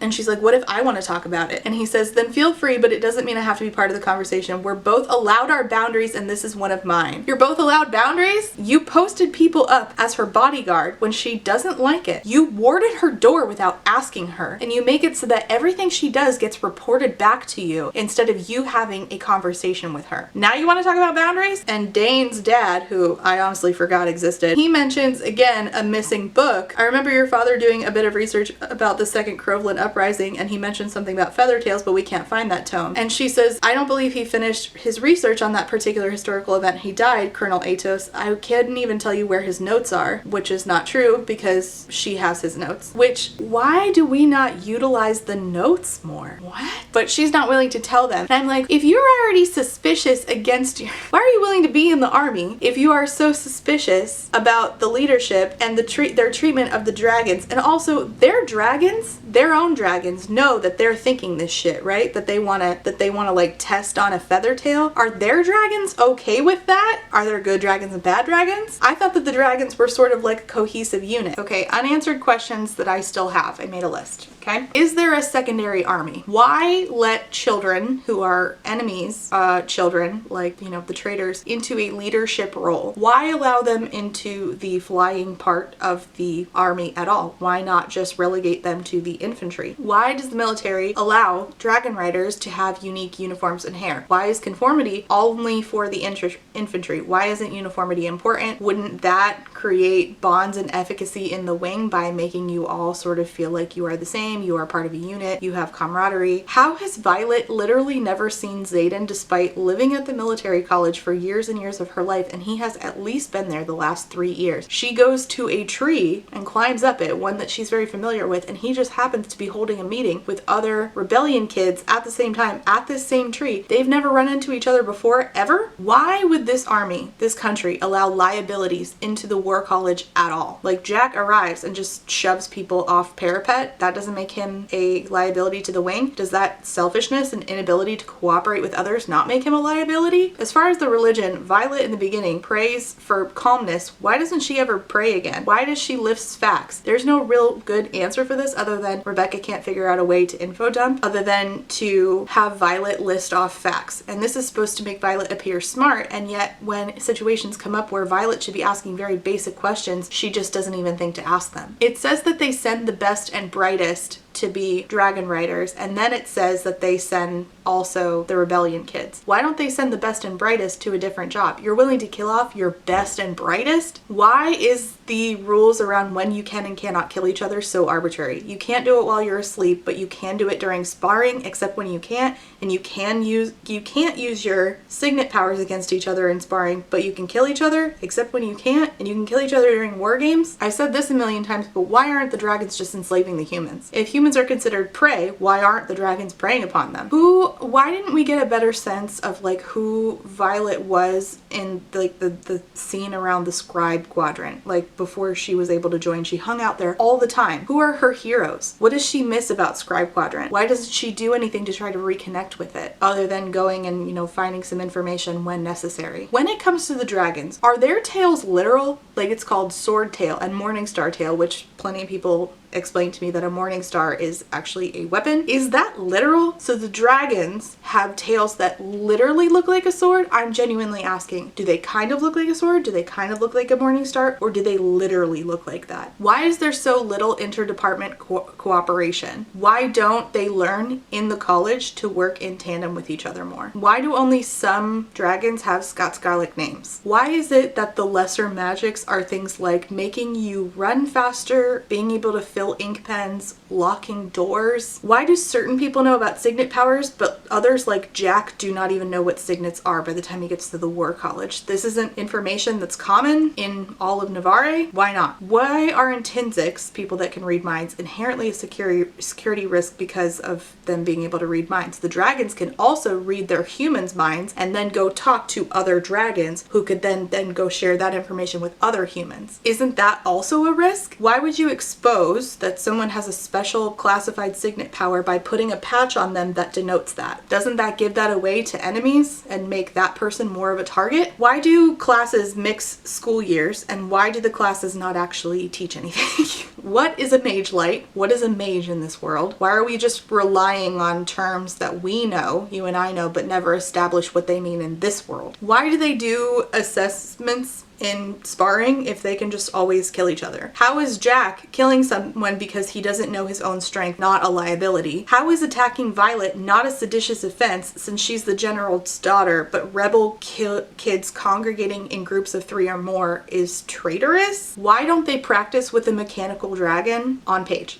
They have batteries in this world. You don't have a mechanical dragon? You have an American Ninja Warrior course. You don't have a mechanical dragon that we can practice on and see? And instead we're getting scene after scene of Violet talking about how her scalp is itchy because Zaden just entered a room again. But we don't have time for trying to learn how to ride a dragon before we get on a dragon to make it our best chance at staying alive? Why are the Feathertails among other dragons if Feathertails abhor violence? Do they learn to like violence? How? Why are orange dragons more unpredictable? What is it about them that makes them more unpredictable? What are the beliefs of this society as far as religion? And how does that interact with the dragons who think of the human gods as puny? How is it that no one saw Tyrn, Violet's big black dragon, huge black dragon, for the last 5 years if he is enormous and his mate has been stationed there for at least 3 years because Zaden and her bonded 3 years ago? And Tyrn and Scale, his mate, Zaden's dragon Scale, cannot be separated at least for more than 3 days, right? So if nobody has seen Tyrn in years before he shows up to bond with Violet, how is that possible if Scale, who he cannot be separated from, has been at the war college for the last 3 years? How has anybody missed him? He's obviously had to be around, right? So how was nobody seeing this enormous black dragon if his mate was there? Why does Violet never think to ask Tyrn more about her brother? Why does Violet never think about her brother? But if you do happen to think about your brother, a great chance for you to talk to somebody about your brother is to somebody who knows him. Who around her happens to know him? Her own dragon, who she bonds to, who was bonded to a guy named Naolin, who died 5 years ago, who was friends with Brennan. Naolin tried to save Brennan's life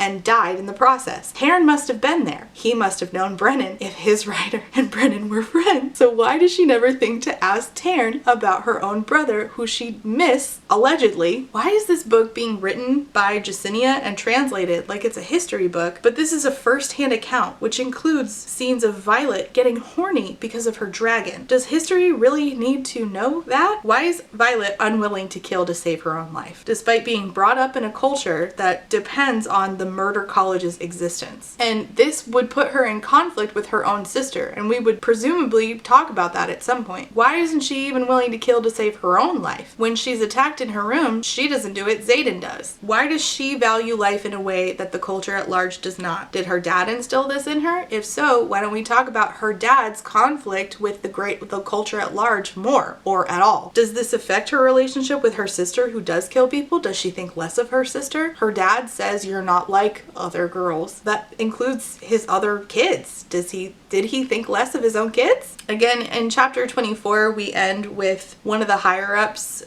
Colonel Atos, who is Dain's father. Violet and Dain were best friends, and his dad, who works with Violet's mom as a higher-up at the War College, asks Violet about her dad's research regarding feather tails. Taryn seems to give her some sort of warning about this, but then she doesn't think to ask Taryn more about it later. Why would he feel the need to not trust people who are higher up? Why doesn't Violet think about this more? Well, you got me. By all accounts, it doesn't make sense. So she tells Colonel Atos, I don't think that my dad finished his research on that, and I don't know where his notes are. Except she does know where his notes are. She's had them this whole time in secret. Before chapter 25 begins, it says, they're all watching. The commandant, the professors, the commanding officers, they're watching to see who will rise to the top. They're salivating to see who will fail. Page 77, the book of Brennan. Brennan is her brother. This is here to remind us that this empire makes no sense. So we're on chapter 25. The students are tasked with breaking into their own like school and stealing something. You are to break into your squads and accomplish a unique mission this evening without the leadership and instruction of your squad leaders. Your mission is simple: find and acquire by any means necessary the one thing that would be most advantageous to our enemies regarding the war effort. Leadership will serve as unbiased judges, and the winning squad will be awarded 60 points. So they are deciding what they should steal. Riddick says, what about a piece of weaponry? A crossbow would be deadly to any of our dragons in the hands of our enemies. And then Riddick also says, we could steal Colonel Panchak's underwear. Riddick is really frustrating because he seems like a lot younger despite being the same age as everybody else. I don't know, the humor here is lost on me. So Imogen says, what's the most useful thing to our enemy? And Liam says, information. Violet, what about stealing news missives from the archives, the ones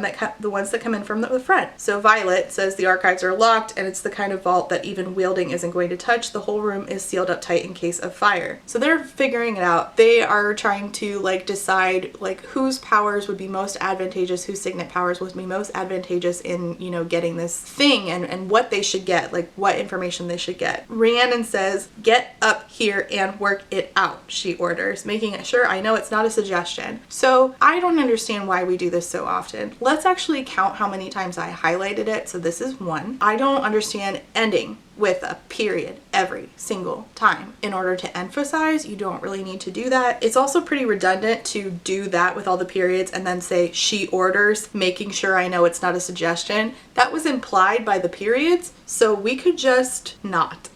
So we're talking about the different signet powers that could be useful here. Imogen can mind wipe recent memories. Quinn can astral project. Who the fuck is Quinn? And Violet says, yes, that we can use. My head bobs as I parcel through the easiest way to do this. Parcel through the easiest way to do this. Parcel.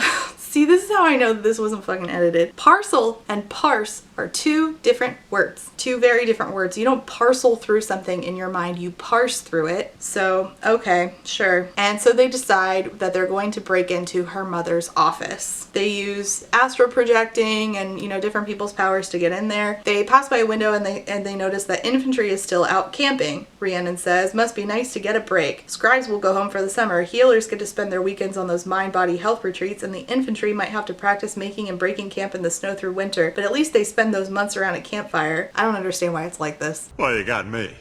By all accounts, it doesn't make sense. And it says, I can't believe we're actually about to do this, break into her mother's office. If she catches us, there won't be any mercy. It's not in her nature. And I'm like, didn't she sign off on this? She's the general of the War College, and the higher-ups are the ones who told you to do this and will eventually vote on who stole the best thing. What do you mean? They're passing by mage lights. What the fuck are those? And she says, don't touch the mage lights or she'll know. You have to make your own. I flick my wrist, twisting my power into a bright blue flame and letting it drift over me. It's one of the things I'm actually good at. This is actually going to be forgotten in book 2, which yes, I did start it and then get 60% in and then have to quit. I'll have to reread it because it's just awful. It's one of those things I'm actually good at, except in the next book, she's going to say she's not good at it actually. Who knows? Everything's made up. Nothing matters. Continuity Whoopsie, what's that? They look at some correspondence. One says to her mom, General Sorengale, the raids around Athbean have spread the wing too thin. I would be remiss in my duties as an executive officer of Southern Wing if I did not write to you personally. Please find us reinforcements. Then they find some budget stuff, and she said, what, do you think this place ran itself? And I'm like, yes, you are literally the only person who has both attended the college and been the general's daughter. She's hardly ever around the other students. The first years are highly unlikely to know how the place is run. And in fact, the general public seems to know. Who knows what anybody knows? I mean, Jack didn't even know what a fucking signet power was, and he was, you know, joining. So, I don't know. Probably be something I would want to know. I was gonna get a huge dragon tattoo on my back that comes with powers that if they don't manifest, I'm gonna burn alive. But sure, yeah. Who knows what, and who doesn't? Everything's made up.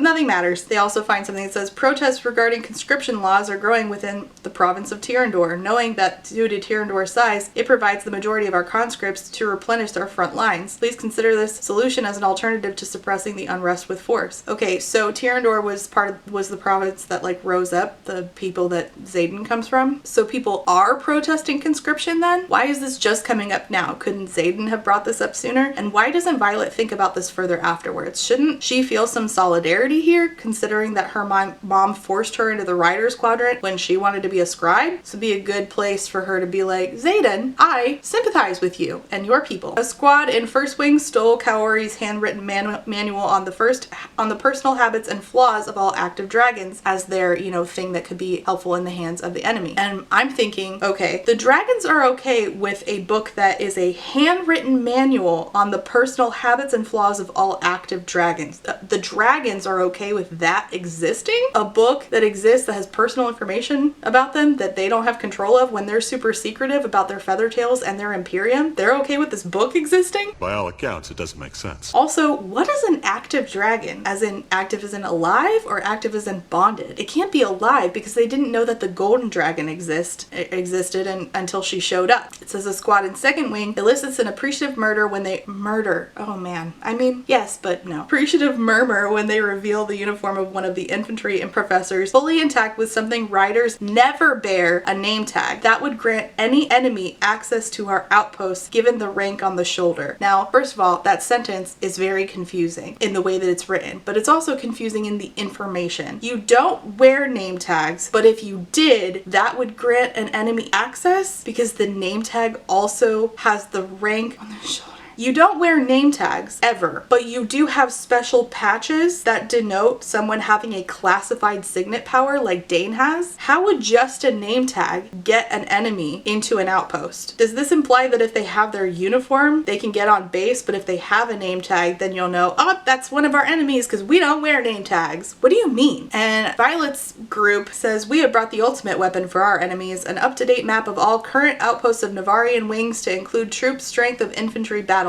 And how do we know this map is in fact current? Kaori asked, holding his reclaimed journal under one arm. There's no stopping the smile that spreads across my face because we stole it from General Sorengale's office. So they win. They stole the best thing. Chapter 26. There is no stronger bond than that between two mated dragons. It goes beyond the depth of human love or adoration to a primal, undeniable requirement for proximity. One cannot survive without the other. Colonel Kaori's Field Guide to Dragonkind. Their prize for winning is a week-long tour of a forward outpost. And Violet says, it might just be the death of me. Which is interesting because isn't everything at the War College already almost the death of her? How is this any different? So at this outpost, she sees her sister, who she hasn't seen in a really long time. And it has a line that is so unedited, I am shocked. And yet, am I surprised? She sees his sister, and my heart combusts in a series of erratic beats that leaves me clutching my chest with the best kind of shock. Okay. She smells like dirt and dragon and the coppery tang of blood. And I'm like, what do dragons smell like? Genuine question. I mean, we could go so many places. Like, what am I supposed to be imagining here? Because we could go so many places. I don't mind that the dragons have a smell. I just want to know what it is. And it says, we might be hundreds of miles from Basgaeth, but I've never felt more at home. And frankly, I was surprised by this because she doesn't seem to be very at home at Basgaeth. Everybody's always trying to kill her and she's not allowed to go back to her like previous quarters. She never goes back to her old room. So I don't know. Okay. Her sister, she's explaining to her like, oh, I've been using the book to, you know, make sure I know who my opponents are going to be, and then I've gotten very good at poisoning my opponents before challenges. Are you?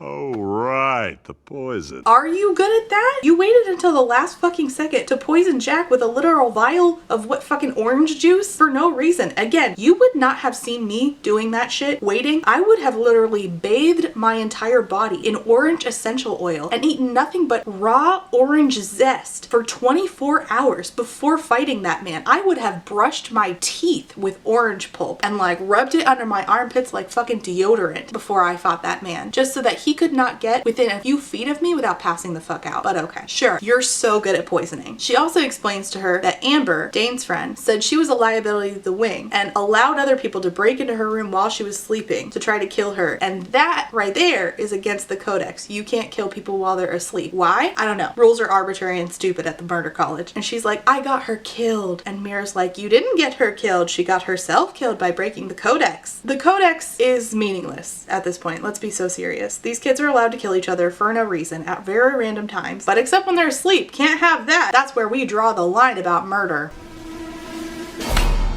Mira asks her about Zaden. She says, Zaden is a complicated subject. So complicated that I can't identify my own feelings. Thinking of him only jumbles me in a way that leaves me tangled in knots. I'm like, wasn't a better way to write that? And Mira's like, well, I distinctly remember warning you to steer clear of that traitor's son. And I'm like, how would she steer clear of him? She's literally her wing leader, or he's literally her wing leader, and she doesn't have any control of who her wing leader is. What control does Violet have in the murder college, Mira? Also, we still not have established why they do not trust Zaden and why they think that he will kill Violet. Him revenge killing her is not an issue of efficacy to the wing or, you know, traitorship. She asks her sister about the book of fairy tales because remember, the real big bad isn't actually going to be the griffins. It's going to be the wyvern. But nobody believes that the wyvern exists, including Violet herself. But she's starting to get like questiony, like wondering, whatever happened to that book of fairy tales that Dad used to read from me that is suddenly gone and doesn't exist? Who would delete a book from the archive? Who would do such a thing? Gee, I wonder if it's the same people your dragon has let you know he's suspicious of and you refuse to ask him about further.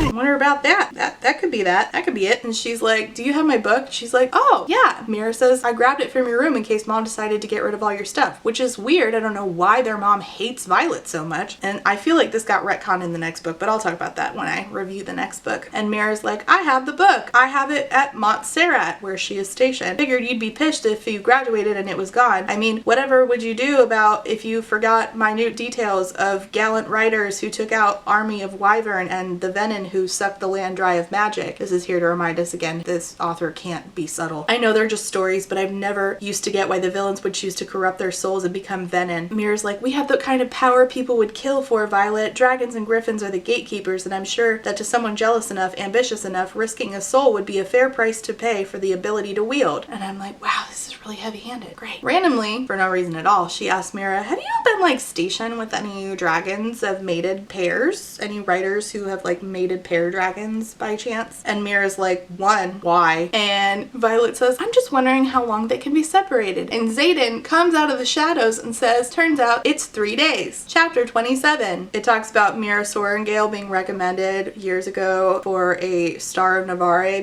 by a major because she was involved in the destruction of a battery behind enemy lines, which she's like pretty well known for. It gets brought up in chapter 1. And I'm still confused about how there's batteries in this world. We have batteries, but we don't have guns. By all accounts, it doesn't make sense. All right. And of course, Zaden and Violet are in the same room again, so we have to hear about how hot he is for the 150,000th time. I can't keep my eyes to myself. There's a palpable energy in every room he enters, and it brushes over my skin like a caress each time our eyes meet. Shut up, shut up, shut up, shut up, shut up! Mira is teaching Violet's little ragtag group of dragon rodeo clowns in 4th Wing. She's like, how many of you have been called out as 3rd years? Asking like how many 3rd years have been called into battle. And Dain is like, that's not correct. We're never called into service until graduation. And it says, Zaden presses his lip in a tight line and nods, giving him a sarcastic thumbs up. Yeah, all right. Just wait until next year. I can't count on how many times we're the ones sitting in these very rooms in the Midland forts because their riders have been called to the front for an emergency. The color drains from Dain's face, and I'm fucking confused. confused. I'm confused at how Dain does not know this. His dad and Violet's mom run the War College. They know Mira, who graduated from the War College. They knew Violet's brother, who graduated from the War College. I mean, there are like a million ways that he would have found out sooner that sometimes third years get called out to go to the front lines. How is this news to him? Mira glances at the whorls of magic on Liam's wrists, and Liam doesn't tug his sleeve down. It's hard to remember sometimes that the third years are the first riders who will serve with the children of the leaders of the Tirish uprising, an uprising that could have left our borders defenseless and the innocent people of Navarre war casualties. So is it just the branded riders of the rebellion that get called out? I don't know. I'm fucking confused. So Mira's like, let's do battle strategy. They might not teach you this battle strategy as first years because you're all busy trying to stay on your dragons. You had your first taste of strategy during the squad battle, and war games are coming. So Mira's basically trying to teach them a thought exercise about how to do war games using your signet power. She's like, all right, figure out which one of you is in charge. Dain says, all right, then I'm in command. And Liam is like, well, our wing leader is Zaden, and he's right there. I would say that that puts him in command. And Zaden's like, we can pretend I'm not here just for the sake of the exercise. Cool. Awesome. Better idea. You actually leave and go to a different book that I don't have to read. And Violet's like, don't be a dick. And he says, you haven't even, sorry. You haven't even seen me start to be a dick. And it says, my head turns so fast that it swims and my mouth drops open as I stare at the side of Zaden's face. That was his voice in my fucking head. And she's like, how are you telepathically talking to me? And she had previously talked to his dragon, so I don't know how she didn't think that this was gonna happen. But it says, the same way you talk to Scale. We're all gloriously, annoyingly linked. This is just one of the perks. Though I'm starting to wish I tried it sooner. The look on your face is priceless. And she's like, is this normal with all mated pairs and their dragons? Or what? And their riders? For some, it's a great advantage in battle. Okay. All right. You know what? I'm not gonna go on a tangent for the sake of time. Oh, time number 2 that we're doing the period after every word. Dain's like, you're the wing leader. Dain says, and he's like mad that Zaden's even there and that he's not in charge instead of Zaden because he just hates Zaden for no fucking reason. Even though Zaden's never done shit. How this is enemies to lovers, I don't know. He's like, yeah, and Zaden has literally never done shit. He's like, why are you even here? Zaden, I hate you. You're not my real dad. No. I'm not gonna call him dad. Even if there's a fire! You're more than aware that Scale and Taryn are mated. And Dain's like, 3 days? You couldn't make it 3 days? No, they couldn't. I don't know how you know so little about dragons, considering who your dad is, but okay. But then he says to Violet in her head, you never considered that it was you that I couldn't stay away from? He doesn't mean that. Not when he's still adamant that kissing me was a mistake. Hey, Cusco. Whoa, no touchy.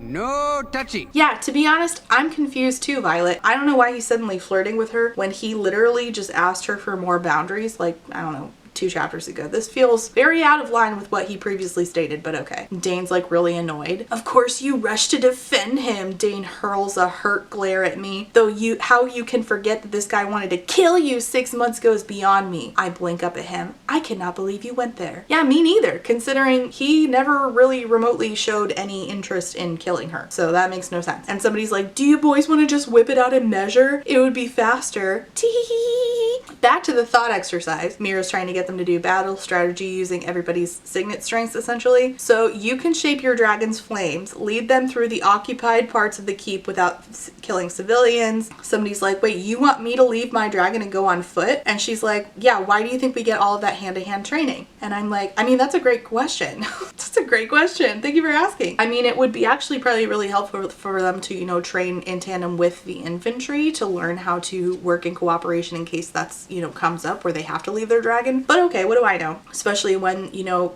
in their training, they can just kill each other. Which doesn't seem very efficient for not only the wing, but for the army at large. But everything's meaningless and the rules don't matter. Dain like refuses to say what his signet is or how it could help. And Dain's like, you know, keeping that to himself. And Violet's like, well, how has he gotten this far without telling anyone what his signet is? And I'm like, what do you mean?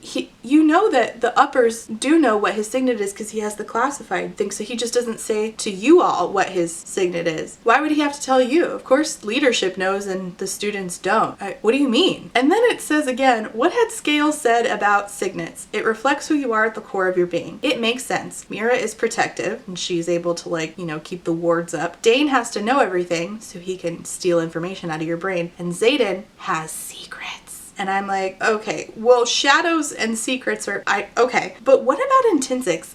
What about the guy who can breathe underwater? Rhiannon can make things disappear from one part of a room and reappear in a different part of a room. It just seems like we only say that signet powers reflect who you are at the core of your being for a very specific set of people. Mira gets into it with Dain and is like, you're blowing it, Dain. I know how badly you want Zaden's job next year. Don't forget that we've grown up about 10 feet apart and you're blowing it because what? You're pissed that Violet bonded his dragon's mate? And Dain's like, he is the worst thing possible for her. And Mira's like, oh, I'm not arguing that. And I'm over here like, I'm arguing that. I'm confused. Both of y'all are supposed to be smart people and y'all have not at all. I mean, you have very much yet to establish to me, the reader, why Zaden is the worst thing possible for Violet when Zaden hasn't done anything. Did Zaden do something in his 3 years at college that made him someone that y'all fear would cold-blooded kill Violet for no reason? And if that were true, if he had done some stuff, then why is it that he is in a position of power at the murder college? He is the wing leader. He is the biggest, like, upper in the hierarchy of students for 4th Wing. Not only that, but he's also in the Riders Quadrant when they could have just stuck him in infantry and gotten rid of him or just killed him outright. I do not understand. But they gloss over this as usual. And Mira's like, you two have been best friends since you were 5 years old. Figure your shit out. And Mira says to Violet, mated dragons typically bond riders in the same year for a reason. You cannot expect your assigned wing or her instructors to let you both fly off every 3 days. So what happens if a student dies? Like, dragon just doesn't bond again with somebody else from a different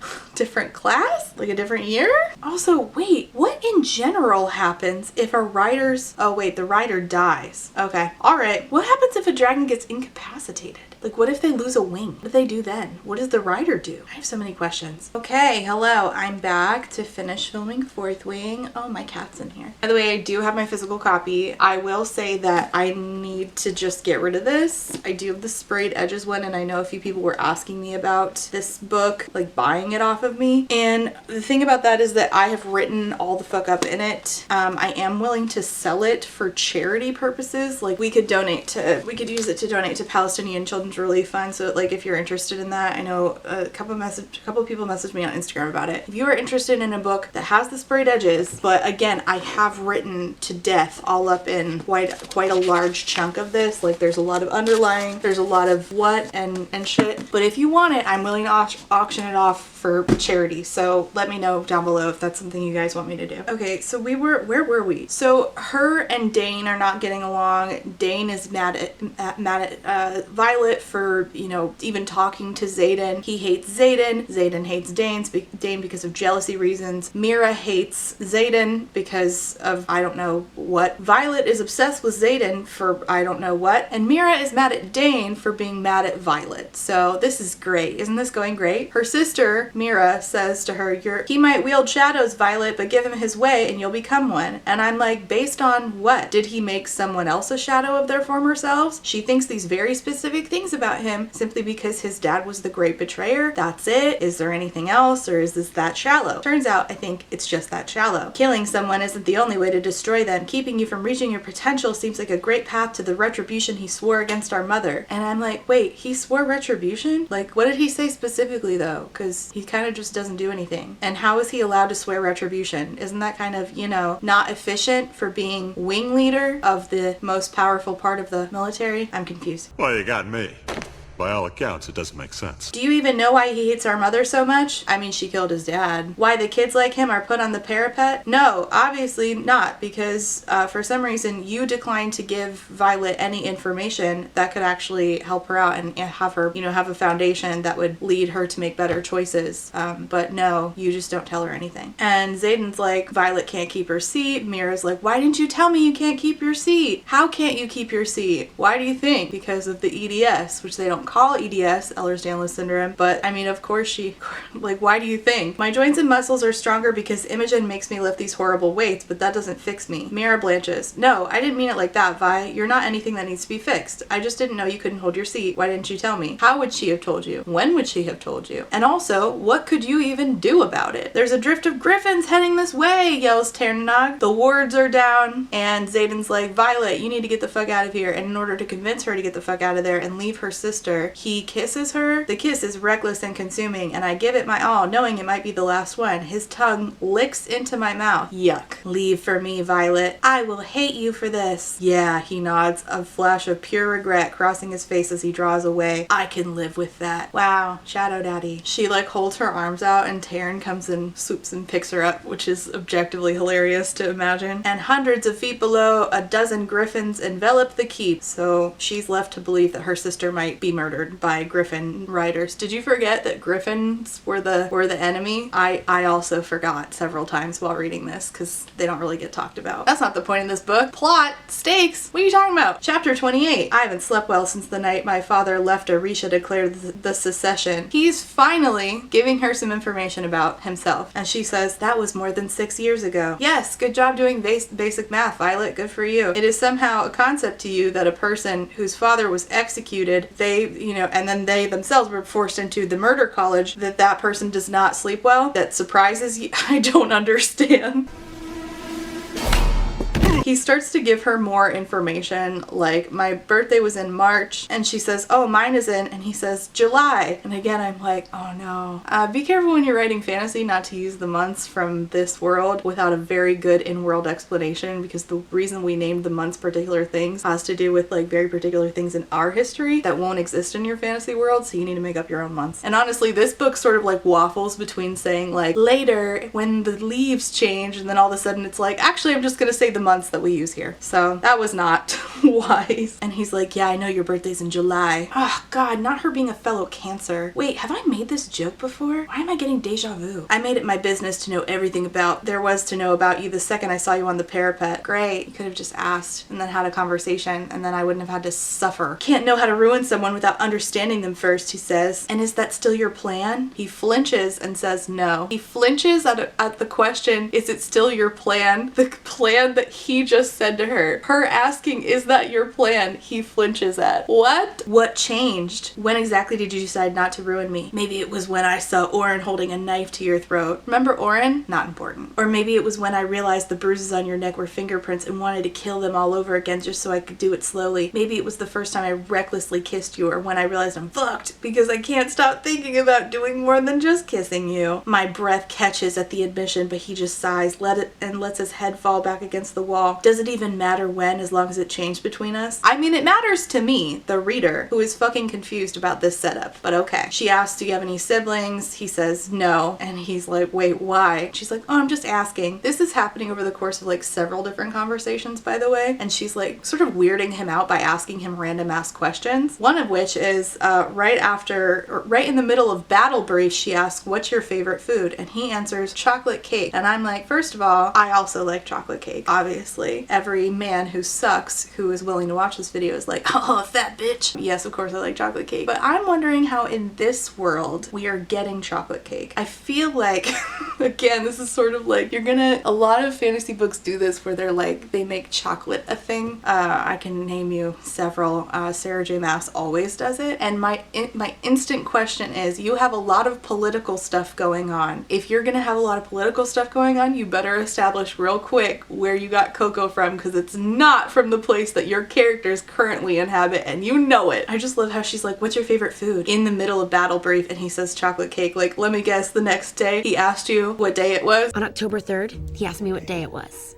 It's October 3rd. Her dragon, Taryn, gets annoyed with her for asking Zaden so many questions and says, are you pushing him for a reason? Can you give me one not to? And Taryn says, he cares for you. That's already enough for him, or already hard enough for him. And this would be a great time to start asking Taryn questions about Zaden, since they've obviously known each other for at least 3 years. But Violet never asks Taryn questions about anything, or even considers the idea of him being a literal wealth of information who she has a life bond with, who has a vested interest in answering those questions. Makes sense, sure. I can't stand any conversation that Riddick is a part of, because everything that character says sounds so childish. Somebody asked, why do you think it's writers wear black? Because it's badass, Riddick answers. So it's harder to see when we bleed, Imogen chimes in. These are things that I actively think that Rebecca thinks are like such a like boss writing move. Ugh. So in this chapter, Taryn shows up and is wearing a saddle. And I'm like, I mean, great, good. Why this isn't a normal thing is beyond me. Completely beyond me, actually. And Taryn says, I hear it's all the fashion. Actually, it says Taryn brags it's all the fashion. That's a saddle. Oh god, I'm having flashbacks to Raven Kennedy's Plated Prisoner series. If you know, you know. It looks way more comfortable than my dragon's bony spine, I'll tell you that. And Violet says, I can't use that. It's not allowed. I, at this point, am asking, by whom? Where is that stated? Why is it not allowed? Okay? These are basic questions you need to answer. But instead, what I get is more questions, because Taryn says, I decide what's allowed and what's not. Okay, if that's true, why did Violet just say it's not allowed? Why doesn't the Imperium just tell the humans, hey, we need to use saddles, problem solved? Zaden is the one that made this saddle for her, by the way. Since Violet can't save herself, Zaden is the one that comes to her rescue, because we need to give Zaden an opportunity to make him seem like a good person, when instead this could have been an opportunity for Violet to make herself something. But no, there's no rule that says a dragon can't modify their seat to save their rider. You've worked just as hard, if not harder, than every rider in this quadrant. Just because your body is built differently than the others doesn't mean you don't deserve to keep your seat. And if you don't use it, I'll take personal offense, considering I had it made it for you and just about got myself burned putting it on Taryn. And she's like, well, now everybody's gonna know I can't keep my seat without it. That right there is the most practical way for you to ride. It has straps across your thighs to buckle yourself once you're in, and theoretically, you should be able to change positions on long flights without unbuckling, since we built in a lap belt too. Look, there's no rule against it. I checked. Then why did she say it wasn't allowed? There has to have been something that made her feel that it's not allowed. Now, to say nobody does that, sure. It's never been done before, sure. But not allowed is a very different thing that has to have context behind it. Dain shows up and Zaden's like, do you have a problem with the saddle? And Dain says, no, why would I have an issue with the saddle? I'm fine with whatever keeps Violet safe, if you haven't noticed. And I'm like, yes, you two could both bond over your paternalism. I hate it from both of you, personally. So Violet uses this saddle. It says, the wide straps dig into my thighs, holding me firmly in place, and my heart thunders as pure exhilaration hits as hard as the rush of wind against my face, and goggles as we dive and dive and dive. Hold on, goggles? Why would goggles be allowed, which helps you maintain you riding safely and efficiently, but saddles are not only not done, they're supposedly, somehow, somewhere, you were led to believe that they're not allowed. Goggles are normal, but saddles are not. Why? Why are we doing these things? Well, you got me. By all accounts, it doesn't make sense. And now it says, I've lived 20 years and never felt alive as I do in this moment. Taryn flares his wings, catching air, pulling out of the dive. Please remain seated and keep your arms and legs in at all times. These are the parts that I actually like. I do like How to Train Your Dragon, particularly as those movies went on, I got like more and more emotionally invested. There is a particular character that shows up. I really like how they have like a very strong connection with their dragon and they'll just like walk across it. And I felt that a little bit in this, like that, like, wow, you kind of feel like you're there. Kind of felt that in like little pieces of this, but not very much. I wish that that's what this book was. I wish that's what this was. Okay, so they go ahead and do war games. Now remember, Jack has been after her for some time and trying to kill her. They go off to do war games and Jack ends up attacking Liam, her friend. He stabs Liam, and what ends up happening is her dragons, because the golden dragon can stop time, she gets the golden dragon to stop time so she can catch Liam mid-air who's falling, and then with her power they save Liam. But then her other power through Taryn, because remember when you bond with a dragon you get a signet power, her signet power through Taryn has not manifested yet until right this moment when she goes to kill Jack, her bully. Basically the Draco Malfoy of this book. It says, the sizzle of magic grows to a lethal swirling vortex of energy. A scream rips from my throat just as lightning splits the sky with a terrifying crack of thunder.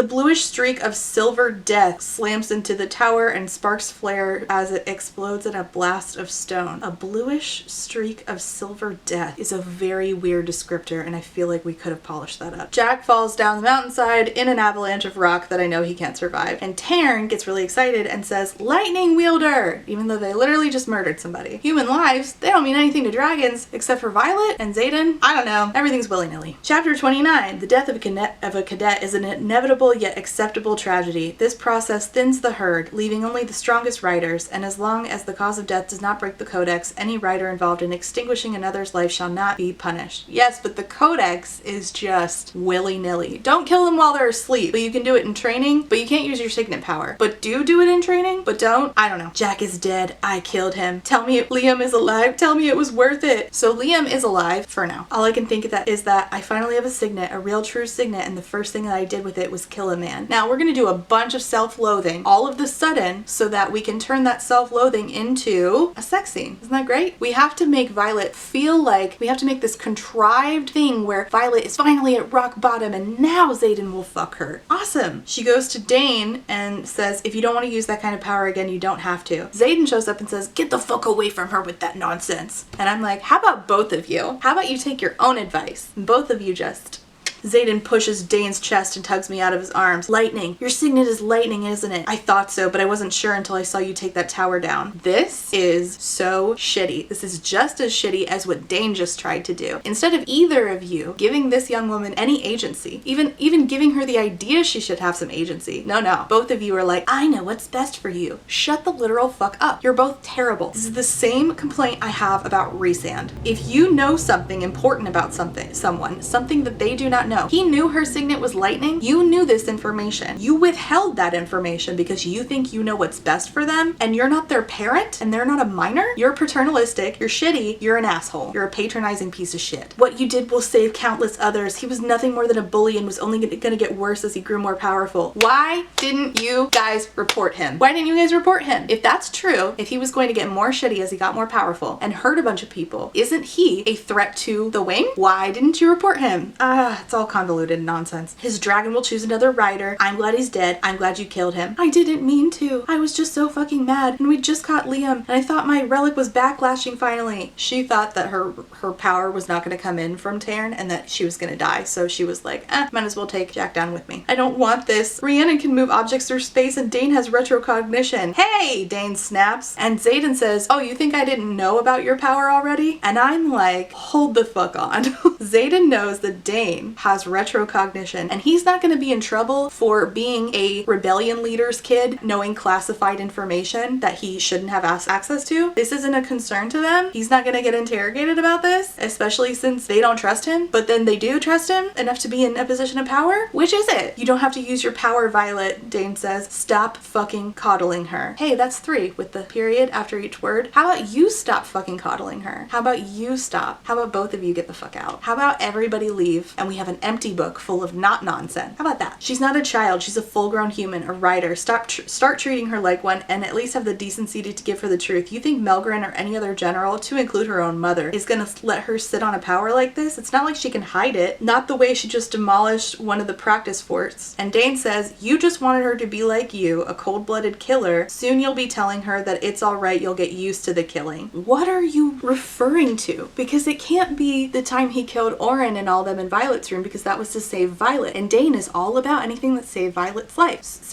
life. So that must mean that Zaden actually cold-bloodedly killed somebody, right? So whom? What is the context behind this? We don't know. It's not given. No idea. Violet feels bad that she can't tell Rhiannon that she actually has 2 signet powers. The stopping time, because of the baby golden dragon, is her other power. And Taryn, her black dragon, mind speaks to her and says, do not feel guilty that you cannot tell her. This secret belongs to dragonkind, not you. No one has the right to risk our hatchlings. I'm fucking confused. You are literally willing to work with an army who wants to experiment on them, and you don't say anything. I don't understand. You could incinerate any human. What the fuck? Xenal must really love Liam cheating death twice today, but it wasn't Liam who cheated death, it was me, and I can't help but wonder if somewhere, on some plane of existence, Malik sits on his throne, angry that I stole a soul from his grasp. And I'm like, who forgot that there were gods in this world? Anybody else? Just me? So then Violet is really upsetty spaghetti that she killed somebody who has literally been trying to murder her for months now. So Zaden shows up in her room and he's like trying to be nice to her, make her feel better, which bleh. And she said, you told me to get over myself, remember? So why would the fuck would you care if I'm upset? And they give the context for the fact that, or they talk about the fact that they are literally in a murder college. We spent 3 years here learning how to become killers, promoting and praising those who do it best. She also talked about her dad. I just keep thinking that when I was younger, I asked my dad what would happen if I wanted to be a writer like Mom or Brennan, and he told me that I wasn't like them, that my path was different. And I'm like,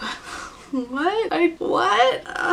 Okay. Signets are based on the rider just fueled by the dragon, which means that this has always been under the surface. Okay, explain the guy who can breathe underwater. Is he a fish enthusiast? Is he Mr. Limpet? What's going on? Just because you gained power today doesn't mean you lost agency. And I'm like, what do you care about her agency? You literally didn't tell her that she already had used her lightning power. She was sitting there thinking that she's gonna blow up, but she can't manifest her power. She already manifested it and you didn't tell her. That is so shitty. It is so shitty to withhold information just because you think you know better. And at the end of the chapter, he's like, if you need to rage, you can rage at me. Just do whatever you feel like you need to do to get this out of your system. And she's like, okay, and she kisses him. Chapter 30. Though not forbidden, cadets are strongly encouraged to not develop strong romantic attachments while studying the quadrant for the efficiency of the unit. Yeah, okay. I am doubtful that anything in the codex is actually written to promote efficiency in the unit. This isn't what you want. It's exactly what I want. You'll hate me in the morning. You don't really want this. Is that number 4? Stop telling me what I want. Actually, this is a good point. I'm glad she brought this up. I hate that it gets thrown away, but I'm glad she brought it up. Unless you don't want me. And he says, oh God, this is really where it just gets to be so stupid. Does this feel like I don't want you? He takes my hand and slides it between our bodies. My fingers curl around his length through his leather. I whimper with the pure want at the feel of how hard he is for me. I always fucking want you. I get anywhere near you and this is what happens. Instantly hard. Fucking hell, I can hardly breathe when you're around. And I'm like, you're just bricked up all the fucking time. You're eating breakfast, bricked up. You are in class, bricked up. Is this high school? Is this your first time ever being around a girl? What is going on? And then he says, if I really honestly get my hands on you, I don't know if I'll be able to stop. Sir, that is rapey. So, okay, no thank you. His fingers slide under my underwear and stroke my slickened core. I am dead inside.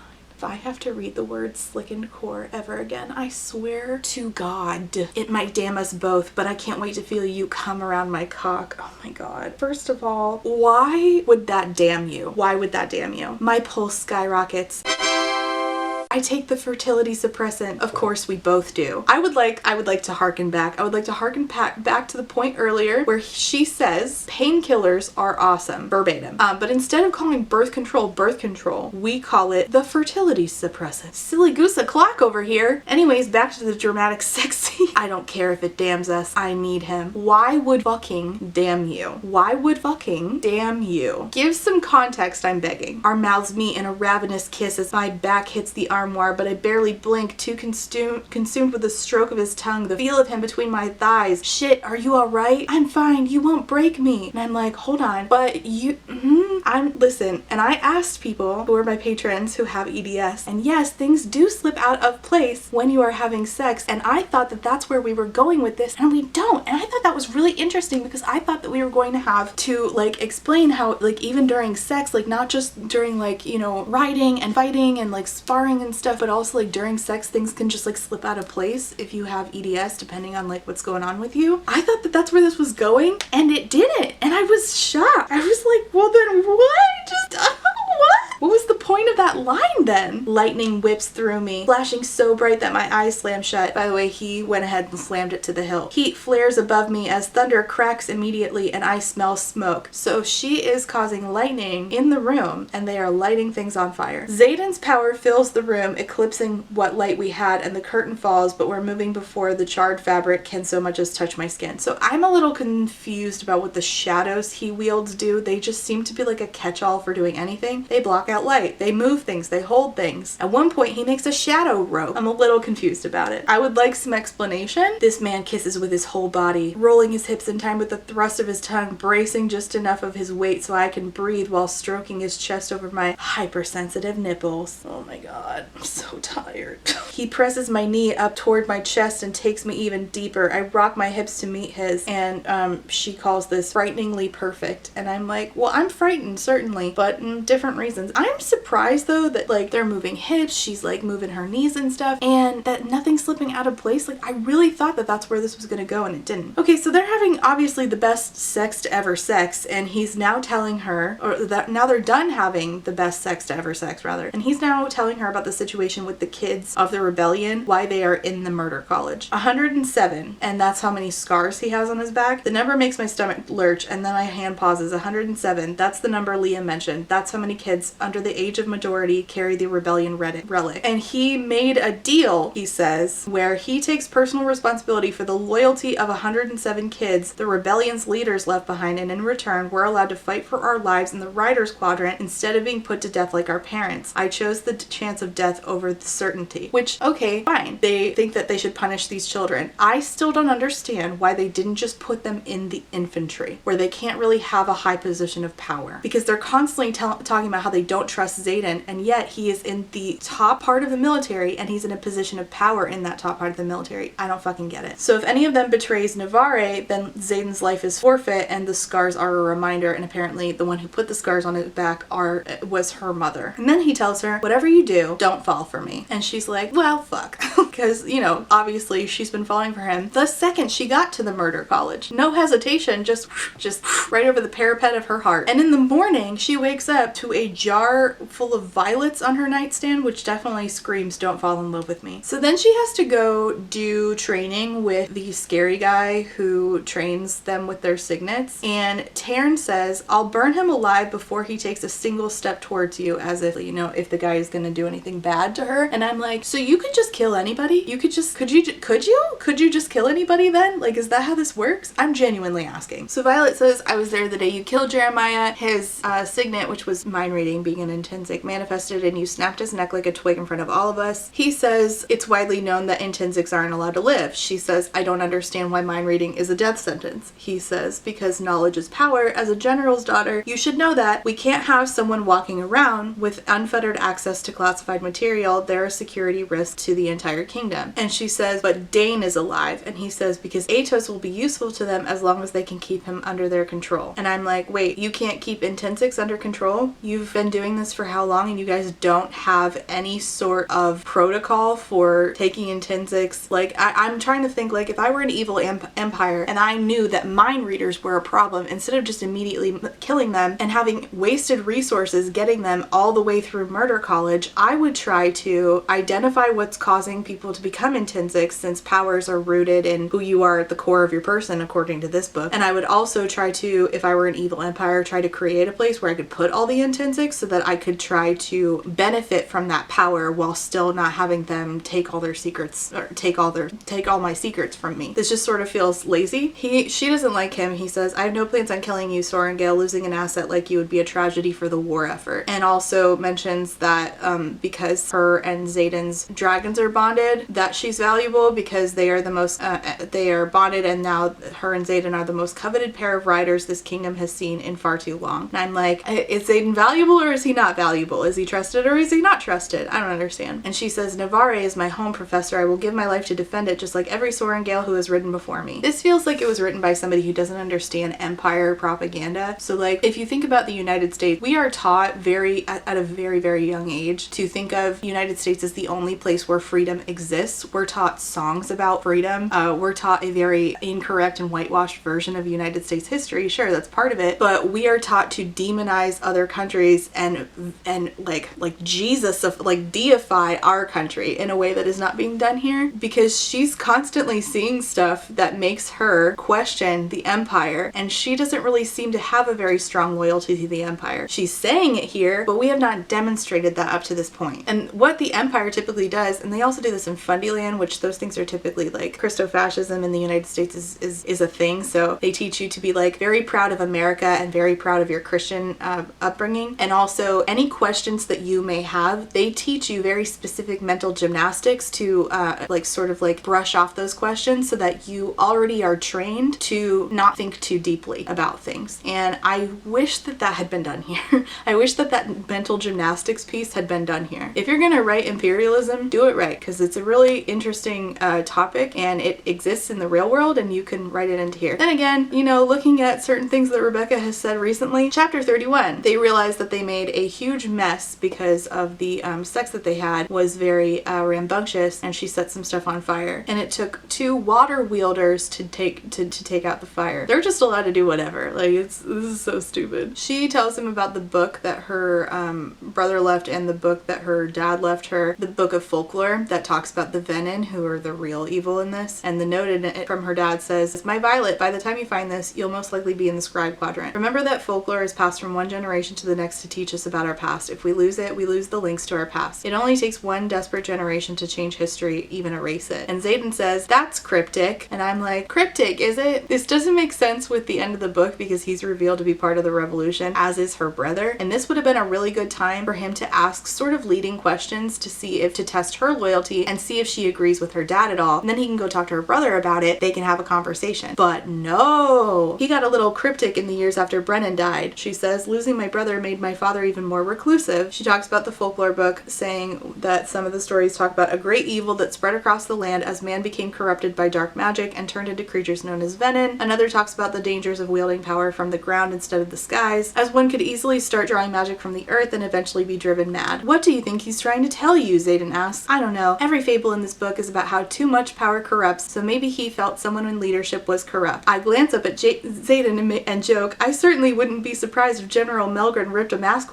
off one day and revealed he was a terrifying venin." This is so... I don't know that I've ever seen anything as heavy-handed as this. I mean, Christ on a cracker. That is, wow. Like, you are literally hand-holding your audience to the point. Like, look at this point that I'm very specifically trying to show you. My God, it's like when I lead my 4-year-old around the fucking zoo. Look at the alligator. Do you see the alligator? Like, you're writing for adults. We can pick this shit up. You don't have to be this heavy-handed. He said there would be no magic left in the kingdom if we weren't careful. Okay, great. Just punch your audience in the face with it. Cool. Anyways, so then they start talking about their feelings again, because that's what 90% of this book is. "You said not to fall for you. Did you change your mind?" And he says, "Absolutely not." That should be the end. Like, he's drawn a boundary. Okay, now you need to draw your own boundaries, and if they're not compatible, then draw boundaries that lead you to being away from each other. Like, there it is. That's the healthiest thing you should do. I don't think I can separate sex from emotion when it comes to you. We're already too close for that, and if we hook up again, I'm eventually gonna fall for you. And he says, "You won't." She just said she could.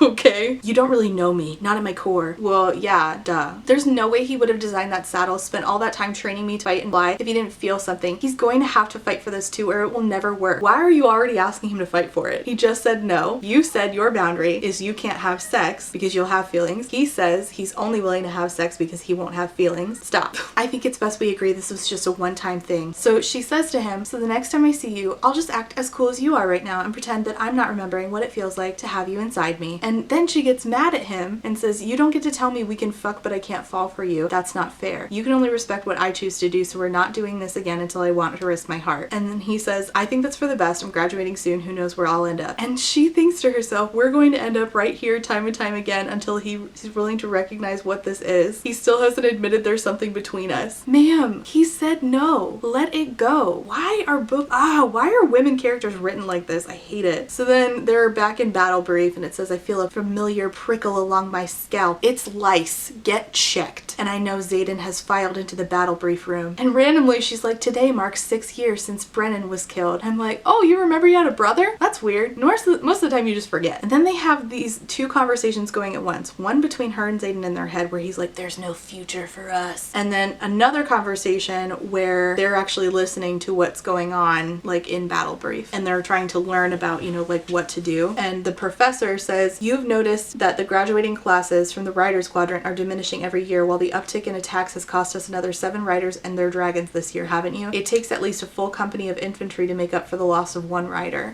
hold on. So you're saying you're running low on forces and you're still letting them kill each other for no reason. Why? But again, simultaneously, they are having a conversation about their feelings and their lack of ability to decide on what to do because both of them want different things. And instead of just deciding to do nothing, she picks a fight with him and she's like, do you have feelings for somebody else? Is it Imogen? And he's like, for fuck's sake, violence. And I'm like, okay, well, I just say no and say, okay, my boundaries are, we can't catch feelings, so we're not going to sleep together anymore, and that's it, and goodbye. Like, but no, we have to be stupid and ridiculous. By the way, it mentions that third years are taught to build wards, and I just feel like that's going to be important later, so I'm going to point that out. But I also wanted to point out something real quick. In this book in general, Violet, our main character, Violet, only feels things when a scene needs for her to feel them. There's no continuity of Violet dealing with things and going on a character arc. She only has feelings for Dain when the scene that Rebecca's trying to create needs for Zaden to feel jealous. She is only sad about Brennan if she, needs a reason to like doubt the Empire in one particular scene. She's only sad that she killed somebody if she needs a reason to hate fuck Zaden. And I also feel like a similar thing happens with her EDS, where it only comes up in certain situations and not others, and that I don't feel like, I just don't feel like the continuity here is very good. Anyways, they're told that there is a reunification ceremony day and they're supposed to be in dress uniforms. So they go to this ceremony. Zaden's not there. She's there with Liam, and it says that King Tari is there. Did you forget that this country had a king? Me too. He only is present or mentioned twice. He's only present once. He's only mentioned one time. So isn't that stupid? I think so too. King Tari walks at my mother's side, and from the direction of his wide toothy smile, he's headed this way. A purple sash crosses his doublet, pinned to his chest by a dozen medals he's never won from 100 battlefields he's never stepped foot on. Your mother tells me you've bonded with not one but two exceptional dragons. From what her professors say, they've only seen a gift this powerful a few times in the last decade, in Brennan and the Ryerson boy. King Tari beams. It's good to have a Sorengale on lookout for us. You'll let us know if he decides to, I don't know, start another war? So him and General Melgren are talking about Zaden because Zaden is not there. And I'm like, if y'all don't trust Zaden that much, why are you letting him in a position of power? Why even let him live? And General Melgren, who is made out to be the most mustache twirly, like evil for the sake of being evil villain, yet has a dragon, and the dragon obviously has a connection to the Imperium, so does his dragon disagree with Taryn and the rest of the dragons? I don't know, it's not explained. Melgren is fully capable of seeing the outcome of any such absurdity. So he's talking about if Zaden decided to, basically what happened is that Zaden and company cannot be together in groups of, I think, 3 or more, because if so, Melgren can't see whatever they're planning. So they have to be in groups of less than that. That is the most convoluted, oh my gosh, because Melgren can see the outcome of any battle, but what constitutes a battle is never described. So anything that Zaden and company plan is a battle, so that's why they're only allowed to be in groups of 2, but that's not really going to prevent, and like battles, like I don't, revolutions are not just battles, it just, this is so unexplained. And like they're being rude to Liam because Liam is a rebellion leader kid who is still alive, and he has the mark of the rebellion, and they, they look at him like he's a piece of shit. Chapter 32. Chapter begins with an excerpt from what happened in the past. As for the 107 innocents, the children of the executed officers, they now carry what shall be known as the rebellion relic, transferred by the dragon who carried out the king's justice, and to show the mercy of our great king, they will all be conscripted into the prestigious riders quadrant at Basgiath, so they may prove their loyalty to our kingdom with their service or with their death. Again, why they couldn't just put them in infantry, I'll never know. She goes to find Zaden. He's sitting on the parapet, and she realizes she's in love with him, which I think we all knew from, I don't know, page 4. You're forgetting that I wield shadows violence. I'm just as safe out here as I am in the courtyard. Or are you going to wield lightning to break your fall? Because he's like, you need to go back because you're going to fall. And she's like, well, you could fall. And he's like, no, my shadows could catch me. And I'm like, what? What are the limits of this? And he's like, by the way, no, I'm not fucking Imogen. Imogen has a thing for Garrick. When I originally read this scene, I thought it said that Imogen had a thing for Violet. I was wrong. It said she has a thing for Garrick. Somebody in my comments got real mad at me for getting that incorrect. Sorry. So Imogen has a thing for Garrick. Okay? Glad we cleared that up. And so they decide, you know what? We have feelings for each other after all. We're both going to get rid of our boundaries and just be together. He says, I can't make any promises, Violence, but I'm tired of fighting it. He refuses to say that he loves her because apparently that's too far, but that's not really what's going on here. We just are saving the I love you for later. I think I'm in love with you. You think or you know? I know. know. I'm so wildly in love with you that I can't imagine what my life would look like without you in it. And so they start to fuck again. Oh gods, she says. Which one are you calling out for? He asks against my flesh. Did we have to use the F word? Because it's just you and me in this room, Vi, and I don't share. You, my fingers tangle in his hair. I'm calling out for you. I appreciate the elevation to deity, but my name will do. I hate this. I hate it. This is not dirty talk. This makes me want to die. I think we're gonna have to work on the fireworks show where people are always going to know what we're doing. Yeah, no shit. And other people are gonna have to clean up after you two lazy fucks. So he starts to, you know, get in there, and it says he's consuming every inch and then taking another until he's seated to the hilt, because we can't have a sex scene in a romantasy without to the hilt being used. You guys are writers. Use a synonym. Mid-thrust, they are having a conversation, okay? Mid getting it in there, they're having conversations, and I'm like, I wish I was here for none of this. This is not even relevant to what's happening. It's not relevant to anything. They're just talking about stuff mid-thrust. I don't need to be here for this. Keep that to yourself. Well, then somebody starts pounding out on the door after they've been having like coitus multiple times, right? They've just been getting it on, which like good for them. I just wish I wasn't here for it. And then somebody's banging on the door, and Zaden says, somebody better be dead if I get out of this bed, Garrick. And he says, I think there's a lot of people dead, which is why they're calling the full quadrant to formation, jackass. And I'm like, oh, people are dead? Finally, it's gonna get exciting. Finally, the sex is over, and now we get to murder. Grab your flight leathers, and you better bring Sorengale with you too. We're under attack. They're not under attack. That was said for literally no fucking reason. Chapter 33. The inability to control a powerful signet is just as dangerous to a writer and everyone in their vicinity as never manifesting one. Major Offrenda's Guide to the Writer's Quadrant, Unauthorized Edition. I'm not really sure what unauthorized edition means, to be honest with you. Chapter 33. He repeatedly calls her the death of him, which honestly, I wish she would be. Because what a coincidence, I'm dead inside. And she's like, wow, he just switches from fucking me to acting completely normal, complete control, ready to command his wing. Which is the real him? The one standing there doing his job, or the one I had inside me less than half an hour ago? Bitch, probably both. People contain multitudes. Oh my god, he doesn't act sexual in a professional situation. That's so weird. Yeah, wild. Amazing. And so they get to this formation and they say, welcome to the last event of this year's war games. Y'all thought you were under attack. You're still in war games, and it didn't occur to you that maybe this was a war games thing? Okay. Dain's dad steps forward, scroll in hand, and begins to read. The moment we dreaded has arrived. The wards have dedicated our lives. We've dedicated our lives to upholding our falling, and there has been an unprecedented multi-level attack along our borders, putting villages under siege from drifts of Griffin riders. So this is all like play war. And they tell Zaden, you'll establish your headquarters for 4th Wing at Athbean. And she thinks, Athbean? That's beyond the ward. And that's where Zaden previously told her that he had flown a secret mission not all that long ago. Oh yeah, somebody named Heaton, who like never comes up again, says 5 whole days, it's gonna be so much fun. Running their hand over their purple flames dyed into their hair. We're going to pretend war. So it's nice that we have a non-binary person in here. I'm just wondering where we got hair dye.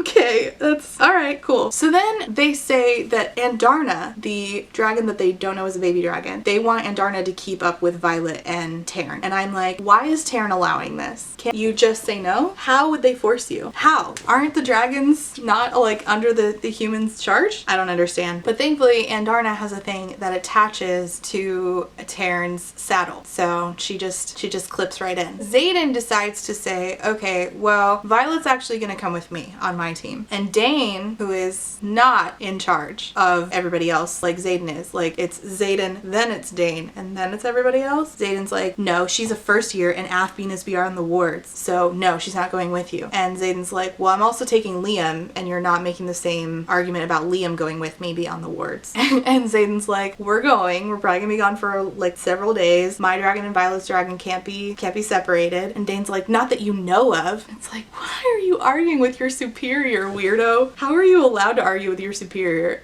If this is how y'all think of Zaden, then why is he even allowed to be in charge? Riders are known to die during war games, and she's safer with me. Anything could happen. And then he's like, I think that this was your plan all along, to separate her from her squad so you can use her to get your revenge on her mother. And Violet's like, Zaden, stop. If you want me to go with you, I'll go with you. And Dain realizes at this moment they've been fucking, and he's like, no fucking way. It's obvious by Dain's expression that he knows now that something is between between Zaden and me and he's hurt. And he's like, you and him? People talk. And I thought that's all it was. And he's like disappointed, but he's still like, don't go, Violet. He'll get you killed. Ah, she goes. So chapter 34. Oh, before she goes though, he touches her. And remember, she knows that he has the retrocognition thing. Chapter 34. The first known Griffin attack occurred in 1 AU after unification, near what is now the trading post of Resin. At the edge of the dragon-protected border, the post has always been vulnerable to attack and over the course of the past 6 centuries has changed hands no less than 11 times in what has become a never-ending war to secure our borders from our power-hungry enemies. In Navarre,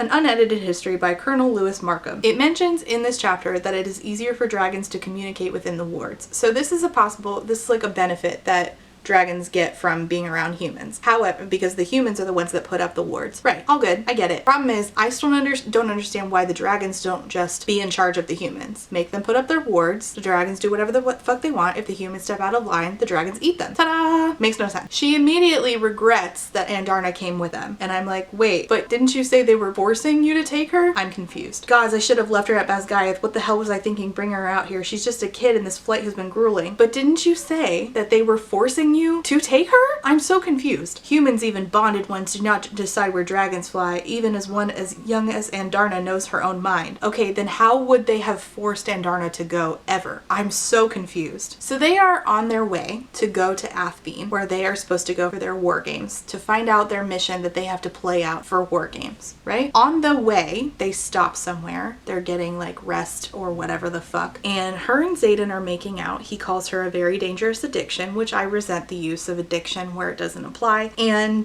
Zaden, her making out, and it says Zaden yanks his mouth away with a gasp. This is where the plot finally starts happening, by the way. We are, what did I say? Chapter 34 of 40? Okay, just want to point that out to you. Violet, I'm so sorry, he says. And then another voice says, is this seriously how you dragon riders spend your time? A woman asked from behind Zaden, her voice like velvet dragged over a gravel road. And I'm like, velvet dragged over a gravel?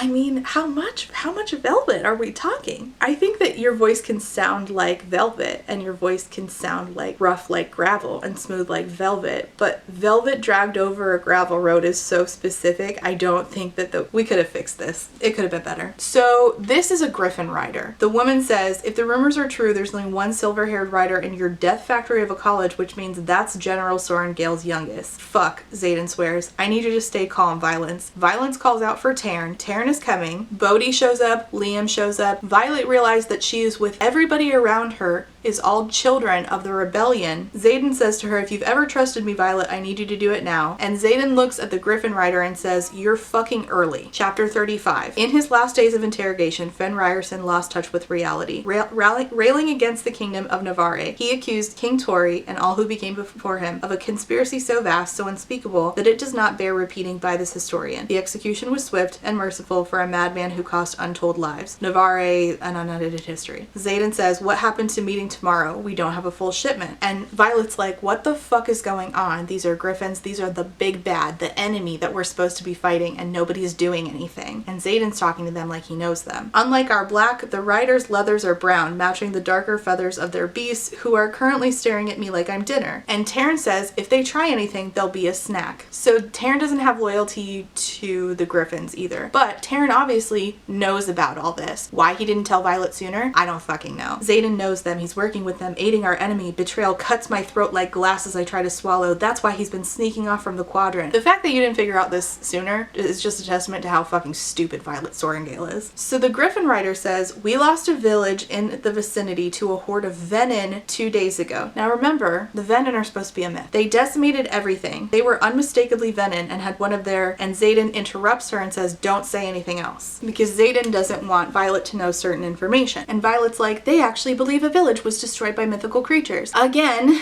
this is a testament to how stupid Violet Sorengale is. She can't put 2 and 2 together. Your dad left you a book about venin that has disappeared. Your empire has not taught you great propaganda to the point where you already have questions about how shitty even baby dragons are treated, and you're already withholding information from the empire that you swear loyalty to. You're already like suspicious of the king and General Melgren and Dain's dad and even your own mom, and you still think that the venin are not real, even though the Griffin riders are standing in front of you, not killing you, telling you that the venin are real. You're really stupid. So the Griffin riders are like, all right, well, you don't have our weapons. All right, you don't have our shipment. We have to go defend our people. This trip only gives us an hour to reach them in time. We just actually came here to warn you. And they're like, by the way, if you think you'll ever convince a Sorengale to risk their neck for anyone outside of their own borders, then you're a fool. Which is interesting because do they not know that Brennan is in fact going to be revealed at the end of this book, by the way, alive and definitely leading part of the resistance? I don't fucking get it. But then one of the Griffin riders says, a man says, I wonder what your king would be willing to pay in order to get back the daughter of the most illustrious general. I'm willing to bet your ransom would be worth enough weaponry to defend all of Drathus for a decade. And I'm like, wait, who would you buy the weapons from? Why would you need money? Why wouldn't you just bargain for weapons? Don't they already come from Navarre? What are you talking about? You're having to get them from Navarians. You're getting them from Zaden. So who would you buy them from? Why wouldn't you just bargain for the weapons themselves? This is so stupid. So she feels super betrayed. They all knew Zaden was aiding the enemy. I'm the outsider here. They all carry rebellion relics. Everyone in this squad behind me is the child of a rebellion leader. Zaden constructed an all-marked squad and they're all fucking traitors and I fell for it. How the War College ever let Zaden construct a squad ever with more than 2 rebellion relic kids is beyond me. Y'all don't trust them, but you let them hang out. You could have just put them in the infantry. I'm gonna keep saying it. Instead, you put them in a position where they would have magic powers and dragons. What? And now she's also mad at her dragons because they knew. You both knew what he was doing. And Darna says, we both chose you. And she's like, yeah, but you knew. Okay, so ask them very basic questions. Why would they do this? Why would they aid them? Is there something wrong with Navarre? Where are their loyalties? Instead, she asks nothing, just like she doesn't the whole time. Because the longer we put off giving Violet basic information, the longer the drama can go on, which is the worst tactic to do to your readers. She's mad at Liam, who's supposed to be her friend, and Liam's like, we're friends, Violet, but I owe Zaden everything. And she's like, you think, and he thinks that, you know, she thinks that they're betraying the kingdom, and Zaden, she tells him, you're working with Griffin riders? You're such a cliche, Zaden. You're a villain hiding in plain fucking sight. And he says, actually, they're called flyers. I would just like to point out something to you.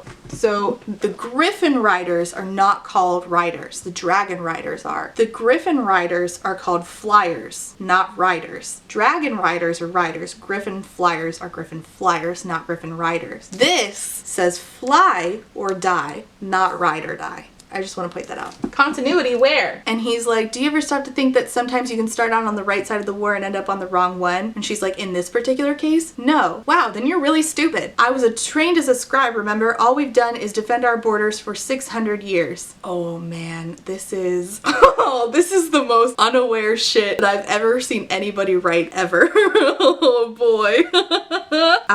I'm not gonna say anymore. I don't think I need to. And she's like, there can't be venin. Venin is the stuff of fables. Look at like the book my father. And then she said, she thinks the letter. What had he written? Folklore is passed from one generation to the next to teach us about our past. The fact that she didn't put this together sooner is just so stupid. She's so stupid. And so she's like, okay, so people who can somehow tap into the source of magic without a dragon or griffin to channel, corrupting their power beyond all salvation, those actually exist. And he says they drained all the magic out of the barons and then spread like an infestation. So what she's learning is that the Griffin riders are not bad.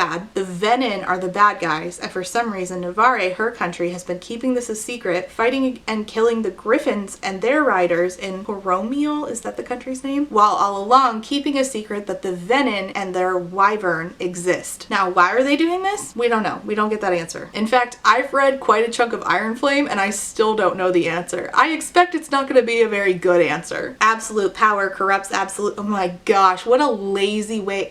They just want to be powerful. They just want to be powerful. What a lazy way of writing. What an unimaginative way of writing. Bad people love power. We know. Write some better stakes. Because otherwise you get a bunch of one-dimensional villains who I will forget as soon as I close the book. What was the fable again? One brother bonded to a griffin, one to dragon, and when the third grew jealous, he drew directly from the source, losing his soul and waging war on the other two. She tries to talk to Taryn, but doesn't like really ask him valid questions. At this point, she should really be asking about her brother again. And he says, I'd prefer you come to your own conclusion. I chose you for your intelligence and courage. Don't let me down. Then she says, were I to believe that venin exists and roam the continent wielding dark magic, then I'd also have to believe they never attack Navarre because our wards make all non-dragon magic impossible. And Paromial, the Griffin people, are being attacked by the Dark Wielders, the Venin, beyond our borders, and we know and choose to do nothing about it. Why the hell would we choose to do nothing about people being slaughtered? Oh boy, Rebecca, the most unaware shit I've ever seen in my life. Because the only thing that kills the venin is the very thing powering our wards. Now, this still does not make sense to me because there's really no reason that they couldn't share. So, I mean, they could do both. They could power the wards, work with the Griffin Riders, and kill the venin. So,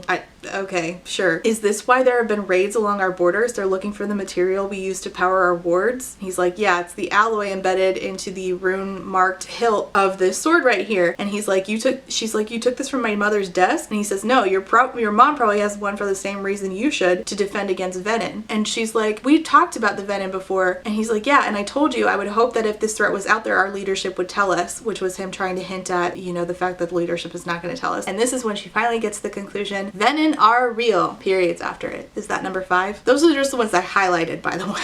It hurts to think that we're the kind of kingdom that would do this. It hurts to rearrange everything you think you know. Lies are comforting. Truth is painful. Oh my god, Rebecca. And then they're like, listen, you can never let Dain touch you and let him find out what you just found out. This is bigger than me and you, Violence, and leadership will stop at nothing to sit behind their words and keep the venin a secret. So she's really mad at him for not being honest. And he's like, you love me. And she's like, I loved you. I believed you. And I used to love you. And I believe you now about the venin, but I don't trust you anymore. If venin exists, we'd have record, and yet there weren't any copies of the Fables of the Baron in the archives. Dad didn't just give me a rare book, he gave me a forbidden one. It only takes one desperate generation to change history and even erase it. One generation to change the text, one generation to teach that text, the next grows and the lie becomes history. So they finally get to the outpost, and the outpost is empty. They go and search it, they're like, I don't really understand what's happening, and they realize that Dain's dad sent them there to die. The venin are coming at them. Dain might have possibly known, they're not sure. All it says on their mission slip is survive if you can. So they realize they've been sent there to die. Chapter 36. If Dain's dad knows Zaden and the others have been supplying weapons to the Griffin Flyers, there's every chance this is an execution. The letter says this is a test of your command. You have the choice of abandoning the village of our enemy or abandoning command of your wing. They're testing our loyalty without actually saying it. According to the missive, if we leave now, we'll make it to the new location of headquarters for 4th Wing at L2 Val in time to carry out our orders for war games. But if we leave, the trading post of Reston and its occupants will be destroyed. By what? Venin. And then they see venin. 4 of them, purple robes, distended red veins spidering all around, bright red eyes, creepy as shit. Sorry, my dyslexia is getting to me. Oh, and one guy with a giant ass staff. At least there aren't any wyvern. Fables say venin created them to compete with dragons, and instead of channeling from them, channel power into them. Let's hope there's something in that book of fables that isn't true. Yeah, let's not borrow trouble. Okay. If the fable has proven that the venin are real, why wouldn't then you assume that the wyvern are also real? How do you think the venin are getting all over the place? And also, at this point, since the Griffin Riders have been working with Zaden, wouldn't the Griffin Riders already know that the wyvern are in existence and have told Zaden about it? Instead, it's about to be that everybody suddenly realizes that the wyvern exists, including the people who've been dealing with them this whole time. What are you talking about? 4 of them is tantamount to a death sentence. The rest of my drift are making peace with our gods. The Griffins have showed up. You've no clue what they're capable of wielding. It only took 2 of them to bring down an entire city last month. 2 of them. Is that 6? We lost 2 drifts trying to stop them. If there are 4 down there, they're after something and they're gonna kill every single person in Reston to get it. Take your riot home and go home while you can. A riot is a group of dragons. A drift is a group of griffins, by the way. And again, isn't this a great time to bring up wyvern, whether or not you've seen them? How have you not seen them up to this point? And so all of them there, since they're the good guys, decide to defend the defenseless and defend this outpost of people and not go do their orders and make it clear where their loyalty lies. And they're probably gonna die. And Violet, since she's good to the core, decides that she's going to stay and fight with them against the venin who are attacking innocent people who live at this outpost. We watched as our parents were executed because they had the courage to do the right thing. I'd like to think my death would be just as honorable, one of them says. Their parents died to expose the truth while mine sacrificed my brother to keep this heinous secret. Wow, it only took you this long to fucking figure it out. Mom, the dagger on her desk means she knows and has done nothing to stop it. Guess I'll be the second child she sacrifices to keep the existence of venin a secret. Guess so. What a bummer. bummer. I wish I was emotionally invested in literally any of this. And then she sees a wyvern. Zaden, it has 2 legs, not 4. It's not a dragon, it's a wyvern. Did you know? I suspected. Why do you think I've been so hard on you during flight maneuvers? And she says, you and I are going to have to work on our communication skills. Shut the literal fuck up. If you guys had worked on your communication skills, this book would be like this long. It's ridiculous. And he says, stay alive and I promise I'll tell you whatever you want to know. So it turns out that dragons and griffins can speak to each other telepathically, which again, why they didn't team up against the humans and make the humans run the ward so that griffins and dragons could just live in peace. I don't fucking know. I have no idea. Nothing makes any sense. But then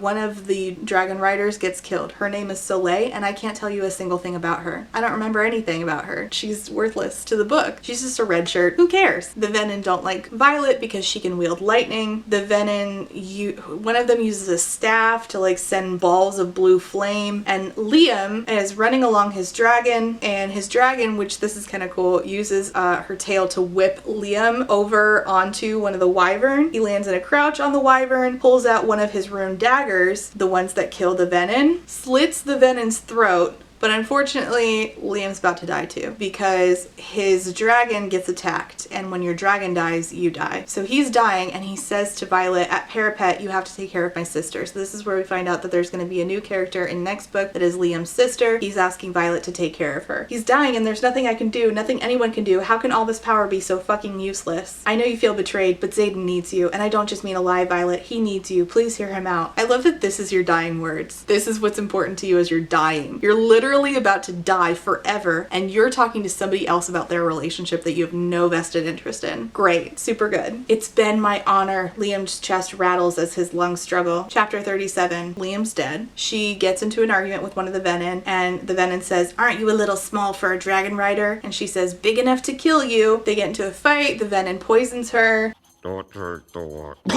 She kills the venin and she falls. Chapter 38. And Darna has stopped time with what strength she has left. I'm on her back falling because she isn't strong enough to carry me, but she's brave enough to fly into this battle. Zaden tells her that she has to fight the poison. How do you fight poison? How would you? Okay.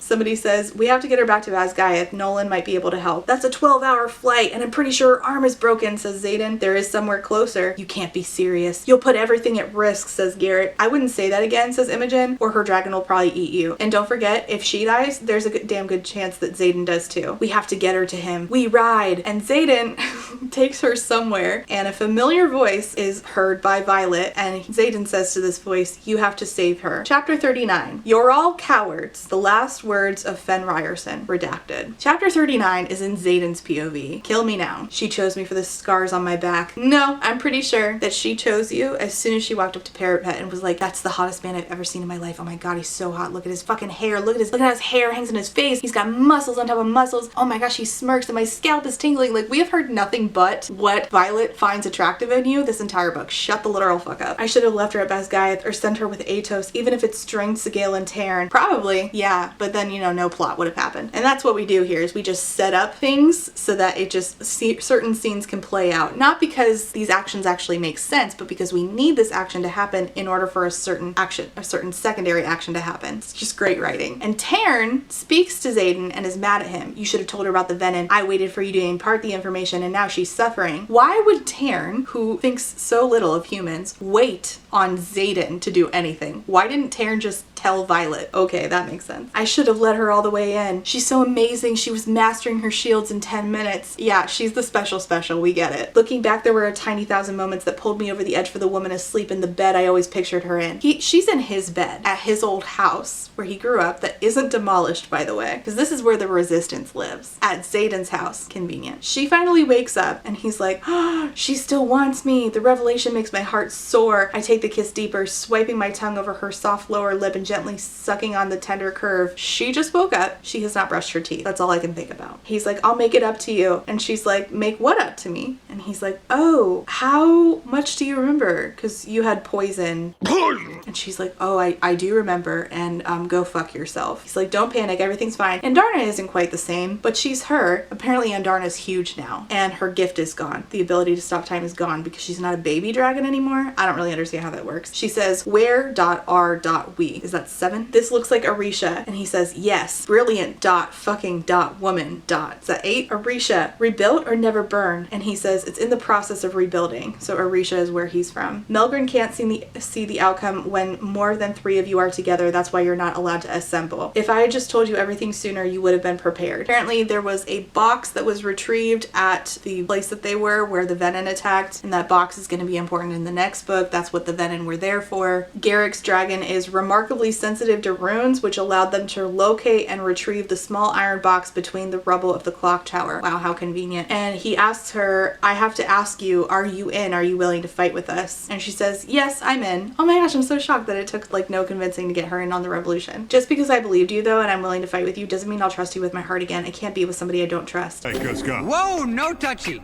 No touchy. And he's like, I never lied to you, Violet. Never once. And I never will. No, but you did withhold information, including information about her. So fuck you for that. He's like, I'll spend every day of my life earning back your trust. And she's like, and what if that's not possible? And he says, you still love me. It's possible. Boundaries. Arrogance. Boundaries. I'm not afraid of hard work, especially not when I know just how sweet the rewards are. I would rather lose this entire war than live without you, and if that means I have to prove myself over and over, then I'll do it. You gave me your heart and I'm keeping it. Great. I'm so glad that you are keeping something that she tried to take back instead of giving her some agency, some space. And she's like, do you think that it's possible that we just like happen to end up in the middle of a wyvern attack at that outpost? Because I really don't want to like believe that my whole country would just like, you know, be so shitty. And a different voice answers saying, that definitely wasn't an accident, little sister. And Zaden's like, yeah, by the way, you weren't healed, you were mended by this mender over here. And it's her brother, who was a mender, who allegedly died, who we knew from the beginning was not dead, because Rebecca Yarros is about as subtle as an elephant in a china shop. And the last line is Brennan saying to her, welcome to the revolution, Violet. Great. Oh my god, I'm finally done. I can't tell you how happy I am that I'm done. Okay, let me just, I don't have any notes after that. That's it. That's all I wrote. That's all I highlighted. That's all I wrote. That's the end. It's also the end of the book. I hate this. I hate it with a passion. I don't hate it because it's popular. I hate it because I have nothing but questions, and that annoys me. When I cracked this shit open, when I originally heard about it back in June, I thought, I'm probably gonna like this. I thought I would at least give it a 3. And then I opened this book, and I remember the first info dumping passage, I was like, am I losing it, or is this a terrible way to impart information? And I was still trying so hard to be nice to it. And then the more that the questions started to tally up that went unanswered, and the more that instead of answering questions, we made more questions, and then we spent more time talking about how hot Zaden is instead of answering any questions and building lore, the more pissed off I get. This book makes me so mad. There are good ideas in here, and in the hands of a writer who knows what they're doing, with an editor who's willing to work with that writer, we could possibly have a good story. Then again, there are probably dragon books out there that are already better than this, and they're not getting half the hype that this is, which is a shame, because they probably deserve it. There has to be a better dragon book out there, because this is so bare minimum. The bar is in hell.